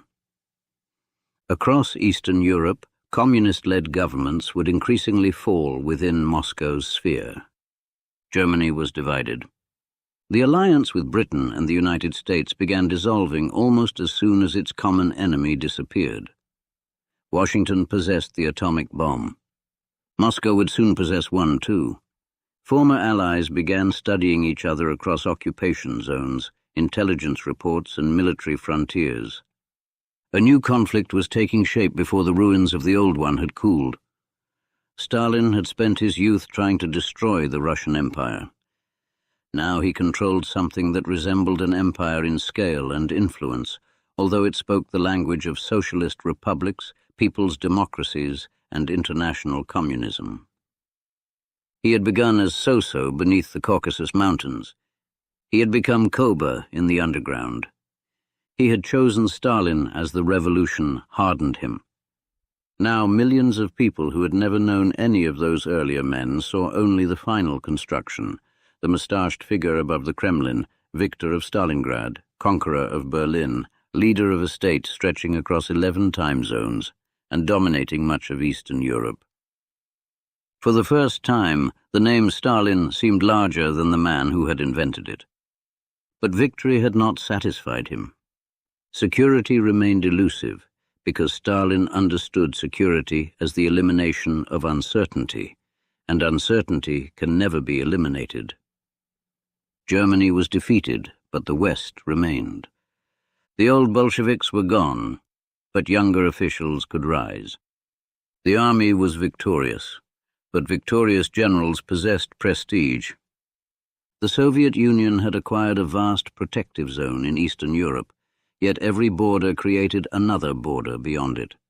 The stronger the state became, the more dangers Stalin could identify around its edges and within its institutions. The habits learned by Koba had survived every transformation. Watch, doubt, control, survive.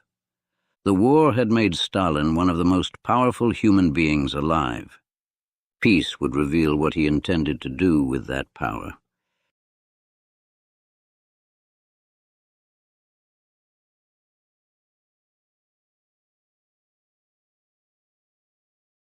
Chapter 9. The Victor Alone. In the summer of 1945, Stalin stood at the height of a power that would have been unimaginable to the boy from Gori, the seminarian in Tiflis, or even the revolutionary conspirator who once traveled beneath false names through the Caucasus. Nazi Germany had been destroyed. The Red Army occupied Berlin and stretched across Eastern Europe. The Soviet Union, devastated almost beyond comprehension, had nevertheless emerged as one of the two dominant powers on Earth. Stalin's portrait hung above victory celebrations while newspapers credited his leadership with saving civilization from fascism. Foreign statesmen who despised communism treated him as a central architect of the post-war order. His generals commanded armies numbering in the millions. His security services operated across an enormous territory. Within the Communist Party, no rival remained capable of confronting him as Trotsky, Zinoviev, Kamenev, or Bukharin once had. Stalin had survived everyone. Victory did not make him feel secure. It enlarged the world he believed had to be controlled. The wartime alliance with Britain and the United States had rested upon one overwhelming necessity. Hitler had to be defeated. Once Germany surrendered, the differences that had been temporarily submerged returned with extraordinary speed. Stalin looked west and saw capitalist states whose governments had intervened against the Bolsheviks during the Russian Civil War, delayed recognition of the Soviet state, and spent years treating communism as a threat. Western leaders looked east and saw Soviet armies occupying countries that had been independent before the war.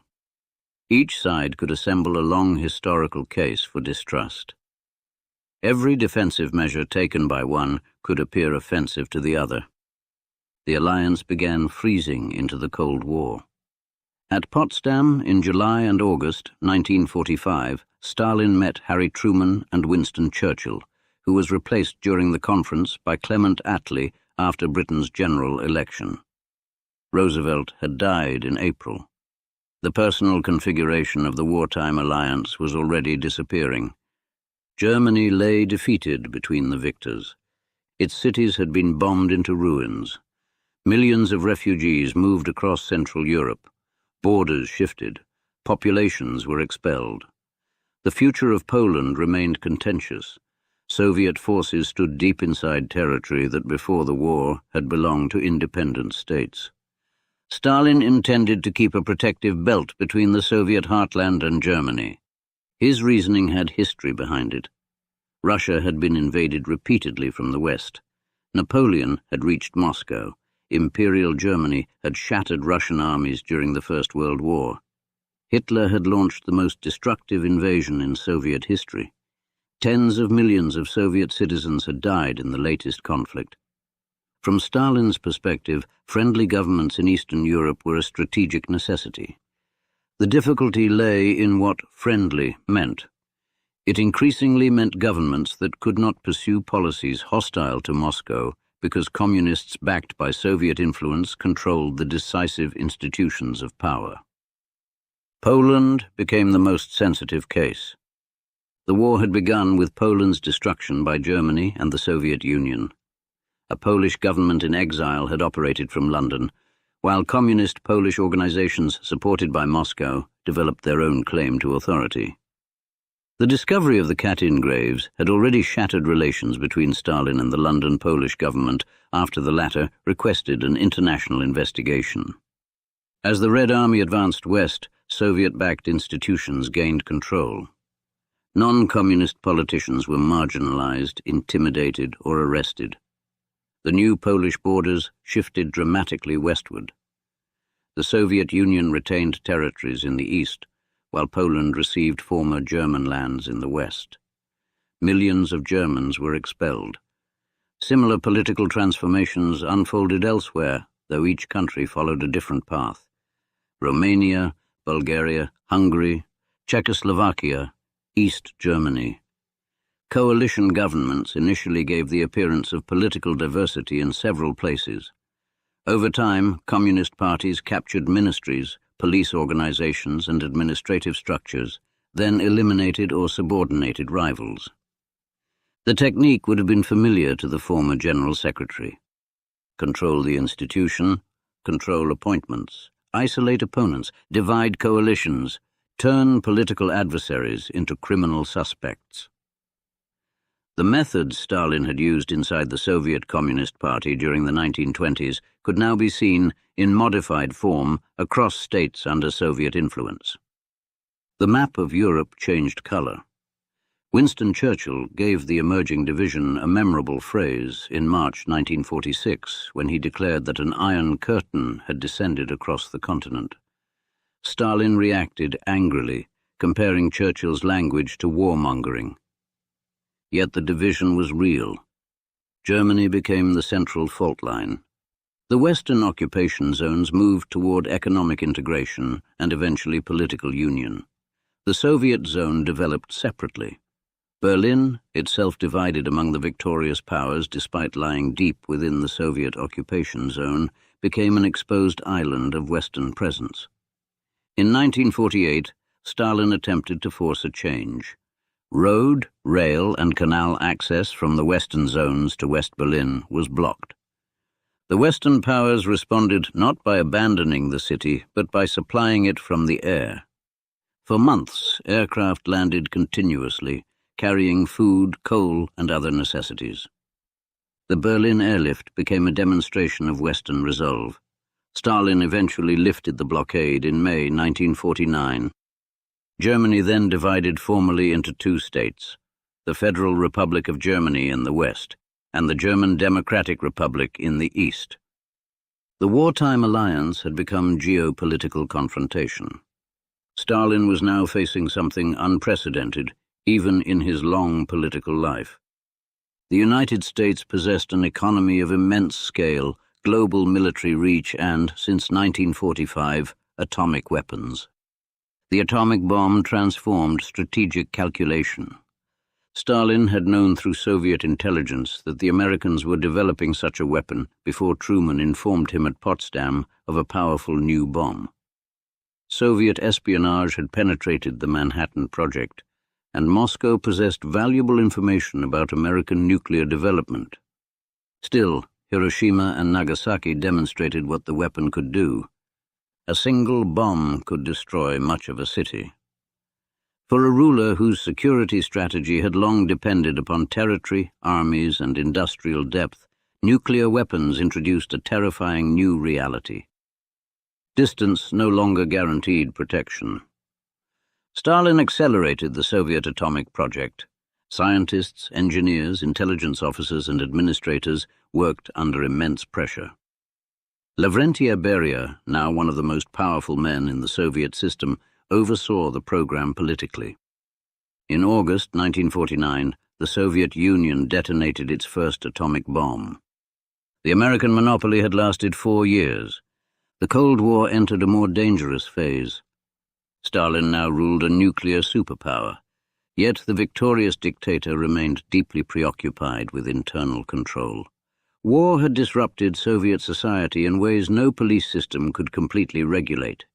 Millions of Soviet citizens had traveled beyond their pre-war environments. Soldiers had entered Poland, Germany, Austria, Hungary, Czechoslovakia, and the Balkans. They had seen foreign cities, foreign homes, and foreign consumer goods. Some had encountered societies that Soviet propaganda had portrayed only through ideological categories. Prisoners of war and forced laborers returned from territories once controlled by Germany. To many governments, returning prisoners would simply be victims or veterans. Stalin's state regarded them with suspicion. How had they surrendered? What had they done in captivity? Had they collaborated? Had foreign intelligence recruited them? Many returning Soviet prisoners and displaced persons passed through filtration procedures. Some returned to civilian life or military service. Others were sent to labor camps, special settlements, or penal institutions. The war had produced millions of people whose experiences could not be fitted neatly into the pre-war categories of loyalty. Stalin responded by examining them. Victory celebrations therefore coexisted with renewed repression. The ideological atmosphere tightened. During the war, the regime had relaxed certain controls over religion and appealed strongly to Russian patriotism. The Russian Orthodox Church, brutally persecuted during earlier decades, had been allowed greater institutional space because it could support national resistance. After the war, the state again restricted religious life, though it did not simply return to the exact conditions of the 1930s. Culture also came under renewed scrutiny.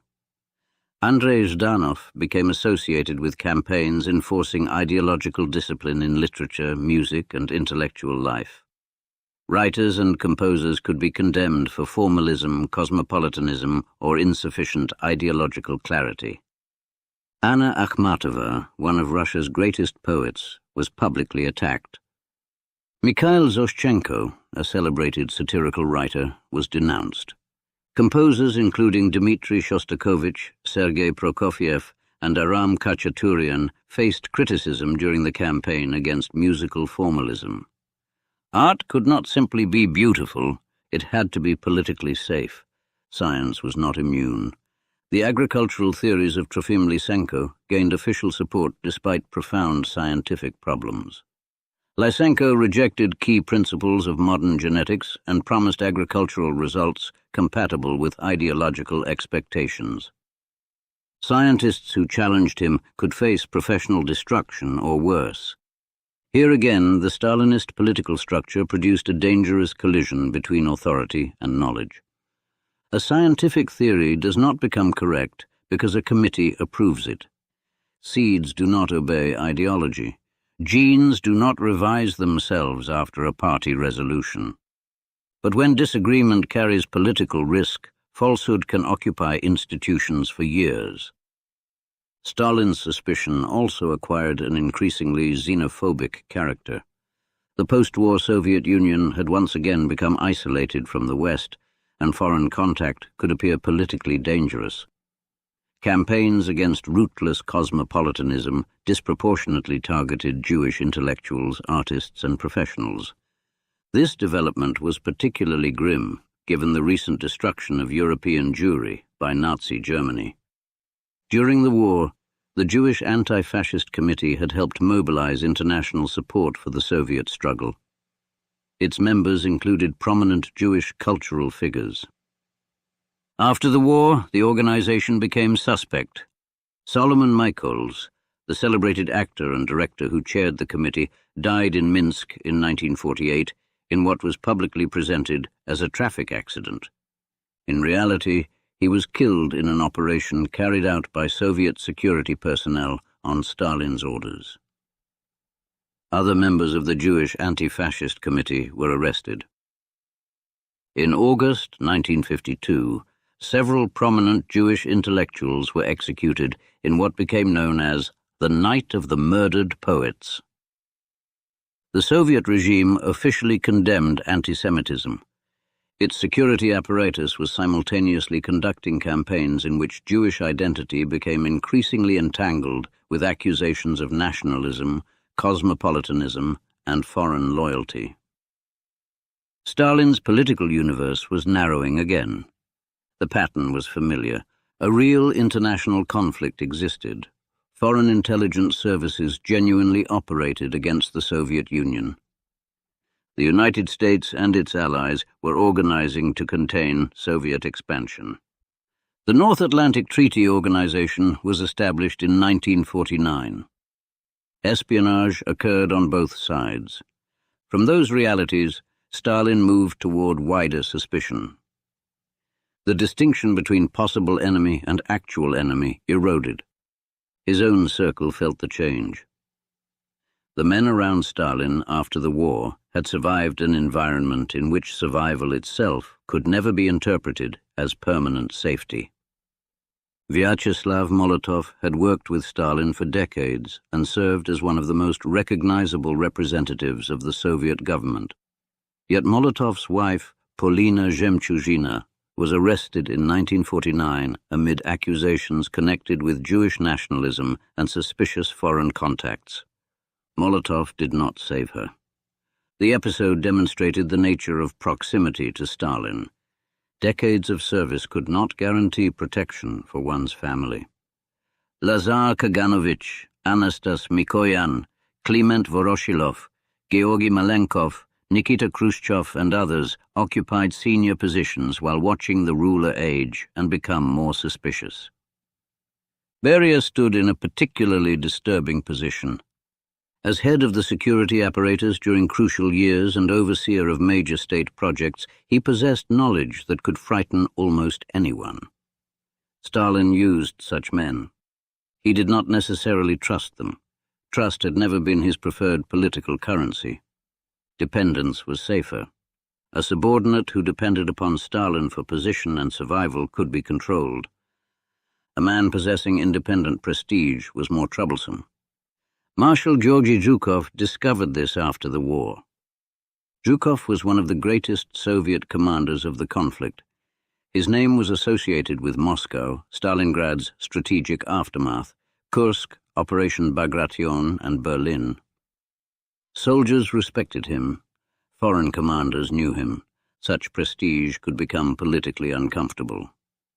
In 1946, Zhukov was removed from his prominent position and sent to a lesser command. He was not purged in the manner of Tukhachevsky. The times were different, and Zhukov's popularity made him difficult to destroy casually. But he was moved away from the center. The message was unmistakable. Military glory did not create political independence. Stalin alone would embody victory. The cult surrounding him now reached heights exceeding anything before the war. His 70th birthday in 1949 became an enormous state celebration. Gifts arrived from across the communist world. Poems, paintings, and public declarations praised his wisdom. Cities, factories, and institutions carried his name.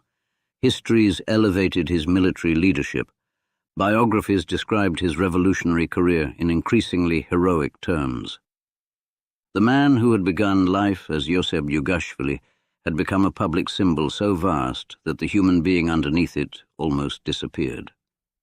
The irony was sharp. Stalin had spent his youth hiding behind pseudonyms. Now his chosen pseudonym was impossible to escape. Every schoolchild knew it, every official pronounced it. Foreign governments organized their strategies around it. The word had become an era. Yet Stalin himself increasingly withdrew from ordinary public view.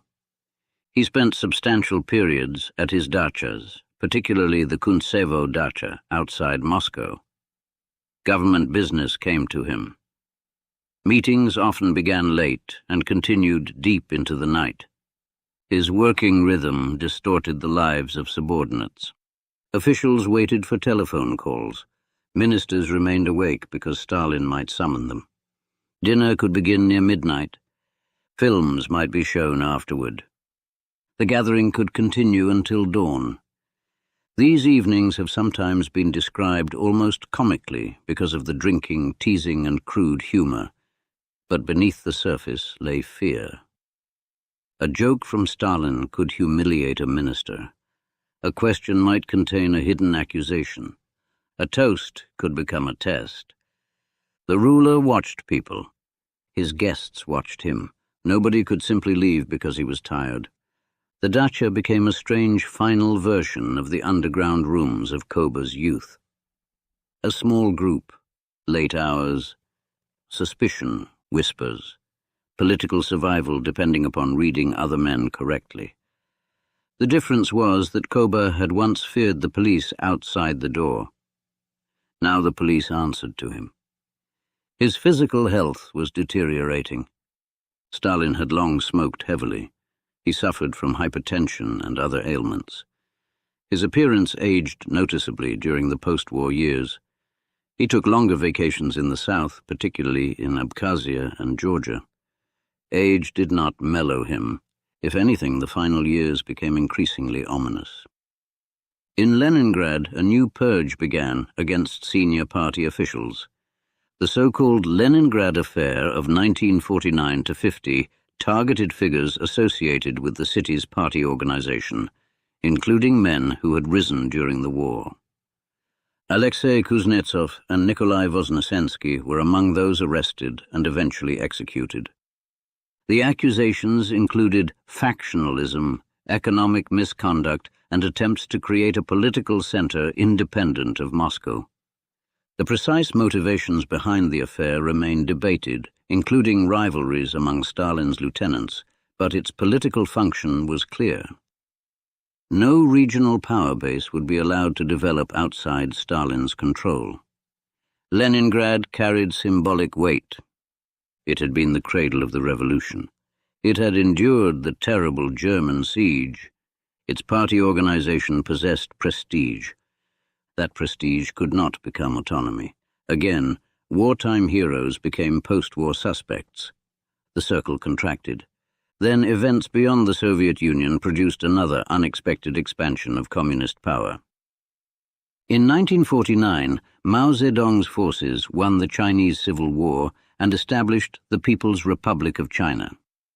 For the first time, another enormous communist state existed. Mao traveled to Moscow later that year. The relationship between Stalin and Mao was never simple. Stalin had doubts about Chinese communist strategy and had sometimes urged caution during the Civil War. Mao respected Soviet power but resented being treated as a subordinate. Their alliance joined two revolutionary states while concealing future rivalry. Still, from Washington and London, the communist world now appeared to be expanding dramatically. The Soviet Union dominated Eastern Europe. China had become communist. Then war erupted in Korea. In June 1950, North Korean forces under Kim Il-sung invaded South Korea. The conflict quickly became international. The United States and other United Nations forces intervened on behalf of South Korea. China later entered the war after UN forces advanced toward its border. The Soviet Union supported North Korea and China with equipment and other assistance while avoiding direct open war with the United States. Stalin approached the conflict cautiously. He could encourage pressure against the West without risking a Soviet-American war that might become nuclear. The old revolutionary had become a geopolitical gambler who understood that some confrontations were best fought through other states. Korea demonstrated how different the world had become since 1917. The Bolsheviks had once hoped workers across Europe would rise spontaneously and join the revolution. Now communism possessed armies, states, intelligence services, and nuclear weapons. Revolution had become geopolitics. Stalin sat at the center of one half of the emerging global order. Still, he searched for enemies at home. In 1951 and 1952, investigations within the security apparatus and leadership circles intensified. Beria's associates came under pressure through cases such as the Mingrelian affair in Georgia, targeting officials from a Georgian regional group with which Beria had connections. For Beria, the signal was dangerous. Stalin had turned against associates before turning against the principal figure. Nobody knew whether another great purge was approaching. Then came the doctors. In January 1953, Soviet newspapers announced the discovery of a conspiracy among prominent Kremlin physicians.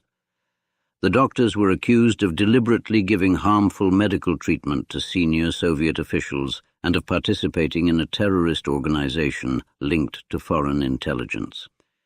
Many of those accused were Jewish. The doctors' plot intensified an already threatening anti-Semitic atmosphere. Interrogations were brutal. Propaganda warned of killers in white coats. Rumors spread that wider deportations or repressions against Soviet Jews might follow. Historians continue to debate how far Stalin intended the campaign to go because he died before it fully developed. The uncertainty itself captures the atmosphere of his final months. People expected escalation because escalation was familiar. An arrest rarely remained only an arrest. A conspiracy rarely contained only the first accused. The political system had taught its inhabitants to fear the widening circle. Stalin was now 74. Most of the men who had known him before the revolution were gone. Lenin had been dead nearly 3 decades. Trotsky had been murdered in Mexico in 1940 by Ramon Mercader, an agent acting within a Soviet intelligence operation. Zinoviev had been shot. Kamenev had been shot. Bukharin had been shot. Rykov had been shot. Tukhachevsky had been shot. Yezhov had been shot. Many of the interrogators, officials, and policemen involved in earlier purges had themselves vanished. Kirov was dead. Ordzhonikidze was dead. The old revolutionary world had been emptied. Stalin remained. The survival that once seemed a skill had become a condition of isolation. There were fewer people who could speak to him as an old comrade, because there were fewer old comrades alive. The young men around him had careers rather than shared revolutionary memories. They feared him. Some admired him. Some probably hated him. Nearly all waited, because everyone understood the one political fact that could never be discussed openly. Stalin would die. The Soviet Union had elaborate institutions, but no transparent mechanism for transferring his personal authority. There was a government, there was a communist party, there was a presidium, there were ministries and security agencies. Yet the actual balance among senior figures depended heavily upon one aging man. Malenkov possessed influence within the party apparatus. Beria controlled enormous security resources. Khrushchev was rising. Molotov retained international stature despite falling from Stalin's favor. Bulganin and others occupied significant positions. No one could openly campaign for succession. To prepare too visibly for Stalin's death might ensure one's own. So they waited. Stalin watched them waiting. The atmosphere at his dacha grew stranger. During late February 1953, he continued meeting senior officials. On the evening of February 28th, Stalin gathered with Beria, Malenkov, Khrushchev, and Bulganin at the Kremlin for a film, and then took them to his Kuntsevo dacha. They ate, they drank, they talked into the early hours. Nothing about the gathering announced that it would be the last. Eventually, the guests left. Stalin went to his private rooms. The guards remained outside. Morning came. Normally, Stalin would begin moving or summon staff later in the day because of his nocturnal schedule. Hours passed. There was no call. The guards became uneasy. Entering Stalin's rooms uninvited could provoke his rage. So they waited. Afternoon passed, still nothing. Evening approached. The silence inside the dacha became frightening. Here, at the end of Stalin's life, the political system he had created condensed into a single corridor. Armed men stood outside the room of an old man. They suspected something was wrong. They were afraid to open the door. The dictator had achieved a level of obedience so complete that it temporarily prevented those around him from discovering whether he needed help. Eventually, late in the evening of March 1st, a pretext appeared. Mail had arrived. A guard entered. Stalin was found on the floor. He was conscious but unable to speak properly. His clothes were wet with urine. The man whose image towered over the Soviet Union could not rise. Guards carried him to a sofa. Then another delay began. Senior officials had to be contacted. Beria and Malenkov arrived. Accounts of their behavior differ, but the political uncertainty is unmistakable. Was Stalin merely ill? Would he recover? What should anyone do? A doctor could not simply be summoned as though this were an ordinary household. Some of Stalin's own physicians were under arrest because of the doctor's plot. The ruler had spent his final months accusing doctors of murder. Now he needed doctors. They were eventually called. Stalin had suffered a massive stroke. His right side was paralyzed. Speech was largely gone. Medical personnel examined him while senior officials moved through the dacha. The man on the sofa remained formally the most powerful person in the Soviet Union. But power had already begun leaving the room. Beria could sense it. Malenkov could sense it. Khrushchev could sense it. Every official who received the news could sense it. For decades, Stalin had controlled appointments, alliances, histories, and lives. Now biology had intervened with an authority beyond appeal. No committee could reverse it. No confession could change it. No execution could intimidate it. Outside the dacha, the Soviet Union continued. Trains crossed Siberia. Factories changed shifts. Soldiers guarded borders. Prisoners woke in labor camps. Families slept beneath portraits of Stalin. Radio announcers waited for official statements. Most citizens knew nothing yet. Inside Kuntsevo, The Georgian shoemaker's son lay dying. So had traveled farther than anyone around his childhood could have imagined. Koba had survived police raids, prisons, and Siberian exile.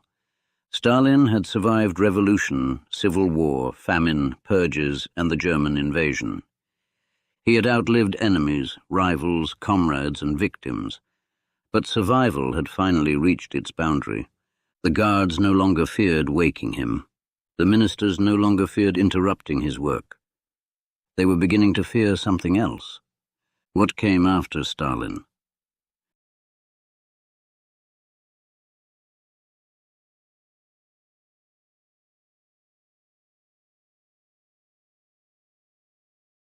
Chapter 10. After Stalin. Joseph Stalin died on March 5, 1953.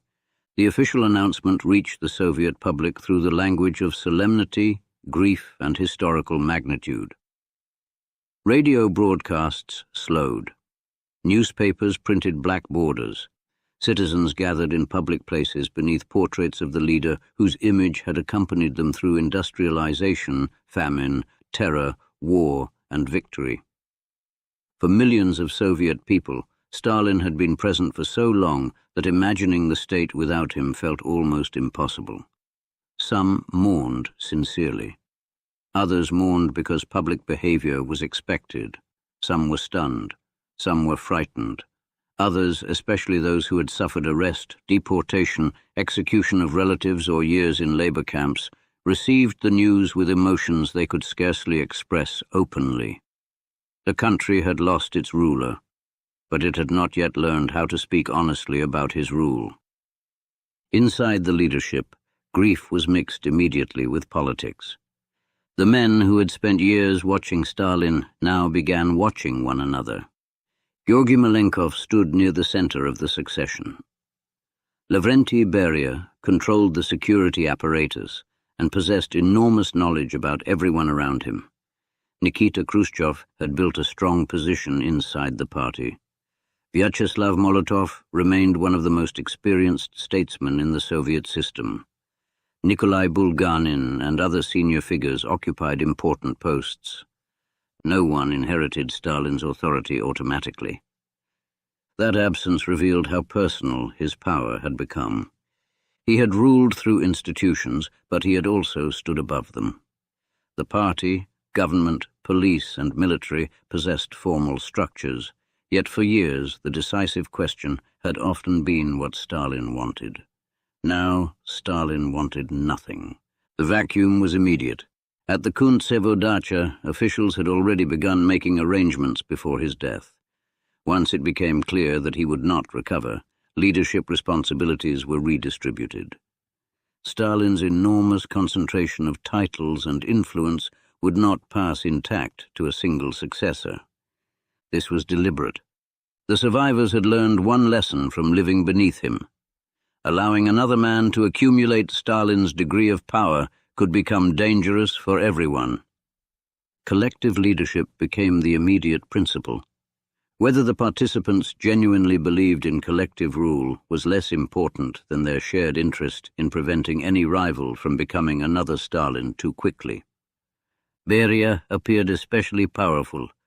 For years he had been associated with the security services, though he no longer directly headed the Ministry of State Security at the time of Stalin's death. He understood the machinery of repression better than almost anyone alive and possessed compromising information about numerous officials. Yet Beria also moved rapidly toward policies that startled his colleagues. The doctor's plot was exposed as fabricated. The accused physicians were released. Some aspects of repression were relaxed. Beria advocated changes in nationalities policy and appeared open to adjustments in Germany. This did not transform him into a liberal reformer. He had played a central role in Stalinist repression, including deportations and security operations. But authoritarian systems can produce strange political reversals when powerful men discover that reforms strengthen their position. Beria's colleagues feared him. In June 1953, they moved against him. The exact details of his arrest have been surrounded by conflicting accounts, but the outcome is clear. Beria was seized during a leadership meeting with military support, imprisoned, tried, and executed later that year. The man who had helped administer Stalin's security state was destroyed by the same elite he once intimidated. The cycle had not vanished. It had changed form. Yet something significant happened after Stalin's death. The mass terror of the late 1930s did not return. The Soviet Union remained authoritarian. Political dissent could still lead to punishment. The party retained monopoly rule. Censorship continued. The Gulag did not disappear overnight. But the leadership gradually moved away from the scale of arbitrary, lethal repression associated with Stalin's peak years. Prisoners began returning. Cases were reviewed. The machinery that had swallowed millions loosened. For families who had waited decades, doors opened unexpectedly. A father presumed dead might return thin, grey, and almost unrecognizable. A wife learned that her husband had been executed years earlier. Children discovered what had happened to parents whose names had been unsafe to mention. Rehabilitation became a bureaucratic word for human tragedies that could not truly be repaired. A government could restore a party membership. It could remove a conviction. It could issue a certificate. It could not return years. Nor could it return the dead. Nikita Khrushchev gradually emerged as the dominant political figure. He was an unlikely successor in appearance and style. Short, energetic, frequently emotional, and capable of rough humor, Khrushchev lacked Stalin's cultivated stillness. Yet he had survived the Stalinist hierarchy, served in senior party positions, and understood the organization intimately. In February 1956, at the 20th Congress of the Communist Party, Khrushchev delivered a speech that shook the communist world. The address was officially secret. Its contents soon spread far beyond the Congress Hall. Khrushchev denounced Stalin's cult of personality and condemned many of the crimes committed during the purges. He described fabricated cases, torture, arbitrary arrests and executions of party members. He criticized Stalin's wartime leadership and his abuse of power. The speech did not provide a complete reckoning. Khrushchev had participated in the system he now condemned. The critique focused heavily on crimes against loyal communists and on Stalin's personal deviations, rather than examining every structural feature of Soviet repression. Collectivization, famine, and wider state violence received far less attention than a full historical accounting would require. Still, the speech broke something.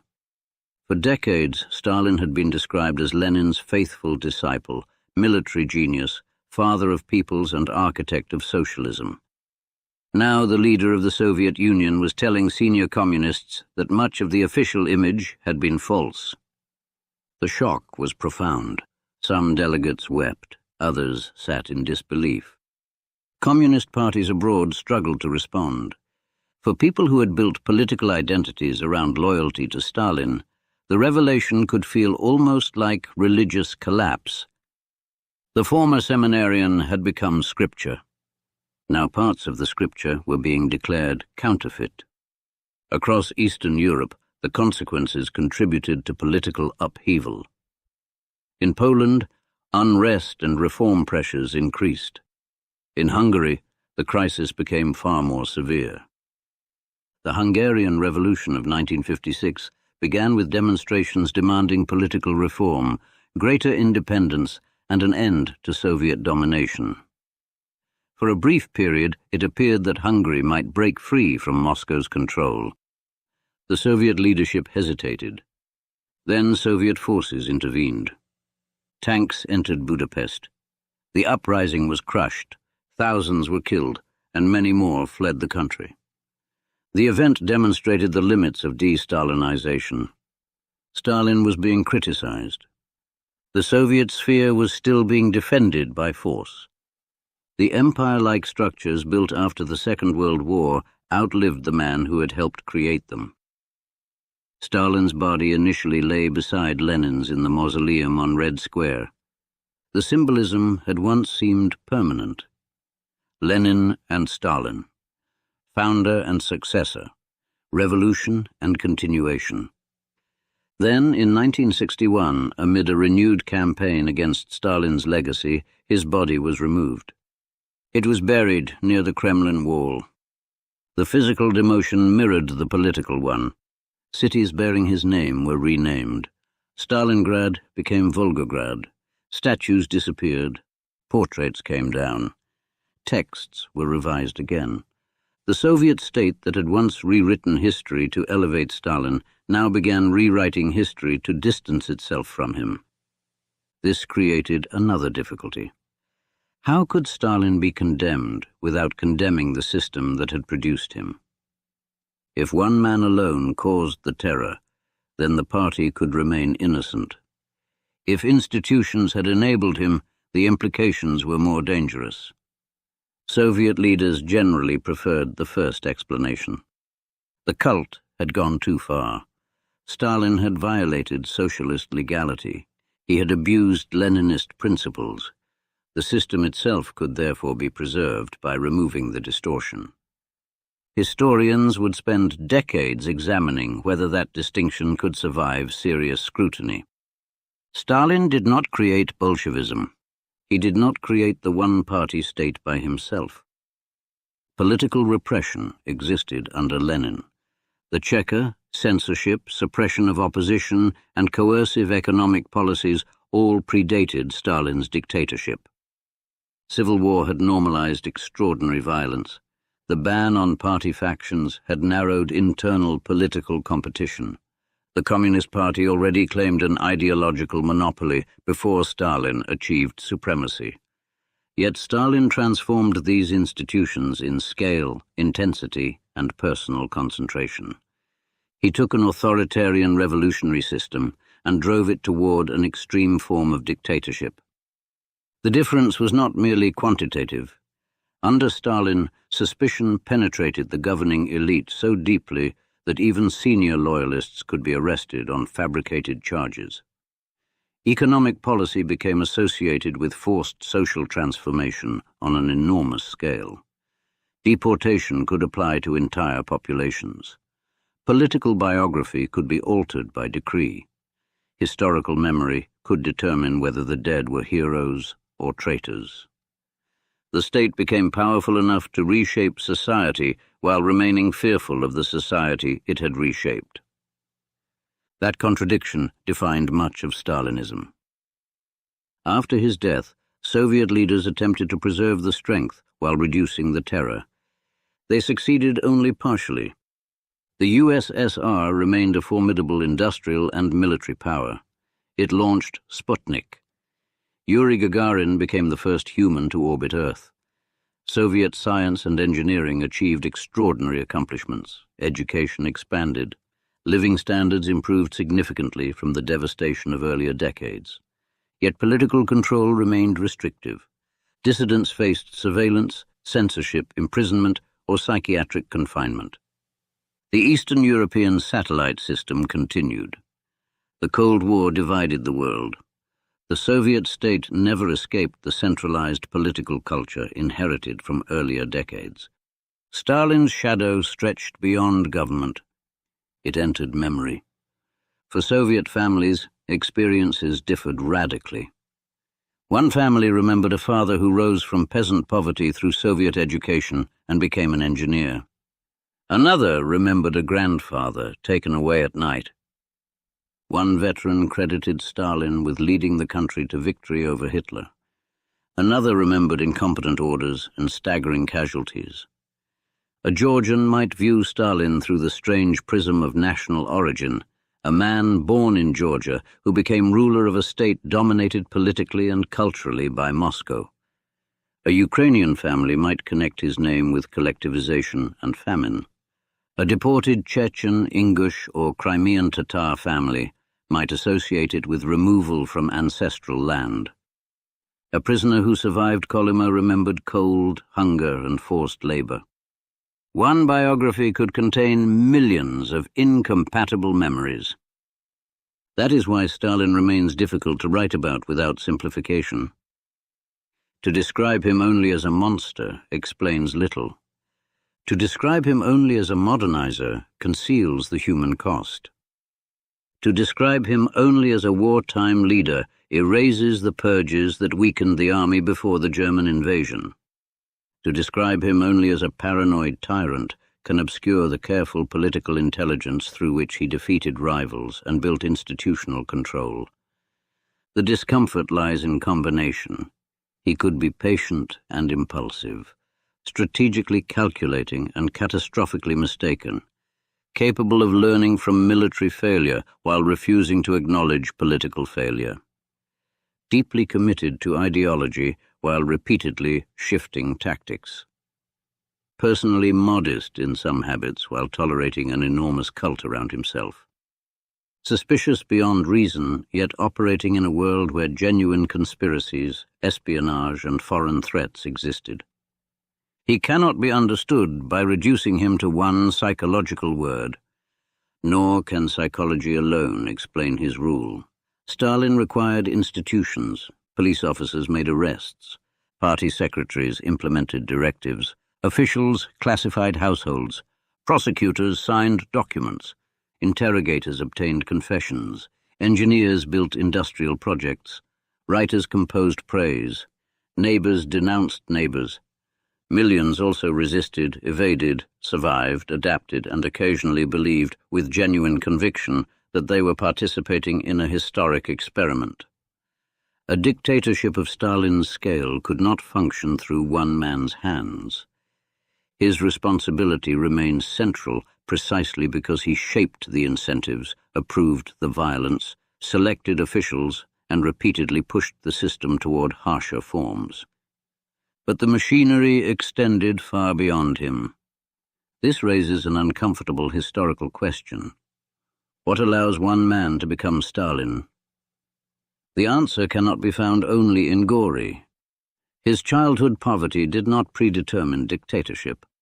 The violence of his father does not explain the Great Terror. The seminary does not explain collectivization.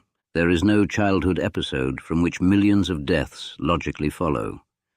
The road required history, imperial autocracy, weak legal political institutions, revolutionary underground culture, the First World War, state collapse, civil war, one-party rule, ideological certainty, economic crisis, institutional centralization, the death of Lenin, the weakness and division of Stalin's rivals. Each created possibilities. Stalin exploited them. His early life becomes significant not because it contains a hidden dictator waiting to emerge, but because it reveals the skills he carried into those circumstances. Secrecy, patience, organizational discipline, suspicion, an ability to work through networks, a willingness to use violence, a talent for alliances that could later be discarded, a sensitivity to personal loyalty, an extraordinary capacity to remember political injuries. These characteristics were useful in the underground. They became formidable inside a ruling party. Inside a state without effective checks on political authority, they became dangerous on a continental scale. The names trace the transformation. So-so was intimate. It belonged to family, childhood, and Georgia. Koba was chosen from literature. It belonged to rebellion, self-invention, and the Caucasian underground. Stalin was constructed for politics, steel, hardness, a Russian revolutionary identity capable of moving beyond Georgia. Eventually the pseudonym consumed the person. Historians possess photographs of the young Djugashvili in which the familiar dictator is difficult to see. He is thinner, his hair is fuller, the moustache is different. In some images he resembles dozens of other revolutionaries photographed by the Tsarist police. That is precisely why those images are valuable. They resist inevitability. The future ruler of the Soviet Union once sat for police photographs because another government considered him a minor threat. He once depended upon comrades for money. He once escaped exile. He once wrote Georgian poetry. He once possessed no army, no ministry, and no state. History had not marked him visibly. By the time of his death, the situation had reversed. Stalin's face had become one of the most recognizable political images on earth. His signature could send a man toward promotion or prison. His decisions influenced populations from Berlin to Vladivostok. Foreign leaders calculated nuclear strategy around Soviet power. An entire generation had grown up knowing no Soviet ruler except him. Then he died on a sofa in a country house while frightened subordinates hovered nearby. The contrast is almost too neat, but history supplied it. Power had expanded outward until it covered an empire. The human body beneath it remained mortal. After 1953, the Soviet Union survived for nearly 4 more decades. Stalin had not been the state, yet the state could never completely escape him. His territorial arrangements shaped Eastern Europe. His industrial system influenced Soviet economic life for generations. His political culture left habits of secrecy and centralization. His purges altered institutions by destroying expertise and historical continuity.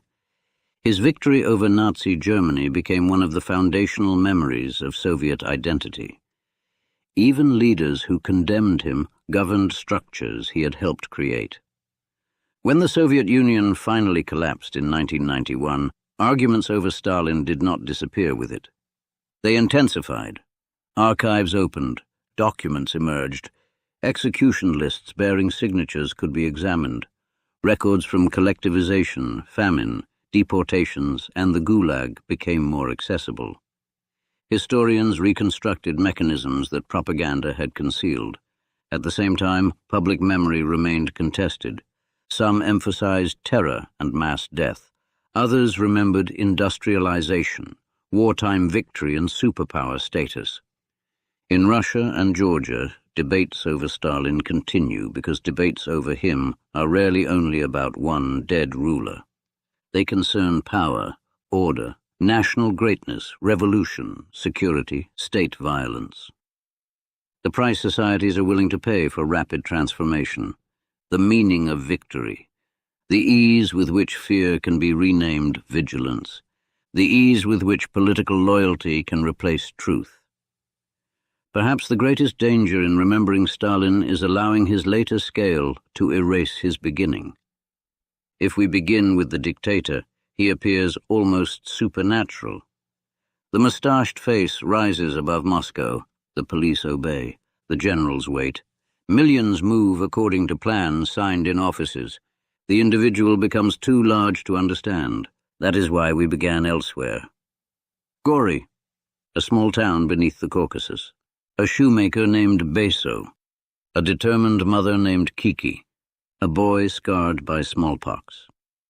Church school, poetry, seminary corridors, forbidden books, Tiflis workers, police surveillance, Batumi demonstrations, Siberian cold, false names, a Georgian outlaw called Koba. The revolution had not yet won. The Soviet Union did not exist. Nobody knew that the boy would one day sit opposite Roosevelt and Churchill. Nobody knew that cities would carry his name. Nobody knew that millions would die under policies connected to his rule. Nobody knew that his state would defeat Nazi Germany. Nobody knew that frightened officials would one day stand outside his bedroom door, afraid to enter. The child did not contain the ending. History supplied opportunities, catastrophes, and institutions. He supplied choices. Again and again, he chose greater control. When opponents stood in the way, he defeated them. When independent farmers resisted the state, he forced collectivization. When economic plans failed, he searched for saboteurs. When political colleagues threatened autonomy, he removed them. When entire populations appeared unreliable, he deported them. When information contradicted his expectations, he could distrust the information. When victory finally gave him unprecedented prestige, he searched for new dangers. The result was not simply the story of a dictator. It was the story of how revolutionary survival became political domination, how administration became authority, how authority became fear, how fear became a system, and how a child named So-So disappeared so completely inside a name he had chosen for himself that the world remembers only Stalin.